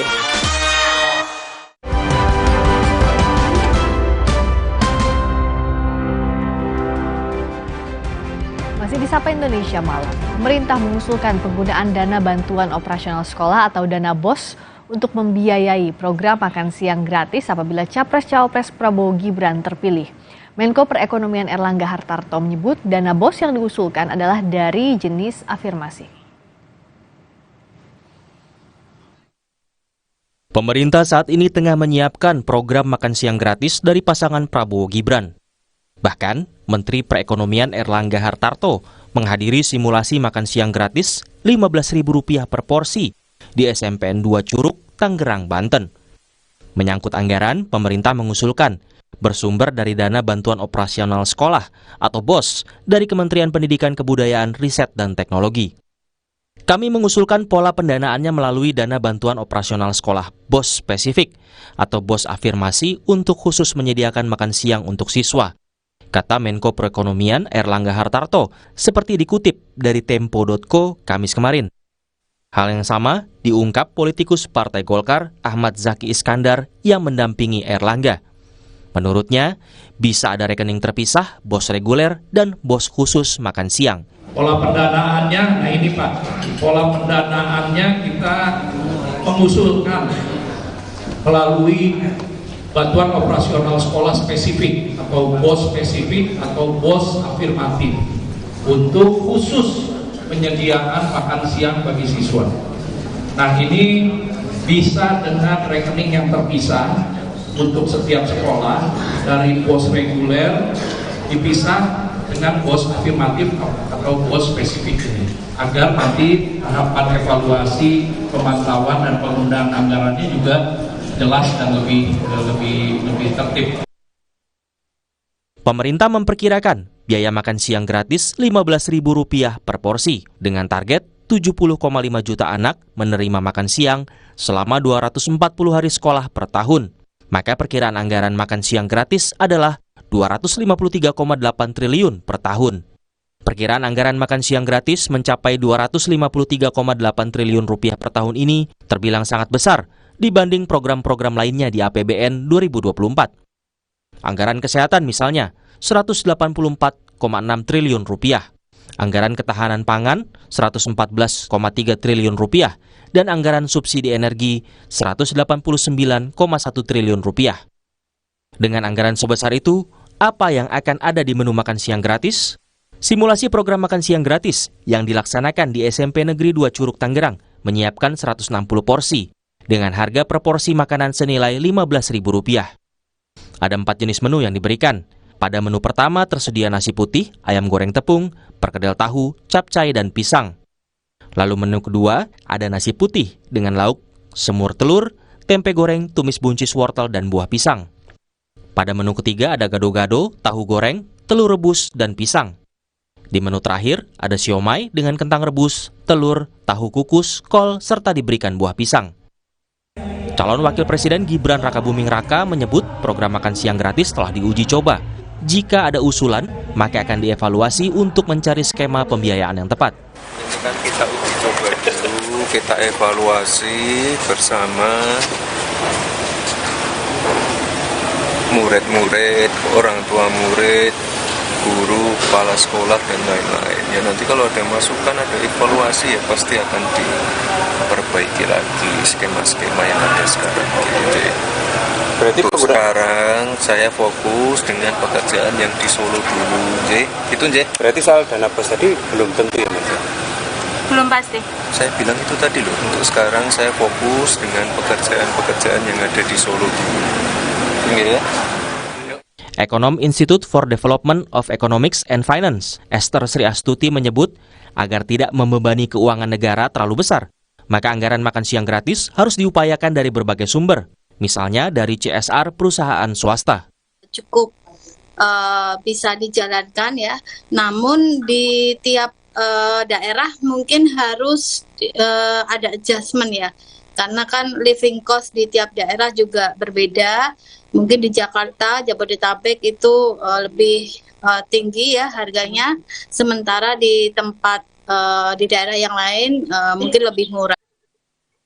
Program makan siang gratis merupakan salah satu program Capres-Cawapres Prabowo Gibran. Namun pemerintah saat ini ikut mencari skema pembiayaan yang tepat agar tak membebani keuangan negara. Tim Liputan, Kompas TV. Di tengah mahalnya beras, pria asal Ponorogo, Jawa Timur justru memberikan mahar untuk menikahi sang pujaan hati berupa beras sebanyak 50 kg. Selain menjadikan pernikahannya berkesan, beras yang dijadikan mahar kepada sang pujaan hati itu adalah hasil usaha bertaninya sendiri.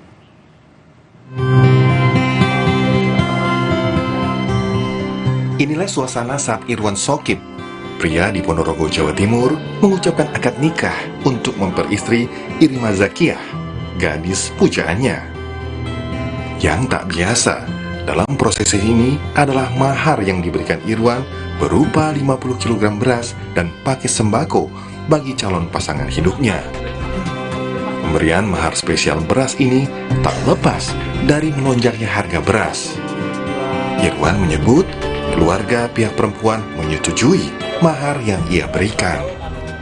Ini harga beras lagi melonjak dan harganya itu tinggi, maka dari itu kami berinisiatif menggunakan mahar beras, dan dari pihak perempuan pun menyetujui apa yang saya berikan. Berapa kilo mas? 50 kilo.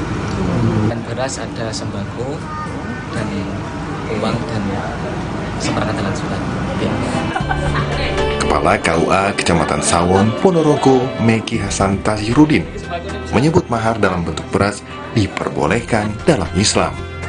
Dia menyebut mahar dalam bentuk beras justru memiliki manfaat tinggi. Dalam ajaran agama Islam, beras itu sesuatu yang sangat bermanfaat sehingga diperkenankan. Bahkan bolehlah, sangat boleh. Kenapa? Karena dulu itu saja yang cincin bahannya dari besi saja diperkenankan. Kalau cincin dari misalnya bahannya perak atau emas, harganya itu ada harganya, itu jelas boleh. Cincin dari besi itu saja boleh, apalagi kalau beras, sembako yang juga sangat bermanfaat. Selain menjadikan pernikahannya berkesan, Irwan menyebut beras yang dijadikan mahar kepada sang pujaan hati itu adalah hasil usaha bertaninya sendiri. Selamat menjalani pernikahan Irwan dan Irima. Hendra Setiawan, Kompas TV, Ponorogo, Jawa Timur.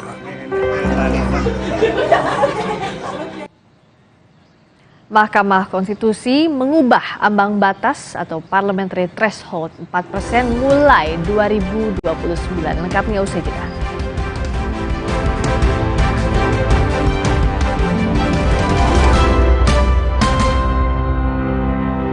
Apa nama nyebutnya? Ayam merangkat dan sate kuncung khas desa kami, Desa Bonjeruk. Ini dia ayam rarang. Kalau untuk ayamnya empuk banget ya, karena dia dibakar gitu pakai kulit kemiri. Ini lazis. Food lover, ini dia ada bebalung, ada sate sasak spicy dengan menikmati sunset. Oh my god. Cerita Rasa, Sabtu 2 Maret pukul 10:30 siang di Kompas TV. Bapak bawa korek nggak? Saya mau bakar ini. Bisa aja guys. Energi kehidupan diambil Tuan Cungkat yang tamak, sampai alam ia rusak. Putri Hijau bertekad menyelamatkan, berbuka dan hidupkan harapan. Marja. Nyatanya, suara tetesan air nggak akan jadi lagu pengantar tidur yang nyenyak. Makanya soal cat pelapis anti bocor, pilih yang Aku Approve. Aku Approve dan Aku Approve Pro. Aku approve, aku approve. Kata orang, gue itu si paling kerja, keting seharian, tiba-tiba sakit kepala. Oskadon, oke buat sakit kepala. Bekerja aktif di pusatnya, dapat diminum sebelum makan, tanpa ngantuk. Oskadon, solusi oke, sakit kepala. Pancenoye.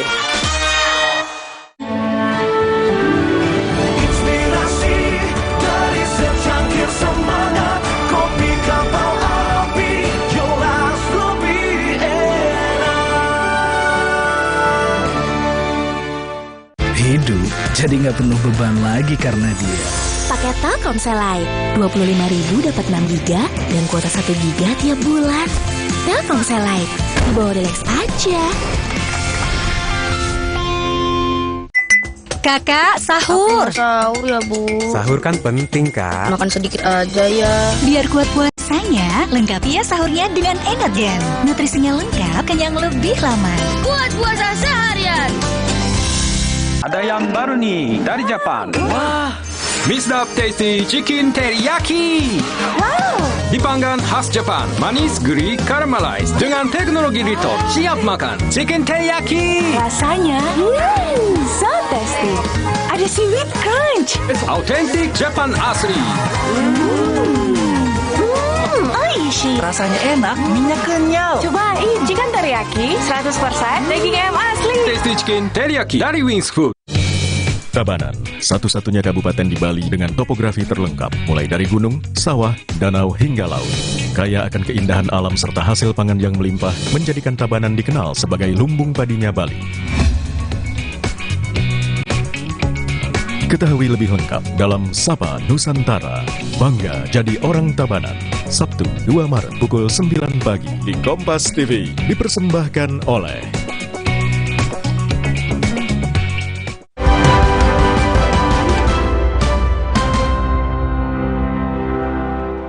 Presiden Joko Widodo menegaskan pembangunan hunian bagi aparatur negara di Ibu Kota Nusantara atau IKN segera rampung secara bertahap.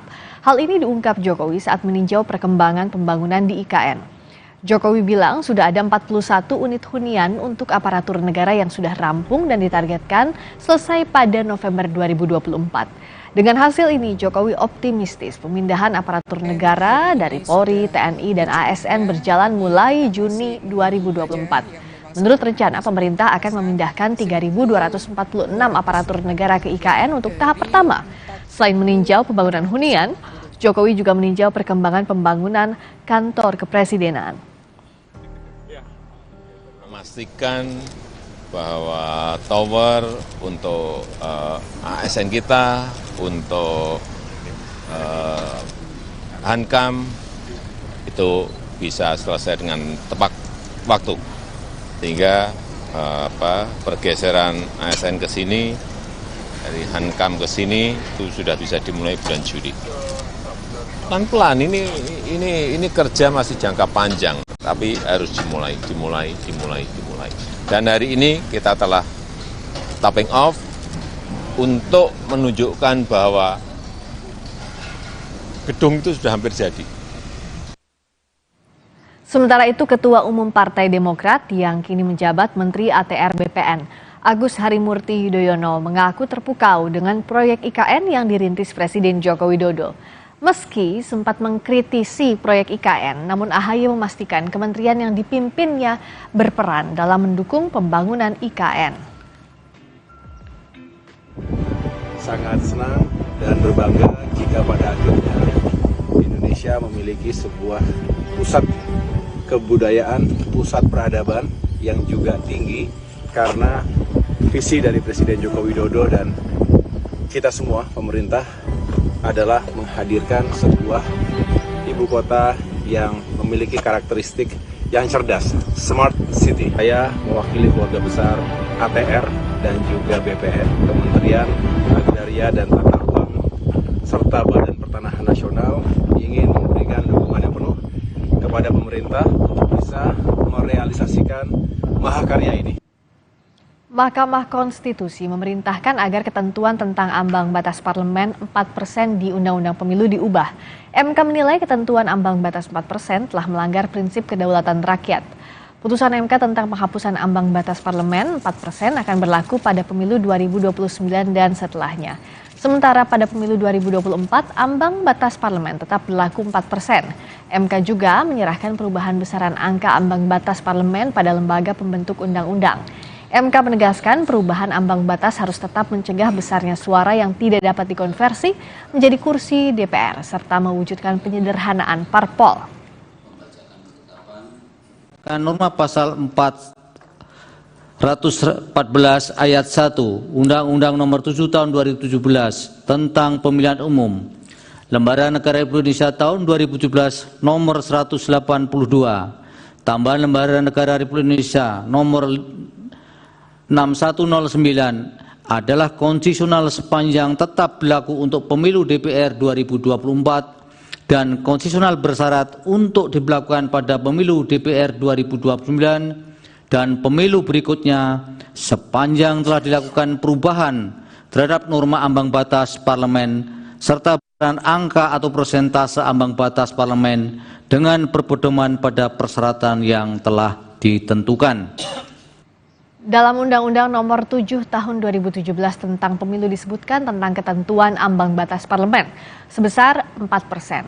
Di pasal 414 ayat 1 Undang-Undang Pemilu disebutkan partai politik peserta pemilu harus memenuhi ambang batas perolehan suara paling sedikit 4% dari jumlah suara sah nasional untuk diikutkan dalam penentuan perolehan kursi anggota DPR.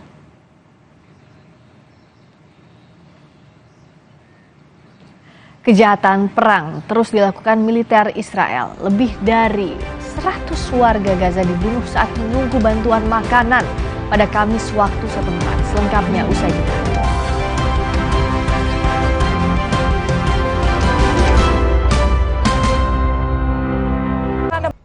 Hey guys.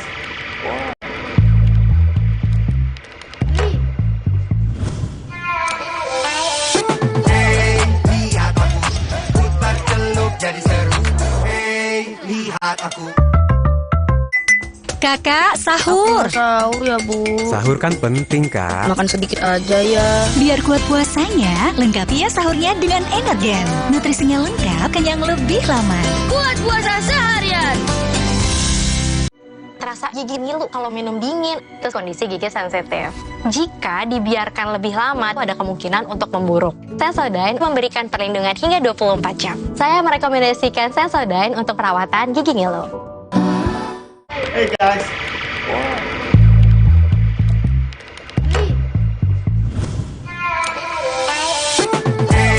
Lihat aku, putar celup jadi seru. Lihat aku. Rasa lapar saat puasa kadang naik, kadang turun. Tapi gula darah harus tetap stabil.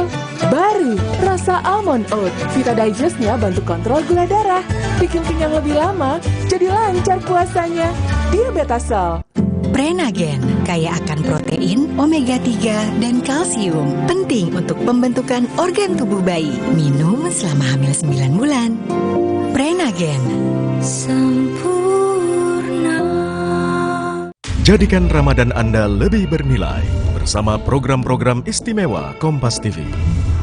Kompas Sahur, Series of Faith,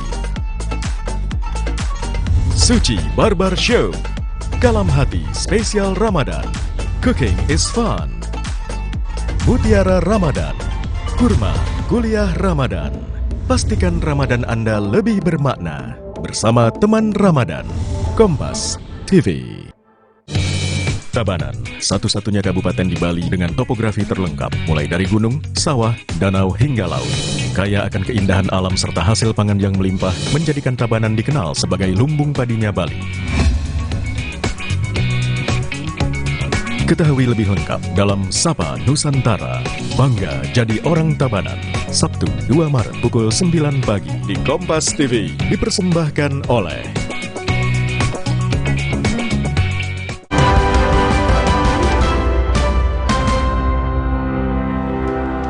Saudara, kejahatan perang terus dilakukan militer Israel. Lebih dari 100 warga Gaza dibunuh saat menunggu bantuan makanan pada Kamis waktu setempat. Ratusan warga yang tengah berkumpul untuk mendapatkan bantuan makanan dan medis dari truk yang tiba justru ditembaki oleh tentara Israel. 112 orang tewas dan lebih dari 700 orang mengalami luka-luka akibat serangan brutal militer Israel. Or risk losing their lives collecting aid. Kami segera kembali dengan informasi. Aleph Aeronautics, perusahaan yang berbasis di California, Amerika Serikat, menampilkan prototipe mobil terbang dalam pameran teknologi di Barcelona, Spanyol. Selengkapnya usai jeda.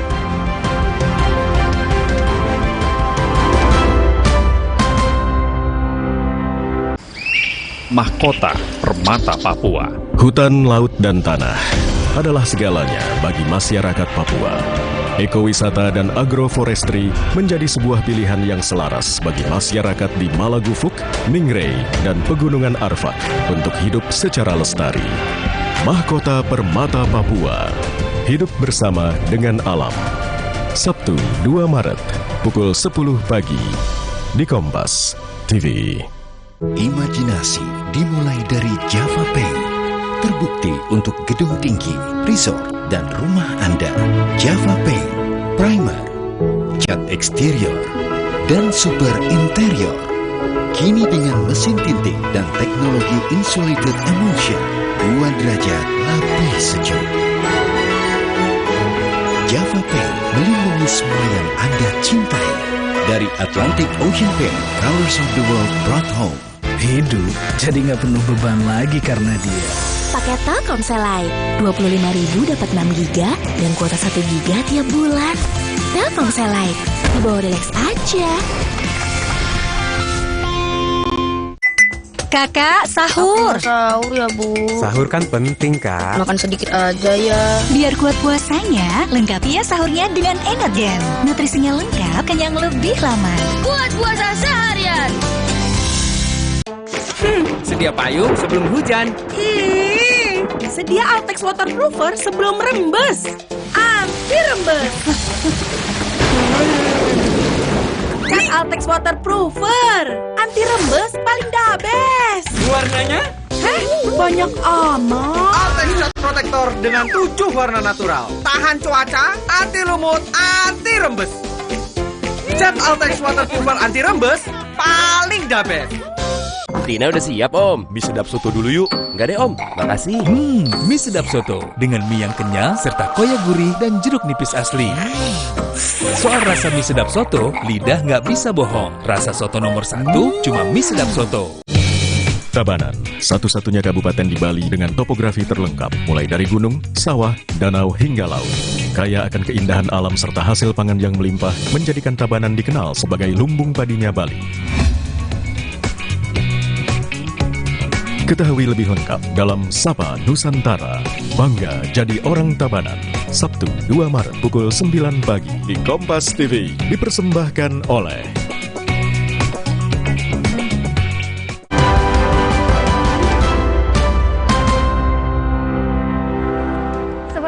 film science fiction, perusahaan teknologi asal California, Amerika Serikat memamerkan mobil dengan desain futuristik yang bisa terbang. Mobil ini segera diwujudkan di masa depan. Kami akhiri Sapa Indonesia malam kali ini. Saya Friska Clarissa. Dan saya Cindy Sistiarani. Terima kasih. Sampai jumpa.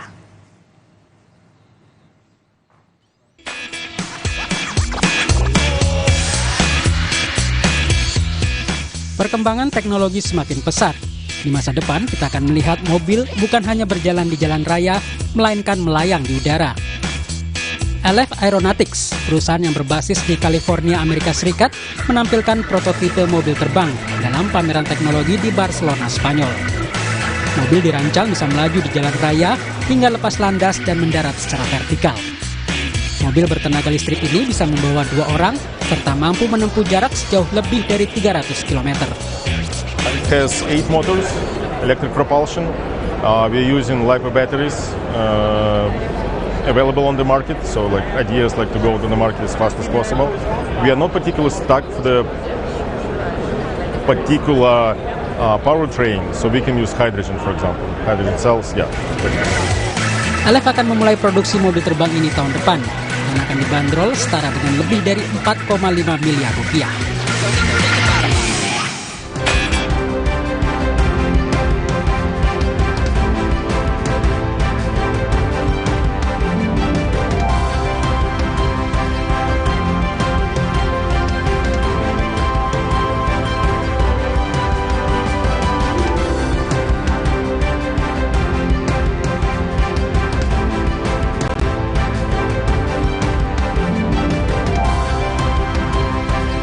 Gimik makan siang gratis masih terus bergulir. Makin panas dengan hembusan kabar program ini masuk pembahasan sidang kabinet paripurna. Disinyalir pemotongan subsidi BBM hingga pajak yang naik akan jadi sumber anggaran program Prabowo Gibran ini. Pemilu belum usai, tapi mengapa program makan siang gratis terkesan difasilitasi dan buru-buru demi kabinet selanjutnya? Simak pembahasannya dalam Dua Arah. Makan siang gratis, program Jokowi atau Prabowo? Malam ini, pukul 8:30, live di Kompas TV.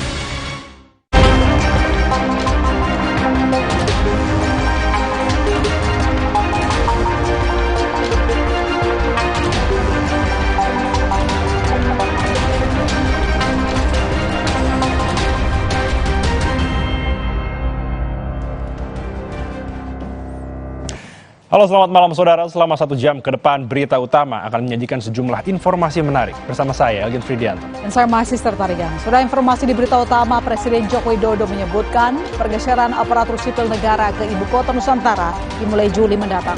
Informasi dan ulasan lengkapnya akan kami hadirkan bersama berita pilihan yang sudah kami siapkan untuk Anda. Dan berita lain yang aktual untuk Anda simak, diantaranya.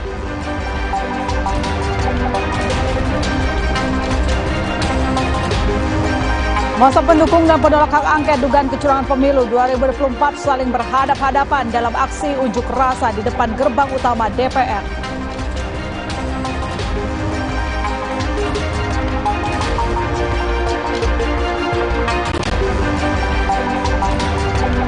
Ex-Kasat Narkoba Polres Lampung Selatan AKP Andri Gustami dijatuhi hukuman mati oleh Majelis Hakim Pengadilan Negeri Tanjung Karang, Bandar Lampung.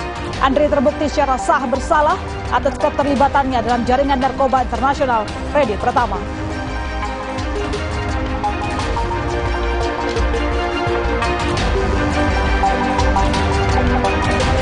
Di akhir acara kami juga memiliki video pilihan angin kencang disertai hujan deras yang menerjang kota Muscat, Oman hingga merusak sejumlah fasilitas dan membanjiri satu minimarket.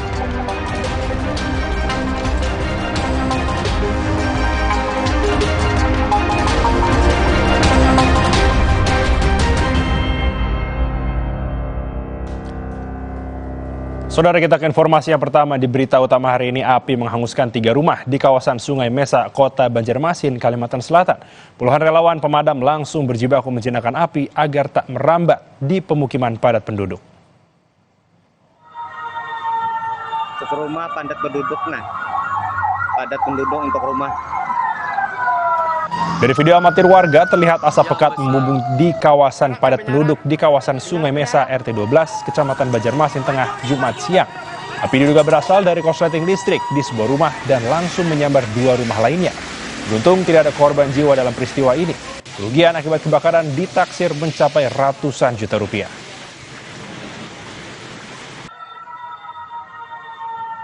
Untuk rumah padat penduduk, padat penduduk untuk rumah. Saudara, informasi lain, kebakaran menghanguskan sebuah tempat olahraga dan bekas karaoke di Kecamatan Jabres, Solo, Jawa Tengah. Pas tutup tapi ya bulan. Jumat pagi, kepulan asap mulai terlihat di bagian belakang Bengawan Sport Center Solo, Jawa Tengah. Api dengan cepat membesar dan merembet ke bagian timur yang merupakan bekas tempat karaoke.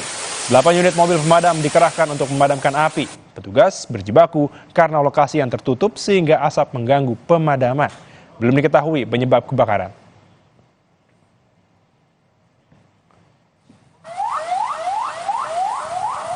Informasi berikutnya, 2 kelompok supporter ricuh saat pertandingan Liga 1 antara Bali United FC dengan Persis Solo di Stadion Kapten Iwayan Dipta, Gianyar, Bali.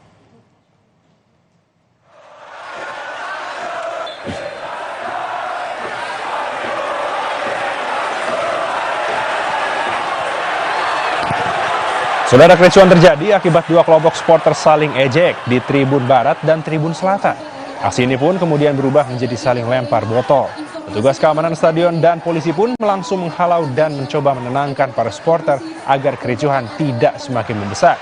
Situasi dapat direda setelah polisi melakukan pendekatan dengan kedua pihak.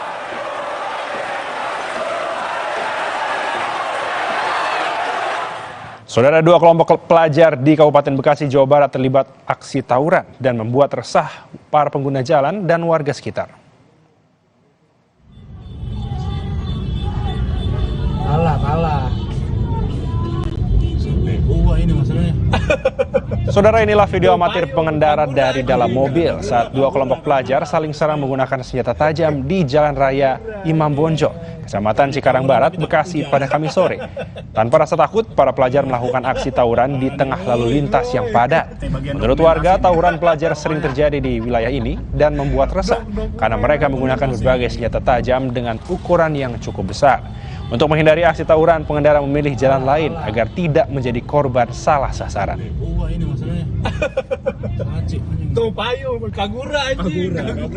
Sorotan berikutnya, polisi menggerebek lokasi judi sabung ayam di Desa Tegowanu, Kulon, Grobogan, Jawa Tengah. 9 orang ditangkap.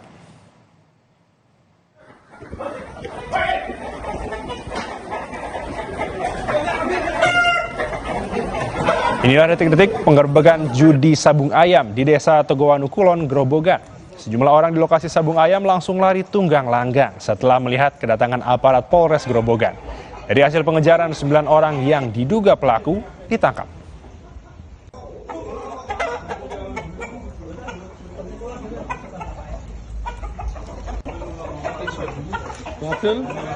Saudara, uji coba bis kita Trans Bekasi Patriot di demo sejumlah sopir angkot. Khawatir pendapatannya berkurang, sopir angkot menolak adanya armada baru di trayek Bantar Gebang, Bekasi.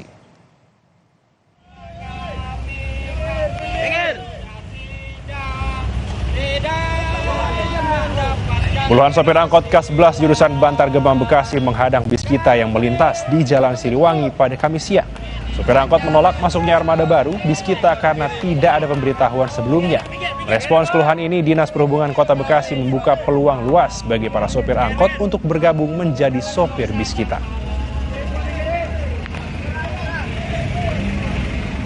Ini tahu Pak, masuk bis di wilayah kami trayek Bantar Gebang Bekasi Pak. Jadi kami nggak setuju. Nggak setujunya di mana nggak ada pemberitahuan dari pemerintah maupun instansi terkait lah mengenai masuknya armada ini, informasi fasilitas. Begitu sementara Pak.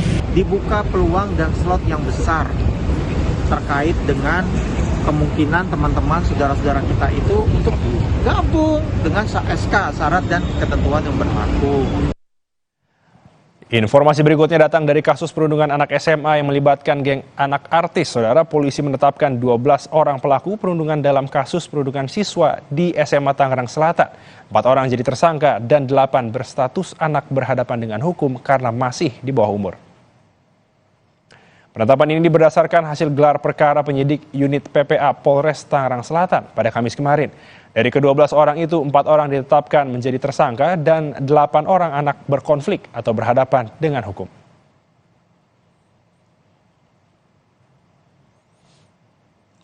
Jadi total yang ditetapkan sejumlah 12 orang dengan rincian 8 orang anak berkonflik dengan hukum dan 4 orang tersangka. Sebelumnya dalam penyelidikan kasus kekerasan anak di bawah umur, penyidik juga telah memeriksa sejumlah siswa yang terlibat dalam kasus ini. Dalam pemeriksaan, sejumlah orang tua ikut hadir dalam pemeriksaan ini, termasuk salah satunya selebritas Vincent Rompis.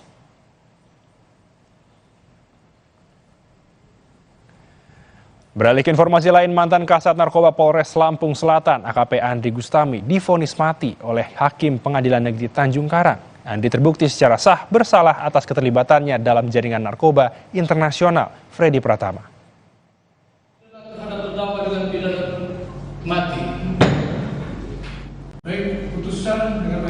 Pembacaan vonis mantan Kasat Narkoba Polres Lampung Selatan dilakukan oleh Hakim Ketua Lingga Setiawan di Pengadilan Negeri Tanjung Karang Kamis siang. Andri Gustami terbukti menjadi kurir jaringan narkoba internasional Freddy Pratama dan terbukti meloloskan narkoba jenis sabu seberat 150 kg di Pelabuhan Bakauheni, Lampung dan mendapat uang 1,22 miliar. Vonis hukuman mati ini sesuai dengan tuntutan jaksa. Terdakwa berencana akan mengajukan banding atas vonis mati ini. Ya Bang, Bang, alasan kita banding seperti apa sih Bang? Saya anggap putusannya putusan mandul. Putusan mandul seperti apa Bang? Bisa dijelaskan sedikit Bang? Mandul seperti apa Bang? Beralih ke sorotan lain, Saudara, Badan Pengawas Pemilu atau Bawaslu memutus bersalah Ketua Umum Partai Amanat Nasional yang juga Menteri Perdagangan Zulkifli Hasan karena berkampanye tanpa cuti sebagai pejabat publik. Putusan ini dibacakan Majelis Pemeriksa Bawaslu RI dalam sidang pembacaan putusan Kamis sore. Atas pelanggaran ini, pria yang akrab disapa Zulhas itu hanya dijatuhi sanksi teguran untuk tidak melakukan perbuatan yang sama di kemudian hari. Dalam pertimbangan putusan Bawaslu, Zulhas disebut telah melakukan kampanye pemilu 3 kali pada hari kerja dalam sepekan pada masa kampanye. Pertama, pada 23 Januari 2024 di lapangan DKI Sejahtera Yakuhimo, Papua Pegunungan. Kedua, pada 24 Januari 2024 di Gor Anugrah, Kota Makassar, Sulawesi Selatan. Dan ketiga, pada 26 Januari 2024 di lapangan bola Kedung Jaya, Kabupaten Cirebon, Jawa Barat. Dan sebagai terlapor atas nama Dr. Haji Hasan SMH, identitas terlapor dianggap sudah dibacakan. Menyatakan terlapor terbukti secara sah dan meyakinkan melakukan pelanggaran administrasi pemilu. 2. Memberikan teguran kepada terlapor untuk tidak melakukan perbuatan yang sama di kemudian hari. Informasi berikutnya, Presiden Joko Widodo menyebutkan pergeseran aparatur sipil negara ke ibu kota Nusantara dimulai pada Juli mendatang. Saudara, hal ini diungkap Jokowi saat mengecek pembangunan hunian untuk ASN, TNI, Polri di IKN pada Jumat pagi. Presiden ingin memastikan bahwa hunian untuk ASN dapat selesai tepat waktu. Sebanyak 47 tower hunian aparatur negara di IKN dijadwalkan rampung secara bertahap mulai Juli hingga November 2024. Nanti di bulan Juli akan selesai 12 tower. Kemudian September 21 berarti 33, ditambah November 14 berarti 47, selesai kira-kira di akhir November. Sehingga pergeseran ASN ke sini, Ankam ke sini itu sudah bisa dimulai bulan Juli. Pelan-pelan ini kerja masih jangka panjang, tapi harus dimulai. Berita utama akan segera kembali, saudara, dengan informasi gaung program makan siang gratis makin kencang saat proses penghitungan suara di KPU belum rampung. Bagaimana pemerintah mengambil ancang-ancang mewujudkan makan siang gratis? Simak ulasannya sesaat lagi.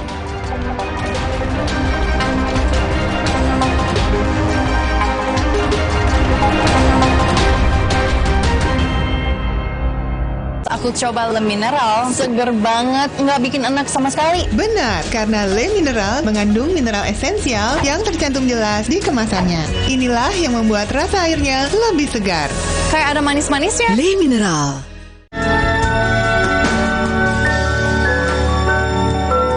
Yang terbaik untuk Anda, Optik Melawai.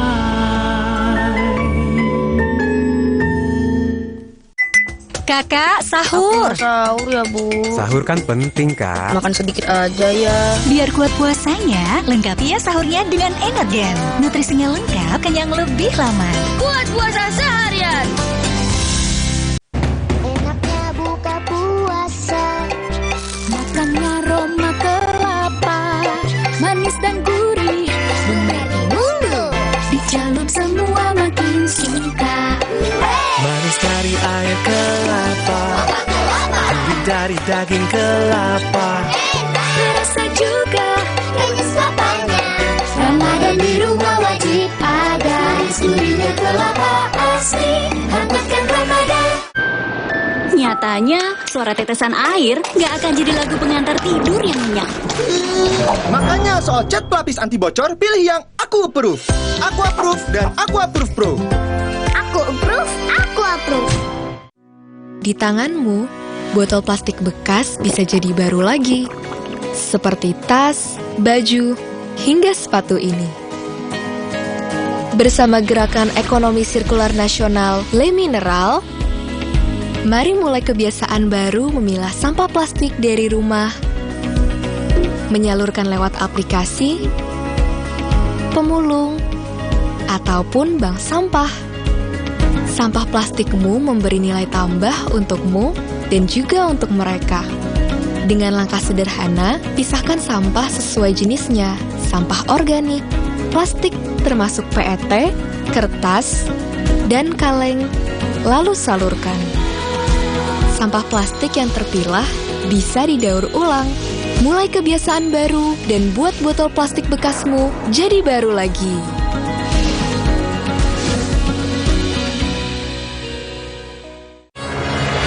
Energi kehidupan diambil Tuan Cungkat yang tamak. Sampai alam ia rusak.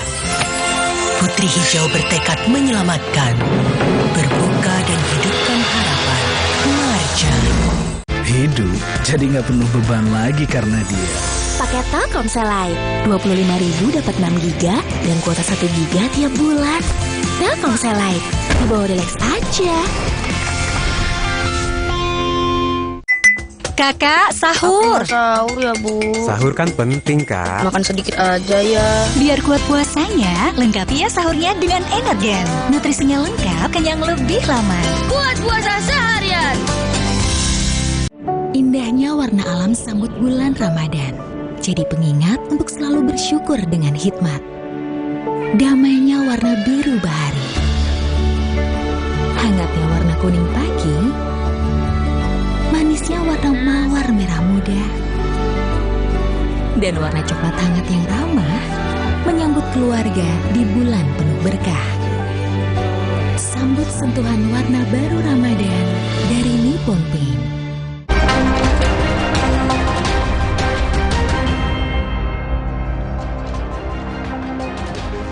Saudara, proses penghitungan suara di KPU belum rampung. Lagi-lagi muncul kegaduhan di publik. Belum juga ada hasil pemenang Pilpres, tapi program makan siang gratis katanya sudah mulai dibahas pemerintah pusat karena melibatkan penyusunan anggaran 2025.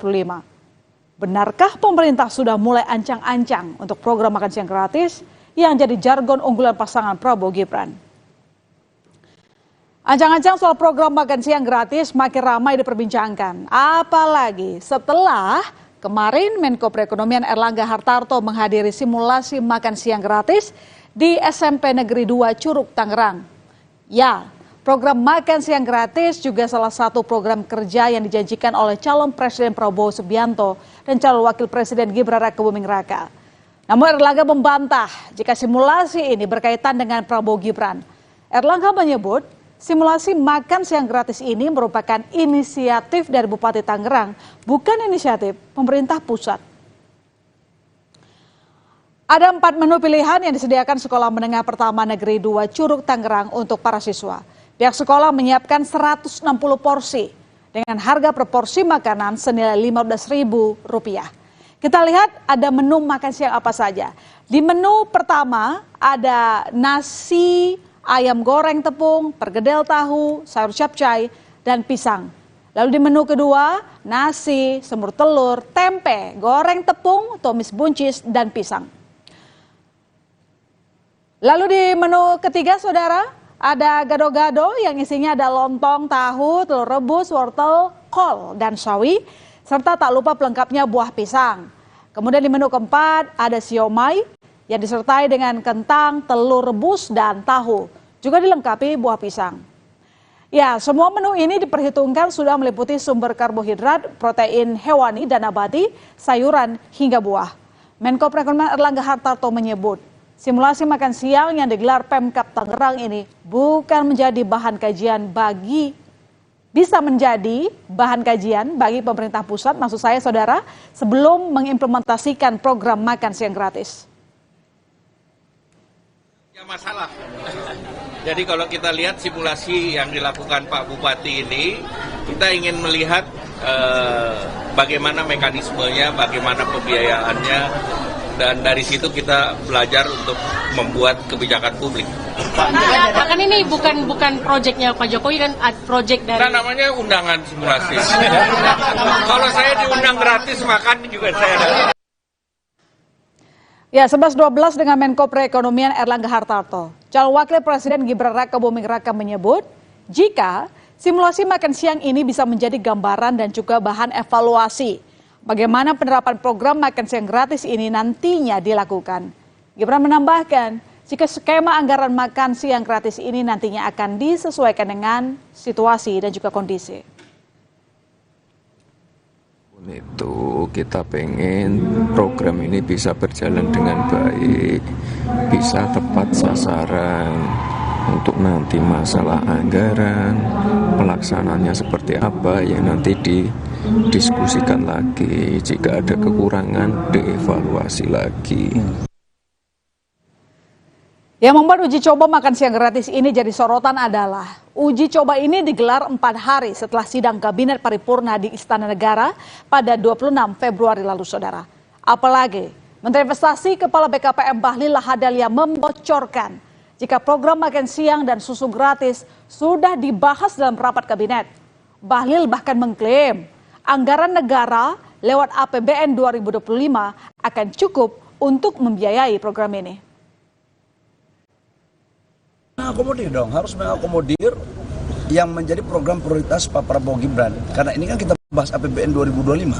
Kalau kita bahas APBN 2025, presidennya kan sudah Pak Prabowo sama Wapresnya Mas Gibran. Jadi pasti. Ya kita antisipasi. Ada beberapa model yang dikembangkan nanti dalam rekayasa perkiraan asumsi untuk APBN 2025. Anggarannya cukup Pak berarti dari simulasinya? Cukup lah. Anggaran cukup kok ya. Nah, terkait soal besaran anggaran makan siang gratis ini masih belum ada angka yang pasti, saudara. Angka Rp15.000 per murid sepertinya tak bisa dipukul rata di semua daerah. Menteri Kesehatan Budi Gunadi Sadikin menyebut anggaran Rp15.000 per anak sebenarnya cukup jika penerapannya di wilayah Yogyakarta. Menkes menduga total anggaran makan siang gratis akan lebih besar dibandingkan program Piringku yang dimiliki Kemenkes. Anggaran yang mereka pasti lebih besar dugaan saya, karena makanya lebih banyak isi Piringku kan untuk 5 tahun ke bawah. Tapi 15.000 cukup nggak sih Pak untuk pemenuhan gizi anak gitu loh Pak, tingkat anak-anak? Saya tanya wartawan kalau makan 15.000 kenyang apa enggak? Kalau di Jogja cukup.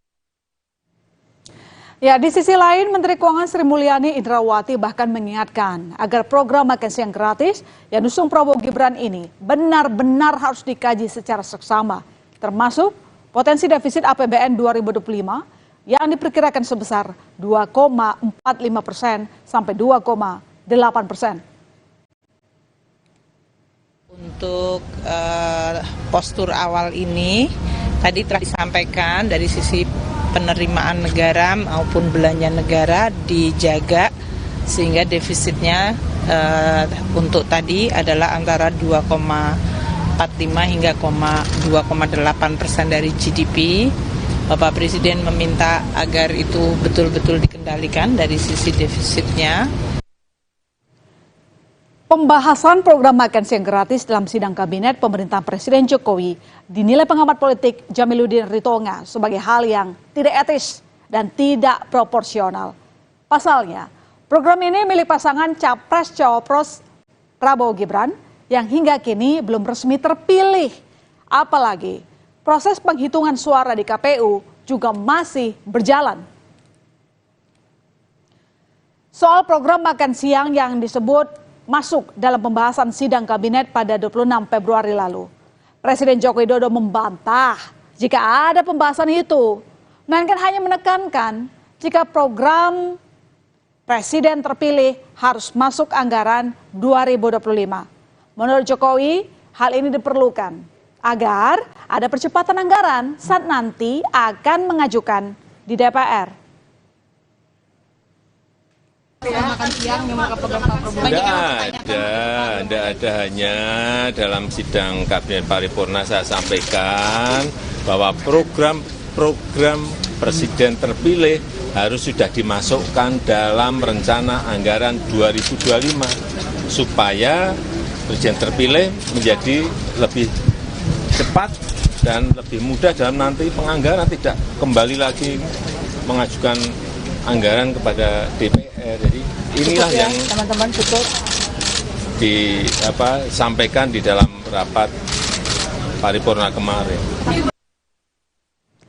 Menko Perekonomian Erlangga Hartarto merinci jika program makan siang gratis ini akan ditargetkan pada 70,5 juta anak mulai dari balita, TK, sekolah dasar sampai usia anak sekolah menengah pertama. Alokasi anggarannya menyesuaikan dengan penerima dan juga daerah.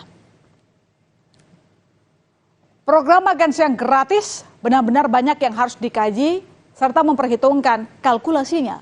Bukan hanya anggaran saja, namun juga kalkulasi gizi serta pengaplikasian di lapangan yang harus tepat sasaran. Karena ini berhubungan dengan masa depan anak Indonesia. Saudara, usai jeda ada informasi tengah manggung, penyanyi tiba-tiba dilecehkan seorang pria. Tak hanya melecehkan, pelaku juga memukul korban. Tersangka pun dibekuk polisi. Selengkapnya, berita utama segera kembali.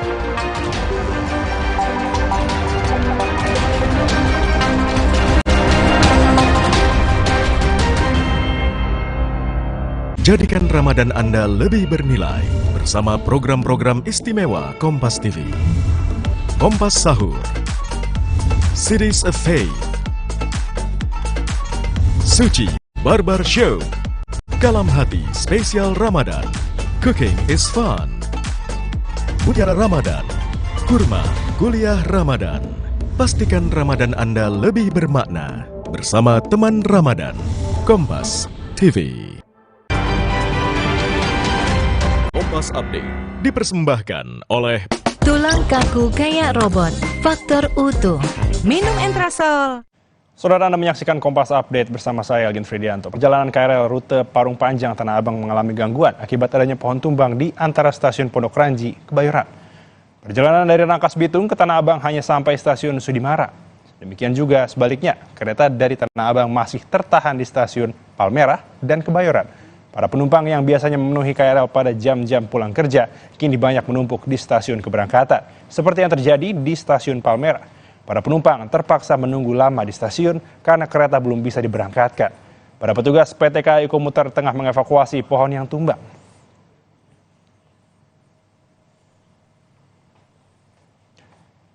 Demikian Kompas Update, saya Elgin Fridianto. Sampai jumpa. Kompas Update dipersembahkan oleh Hydro Coco. Tulang kaku kayak robot, faktor utuh. Minum Entrasol. Ekstrak buah zaitunnya bantu penyerapan kalsium lebih cepat pada tulang. Kenapa? Bye tulang kaku, bye-bye faktor U. Entrasol. Ada tradisi sehat berbuka dengan kebaikan air kelapa asli. Hydro Coco, kaya nutrisi, kembalikan kesegaran alami tubuh. Yuk berbuka dengan segarnya air kelapa asli. Hydro Coco. Cowok idaman aku tuh yang dewasa aja. Tapi nggak cocok deh, balikin aja. Untung di Shopee ada garansi, bebas pengembalian. Berubah pikiran, balikin aja. Tidak sesuai, balikin aja. Barang rusak, balikin aja. Gampang. Shopee garansi, bebas pengembalian. Kenapa aku pilih Le Mineral? Soalnya cuma ini nih yang masih ada segelnya. Debu jadi nggak akan masuk di sela-sela tutup botolnya. Benar, Le Mineral disegel secara khusus sehingga terjamin kebersihannya. Le Mineral. Energi kehidupan diambil Tuan Cungkat yang tamak, sampai alam ia rusak. Putri Hijau bertekad menyelamatkan, berbuka dan hidupkan harapan. Marja. Kakak, sahur. Sahur ya, Bu. Sahur kan penting, Kak. Makan sedikit aja ya. Biar kuat puasanya, lengkapi ya sahurnya dengan Energen. Nutrisinya lengkap, kenyang lebih lama. Buat puasa seharian. Hidup jadi nggak penuh beban lagi karena dia. Paket Telkomsel Lite, 25.000 dapat 6 GB dan kuota 1 GB tiap bulan. Telkomsel Lite, di bawah Delex aja. Pas aku coba Le Mineral, seger banget, nggak bikin enak sama sekali. Benar, karena Le Mineral mengandung mineral esensial yang tercantum jelas di kemasannya. Inilah yang membuat rasa airnya lebih segar. Kayak ada manis-manisnya. Le Mineral. Kakak, sahur. Sahur ya, Bu. Sahur kan penting, Kak. Makan sedikit aja ya. Biar kuat puasanya, lengkapi ya sahurnya dengan Energen. Nutrisinya lengkap, kenyang lebih lama. Buat puasa seharian. Ada yang baru nih, Mr. Tasty Chicken Teriyaki dipanggang khas Jepang dengan teknologi Ritor. Siap makan. Rasanya so tasty. Ada seaweed crunch-nya juga, autentik Jepang asli. Tasty Chicken Teriyaki dari Wings Food. Selamat datang, silakan. Hah? Emangnya ada waktu buat sakit kepala? Panadol Extra, cepat redakan sakit kepala dan nyeri yang mengganggu. Panadol Extra, cepat redakan sakit kepala, dapat diminum sebelum makan.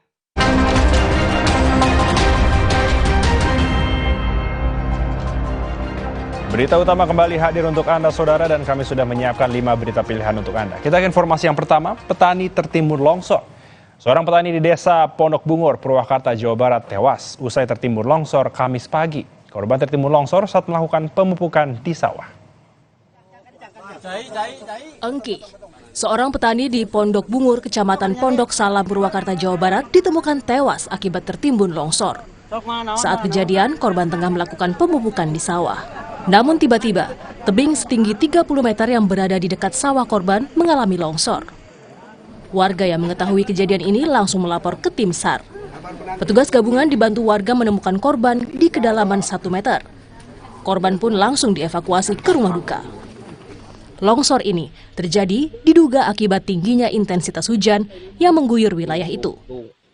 Sawahnya itu persis di bawah lereng, kemudian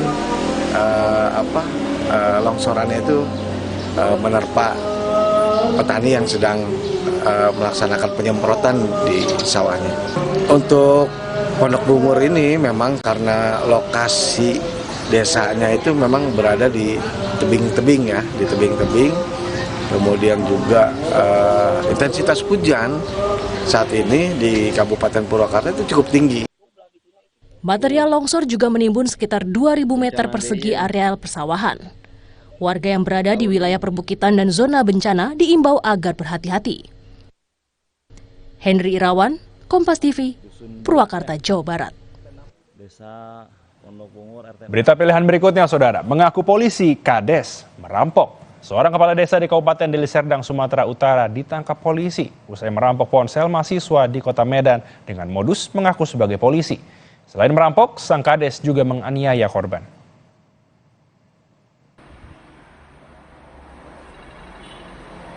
Aksi penganiayaan dan perampokan terhadap seorang mahasiswa dilakukan oleh AH, seorang kepala desa di Kecamatan Hamparan Perak, Kabupaten Deli Serdang, serta 2 rekannya. Kejadian ini bermula saat pelaku dan korban terlibat kecelakaan di Jalan TB Simatupang, Medan. Para pelaku yang hendak meminta ganti rugi menuduh korban sebagai pelaku narkoba. Tak sampai di situ, mereka juga menggeledah korban dan mengaku sebagai polisi yang bertugas di Polsek Sunggal. Para pelaku kabur setelah merampas ponsel korban. Ketiganya akhirnya ditangkap di kawasan Hamparan Perak, Kabupaten Deli Serdang. Saat penangkapan, para pelaku sempat bersitegang dengan polisi. Menuduh korban seolah-olah baru membeli narkoba dan menggeledah kantong celana korban, dan korban meminta pertanggungjawaban. Ulangi, para pelaku meminta pertanggungjawaban korban atas kerusakan mobil yang lecet tadi, ya, sehingga korban cekcok mulut dengan terlapor, dan terlapor tersebut menyuruh korban untuk menghubungi keluarga korban, ya, namun pada saat tidak bisa, ya. Lalu pelaku ini, ya, mengatakan, siapa rupanya yang kuanggarkan, kami anggota semua ini. Ketiga pelaku terancam pasal pencurian yang disertai tindak kekerasan dengan ancaman lebih dari 5 tahun penjara. Ferry Irawan, Kompas TV, Medan, Sumatera Utara. Informasi selanjutnya, Saudara, pelecehan penyanyi di resepsi. Tengah manggung, penyanyi tiba-tiba dilecehkan seorang pria. Tak hanya melecehkan, pelaku juga memukul korban.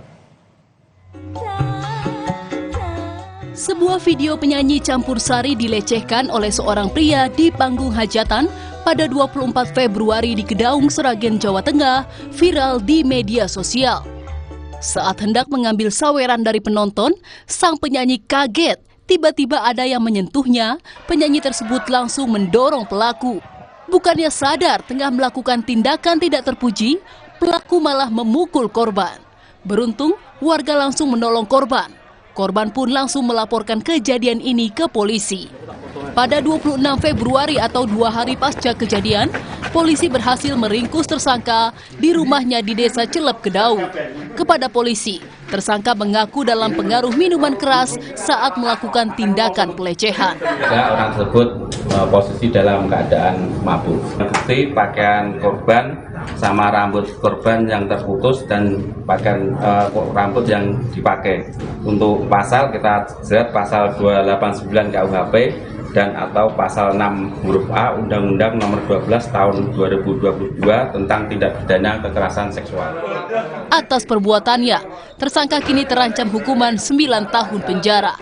Nugroho Yuliawan, Kompas TV Sragen, Jawa Tengah. Informasi berikutnya, saudara, pemotor berjatuhan di jalan raya. Gara-gara jalanan licin, sejumlah pengendara mengalami kecelakaan. Tak sedikit korban yang terluka akibat kejadian ini. Makin banyak aja korban. Sejumlah pengendara motor berjatuhan di Jalan Raya Kaden, Kiai Haji Ma'mun Nawawi, Serang Baru, Bekasi, Jawa Barat. Tidak sedikit pengendara motor terlibat tabrakan beruntun saat melintasi jalan licin ini. Akibatnya, sejumlah pengendara yang terjatuh mengalami luka-luka. Warga menjelaskan, kondisi jalan licin akibat ceceran tanah dari kendaraan yang mengangkut tanah proyek jalan tol. Peristiwa ini membuat warga geram. Karena habis hujan, licin karena banyak angkutan tanah, jadi banyak pengendara motor yang berjatuhan situ. Beruntun begitulah. Iya, beruntun ya karena licin jatuh. Dikeruk sih dikeruk ya, dikeruk terus disiram. Tetapi bukannya dikeruk dimasukin ke mobil ya, diangkut gitu yang kotoran ini, malah dikeruknya ke pinggir. Jadi ketutupin jalan warga gitu. Jadi terlalu berat. Oh, yang menyebabkan tanah tercecer ini ya? Iya, mungkin dari sebelum berangkat dari pengangkutan tanah itu nggak disiram dulu mungkin ya. Jadi tanah itu pada nempel di bahan atau apa, jadi jatuh ke jalan. Warga berharap petugas proyek dapat segera membersihkan ceceran tanah di jalanan agar tidak lagi memakan korban. Alexander Blegur, Kompas TV Bekasi, Jawa Barat. Dan informasi terakhir, saudara, bayi lahir di tahun kabisat. Sejumlah bayi di beberapa rumah sakit di Surabaya lahir pada tahun kabisat yang hanya terjadi sekali dalam 4 tahun, yaitu pada 29 Februari. Karena lahir di tanggal spesial, bayi dan ibu mendapatkan kado istimewa dari rumah sakit.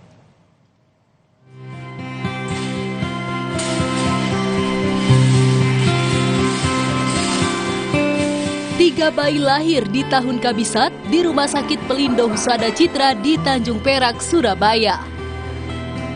2 bayi berjenis kelamin perempuan dan 1 laki-laki.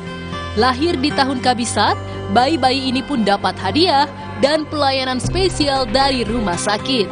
Seperti mendapatkan hadiah print out kaki emas gratis dari rumah sakit. Tanggal 29 Februari, di mana itu tentunya tanggal istimewa, karena itu tanggalnya akan berulang 4 tahun sekali ya. Nah, untuk hari yang spesial ini, untuk tanggal kelahiran 29 Februari, kita sudah menyiapkan beberapa paket yang nanti bisa lebih membuat tanggal besok lebih istimewa bagi ibu dan juga keluarga dan juga bayinya. Sudah ada paket perawatan bayi, kemudian kami juga menyediakan beberapa paket ekstra di mana kami akan memberikan fasilitas free vaksin. Kemudian ada free untuk home care, perawatan bagi ibu dan bayinya, jadi nanti itu akan diberikan ke keluarga pasien. Kemudian ada juga kami memberikan fasilitas cetak kaki bayi. Nah, itu nanti akan diberikan free kepada pasien dan keluarga, dalam hal ini cetak bayi dari kaki bayinya ya, itu nanti akan diberikan juga. Proses persalinan ketiga bayi ini pun berlangsung lancar. 2 bayi lahir dengan persalinan normal dan 1 operasi sesar. 2 bayi masih di dalam inkubator karena butuh perawatan intensif. Cilbi Ardi Antovani, Kompas TV Surabaya, Jawa Timur.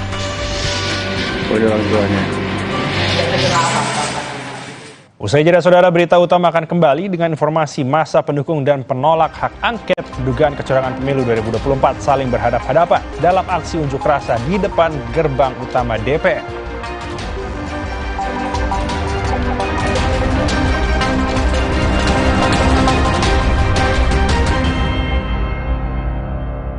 Kakak, sahur. Sahur ya, Bu. Sahur kan penting, Kak. Makan sedikit aja ya. Biar kuat puasanya, lengkapi ya sahurnya dengan Energen. Nutrisinya lengkap, kenyang lebih lama. Kuat puasa seharian. Hidup jadi nggak penuh beban lagi karena dia. Pakai Telkomsel Lite, 25.000 dapat 6 GB dan kuota 1 GB tiap bulan. Telkomsel Lite, dibawa relax aja.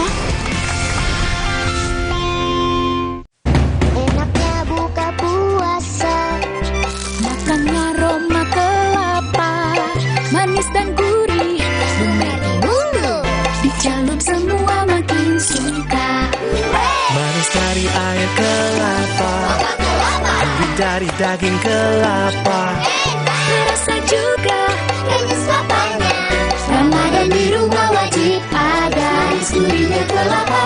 Hangatkan Ramadan. Energi kehidupan diambil Tuan Cungkat yang tamak, sampai alam ia rusak. Putri Hijau bertekad menyelamatkan, berbuka dan hidupkan harapan. Marjan. Hidup jadi nggak penuh beban lagi karena dia. Pakai Telkomsel Lite, 25.000 dapat 6 GB dan kuota 1 GB tiap bulan. Telkomsel Lite, dibawa relax aja.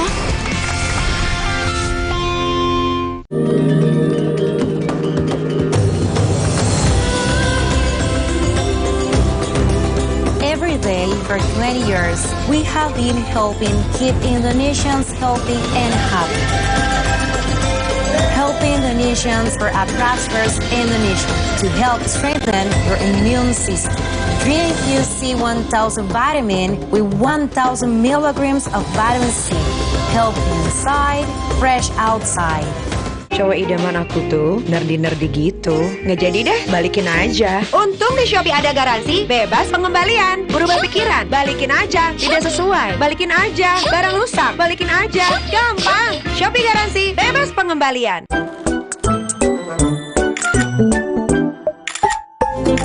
Guys, ada yang baru nih. Permen Milton Sugar Free dengan 3 rasa baru, blackcurrant, lemon, dan mint. Milton, sensasi rasa buah.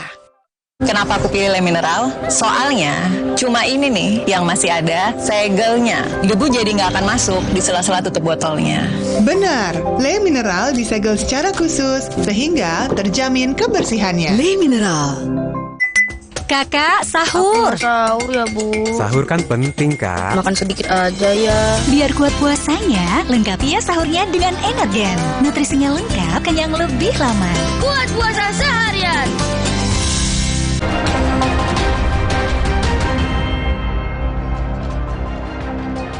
Anda kembali menyaksikan berita utama. Saudara, keributan terjadi antar kedua kelompok massa yang berunjuk rasa di depan gedung DPR MPR Jakarta Jumat siang.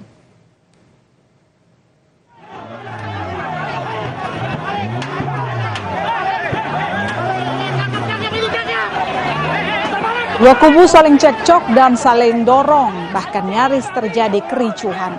Keributan terjadi karena dua kelompok yang menolak dan mendukung hak angket ini saling adu argumen. Kedua kelompok massa ini saling sindir terkait hak angket.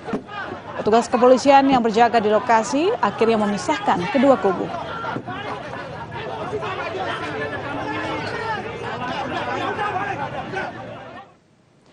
Aksi tolak dugaan kecurangan pemilu juga berlangsung di Solo, Jawa Tengah.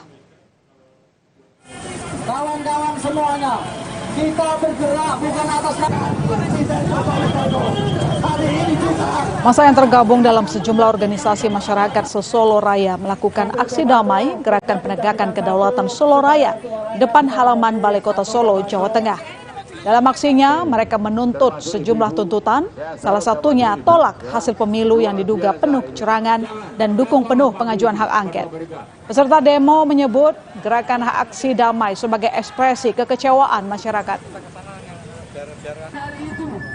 Sudah sangat memahami teriakan-teriakan sudah tidak berarti, omongan-omongan sudah tidak didengar, karena ketentuan-ketentuan hukum sudah diterabas dengan terus-menerus. Paling tidak hari ini ada di Solo, ada di Jogja, ada di Temanggung, dan pasti di Jakarta. Kepentingan acara kita hari ini adalah kita ingin mengatakan bahwa sekecil apapun peluang, sekecil apapun ruang, bahwa kita masih ingin mengatakan bahwa kita tidak pernah mau disikapi dengan cara-cara yang seperti ini, karena bagaimanapun hal-hal yang inkonstitusional, hal-hal yang sifatnya menyelingkuhi konstitusi, hal-hal yang berhubungan dengan kerja-kerja, kenegaraan dengan format semau gue, itu menjadi hal yang sangat ditampakkan dengan suasana yang membuat kita, apalagi dengan harga-harga yang terus naik, harga beras terutama. Calon Wakil Presiden Gibran Rakabuming Raka mempersilahkan demonstrasi yang mengkritisi kondisi politik Indonesia, menuntut pengusutan kecurangan pemilu hingga pemakzulan Presiden Joko Widodo. Dirinya berpesan agar demonstrasi berlangsung tertib, aspirasi disampaikan secara baik dan damai. Oh iya, silakan monggo, asalkan tertib ya. ada pemakzulan Jokowi sama dukung hak angket itu gimana itu Mas? Oh ya silakan, asalkan demonya tertib, ya monggo silakan. Kita lihat nanti ya. Biar tuntas didatangi gitu. Biar tuntas. Dialog. Ya nanti lihat nanti ya. Ya. Terima kasih Mas Ali. Kita beralih ke informasi lainnya. Puluhan warga di Situbondo, Jawa Timur protes lantaran tak kebagian beras murah. Padahal warga sudah memiliki kupon untuk membeli beras murah.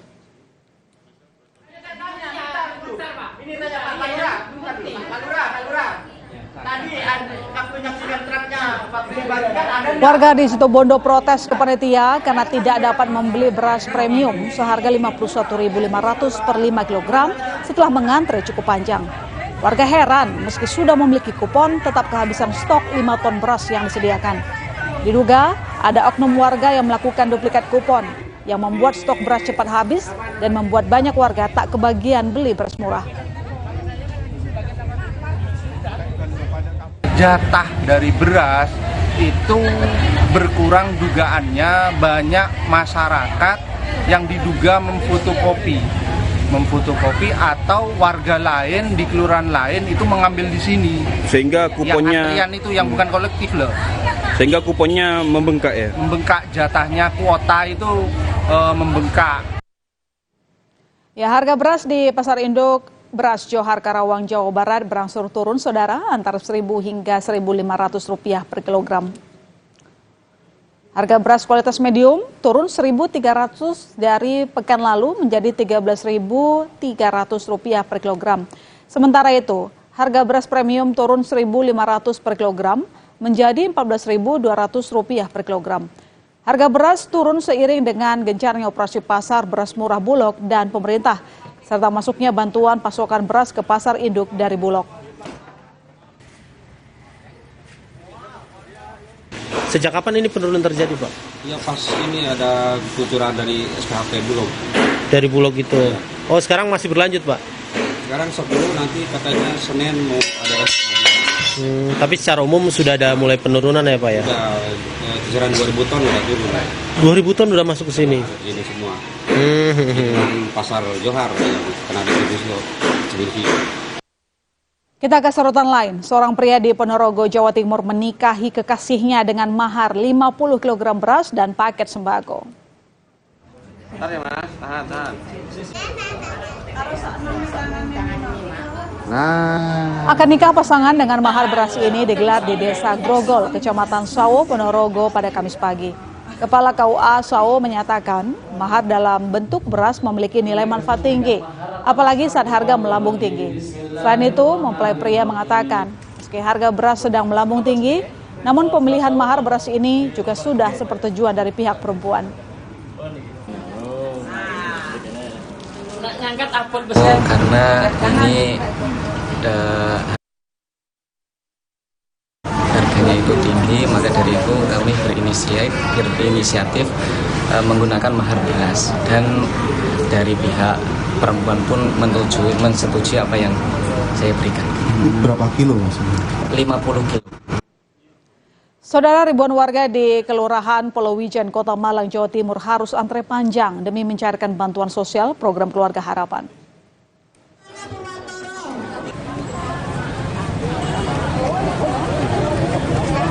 Sejak pagi, warga sudah memadati kantor Kelurahan Polowijen, Kota Malang, meski mereka sudah mendapat jadwal pencairan.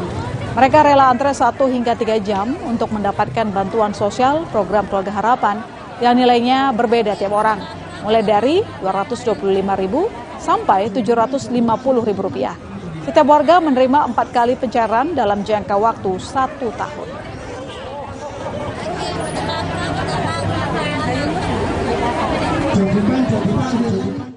Angin kencang disertai hujan deras terjang kota Muscat, Oman hingga merusak sejumlah fasilitas dan membanjiri 1 minimarket. Selengkapnya sesaat lagi di Berita Utama.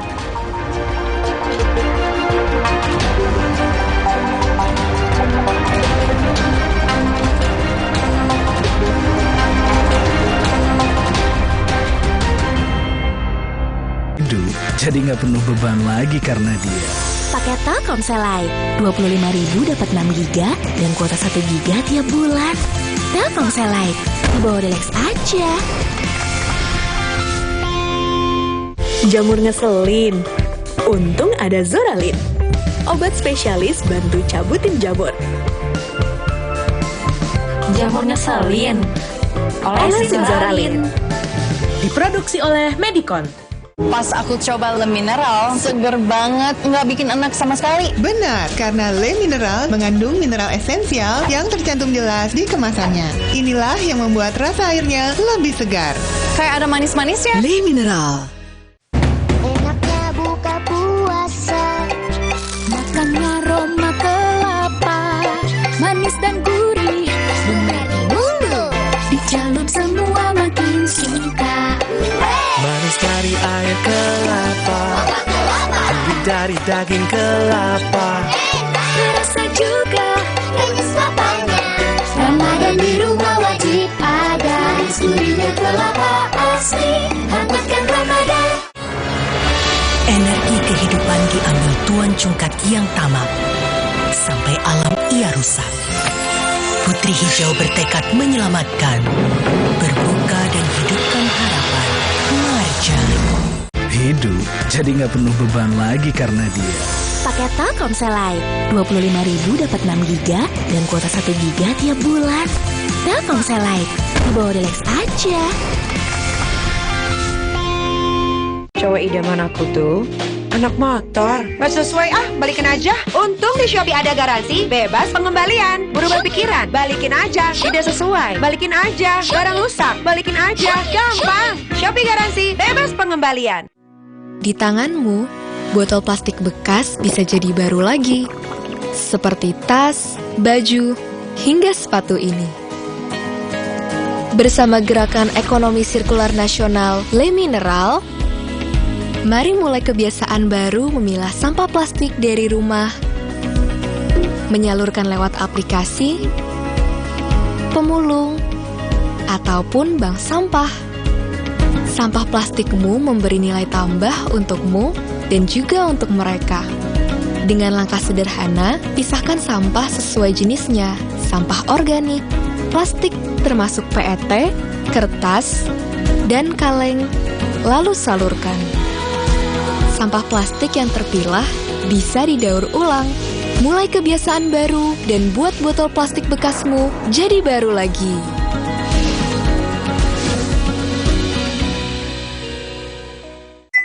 Kakak, sahur. Sahur ya, Bu. Sahur kan penting, Kak. Makan sedikit aja ya.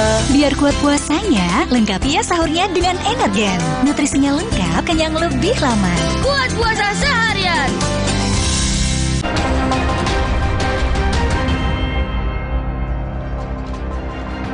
Saudara, terima kasih masih menyaksikan berita utama.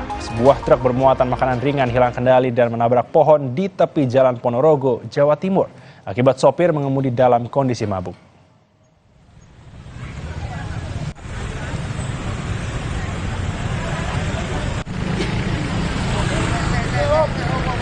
Dari hasil pemeriksaan polisi, kecelakaan terjadi akibat pengemudi hilang kendali karena berkendara di bawah pengaruh minuman keras. Truk syarat muatan jajanan ini hancur setelah menabrak pohon dan rumah milik warga. Sedangkan jajanan yang akan dikirim ke distributor berhamburan di jalan. Kecelakaan tunggal sempat mengakibatkan kemacetan panjang di sepanjang Jalan Raya Ponorogo Solo.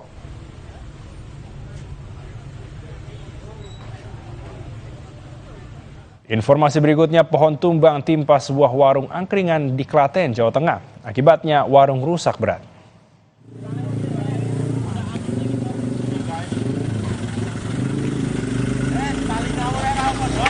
Besarnya ukuran pohon yang tumbang membuat warung angkringan rusak parah pada bagian atap dan sejumlah perabot juga mengalami kerusakan. 2 orang karyawan warung berhasil menyelamatkan diri saat kejadian terjadi. Menurut petugas, pohon jenis munggur berdiameter 90 cm dan tinggi 15 meter itu roboh lantaran lapuk.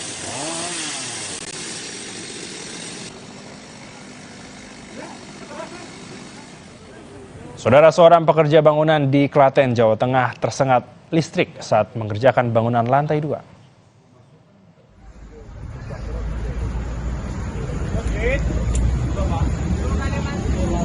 Saudara, inilah proses evakuasi pekerja bangunan yang tersengat listrik di lantai 2 rumah yang sedang dalam pembangunan. Proses evakuasi berjalan dramatis. Korban berada di lantai 2. Korban yang mengalami luka bakar sekitar 70% dan segera dilarikan ke rumah sakit untuk mendapat perawatan intensif.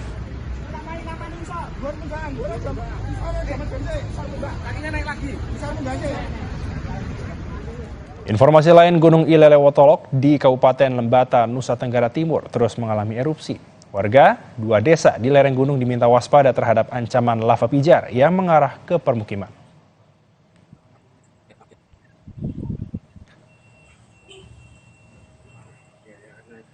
Sejak pagi sudah terjadi 2 kali erupsi dan disertai gemuruh dengan tinggi kolom abu antara 600 meter hingga 800 meter dari permukaan kawah. Pengamat gunung api menjelaskan Gunung Ilelewotolok memiliki karakteristik erupsi yang disertai lontaran material. Warga diminta untuk tidak beraktivitas dalam radius 2 km. Sementara untuk sektor selatan dan tenggara, radius aman ditambah menjadi 4 km. Saat ini, Gunung Ilelewotolok berstatus siaga dan warga diminta bersiap mengungsi karena bahaya lava pijar yang masih terus mengalir serta menuruni lereng gunung.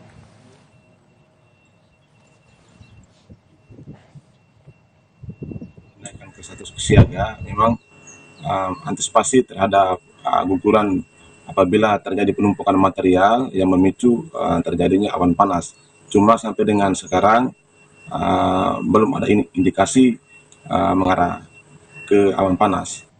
Informasi berikutnya, puluhan rumah warga rusak serta puluhan pohon tumbang akibat puting beliung yang menerjang wilayah Kapanewon Patuk, Kabupaten Gunung Kidul, Yogyakarta. Wah, nyelot gede cah.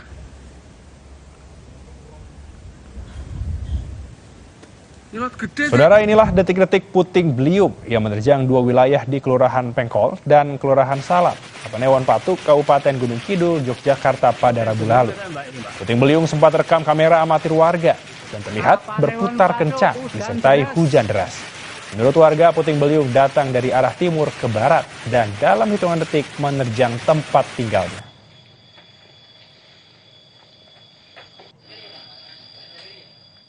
Kemarin ada laporan, terus kita dari teman-teman TRC asesmen ke lokasi, terus ternyata dampaknya banyak rumah, ada dari 12 kecamatan, antaranya Patuk dan Layan itu ada 20 rumah yang terdampak, rata-rata atap serta ada pohon tumbang mengenai emperan.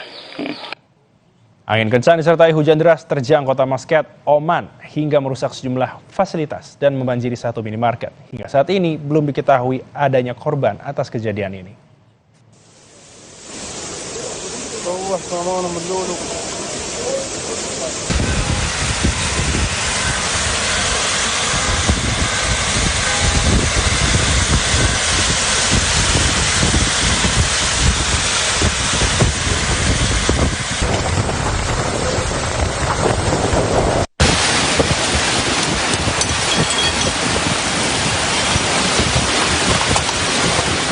Terima kasih telah menyaksikan berita utama hari ini, saudara. Saya Gint Fridianto. Dan saya masih Serta Regan. Tetap saksikan Kompas TV, independen terpercaya. Terima kasih. Sampai jumpa.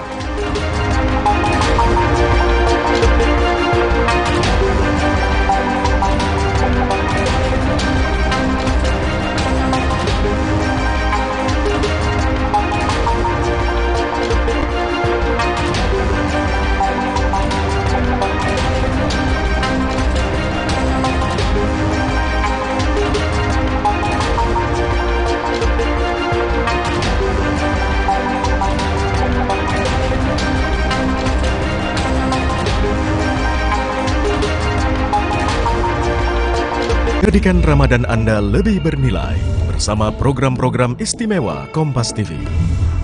Kompas Sahur, Series of Faith, Suci Barbar Show, Kalam Hati Spesial Ramadan, Cooking is Fun, Mutiara Ramadan, Kurma Kuliah Ramadan. Pastikan Ramadan Anda lebih bermakna bersama teman Ramadan. Kompas TV.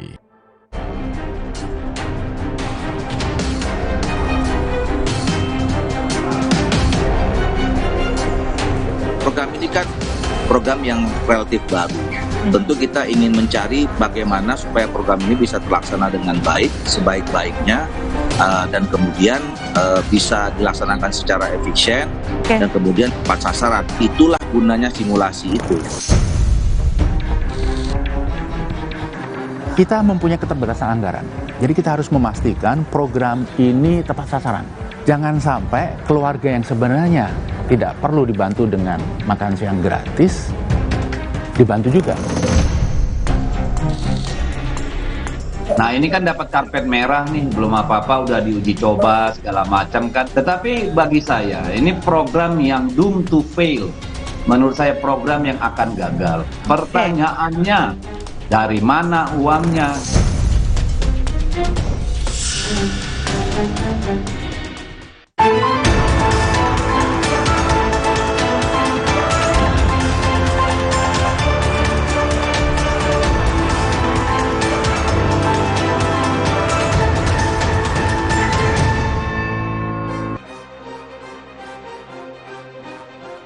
Selamat malam saudara, makan siang gratis yang jadi program andalan Prabowo Gibran kini jadi polemik pasca muncul rencana anggaran program makan siang gratis akan dimasukkan dalam RAPBN 2025 oleh Jokowi. Bahkan sudah mulai disimulasikan oleh Menko Perekonomian Erlangga Hartarto. Padahal KPU belum memutuskan siapa yang menang dalam pemilihan presiden. Apa yang membuat Jokowi percaya diri memulai program makan siang gratis milik Prabowo Gibran? Muncul pertanyaan, makan siang gratis program milik Prabowo atau Jokowi? Kita akan membahasnya dengan sejumlah narasumber. Tepuk tangan yang meriah untuk narasumber saya, Taufik Basari, politisi Partai Nasdem. Ahmed Zaki Iskandar, politisi Partai Golkar. Assalamualaikum. Waalaikumsalam. Kita masih menunggu Hendrawan Supratikno, politisi PDI Perjuangan yang masih dalam perjalanan, tapi kita juga punya panelis pada malam hari ini. Beliau adalah Misbah Hasan, Sekjen Forum Indonesia untuk Transparansi Anggaran atau FITRA. Juga teman-teman mahasiswa dari Universitas Pancasila, UIN Syarif Hidayatullah Jakarta, Unika Atmajaya, dan Universitas Indonesia. Saudara, inilah Dua Arah. Saya Liviana Charlisa.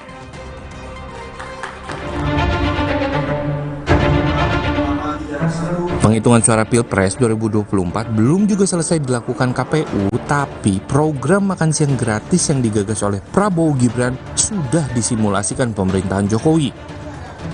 Menteri Perekonomian Erlangga Hartarto menyebut kalau simulasi ini akan menjadi bahan evaluasi dalam membuat kebijakan. Dalam agenda pagi ini kami melihat simulasi untuk makan dengan biaya 15.000. Jadi kita belanja masalah. Jadi kalau kita lihat simulasi yang dilakukan Pak Bupati ini, kita ingin melihat bagaimana mekanismenya, bagaimana pembiayaannya, dan dari situ kita belajar untuk membuat kebijakan publik. Sebelumnya, program makan siang gratis juga kabarnya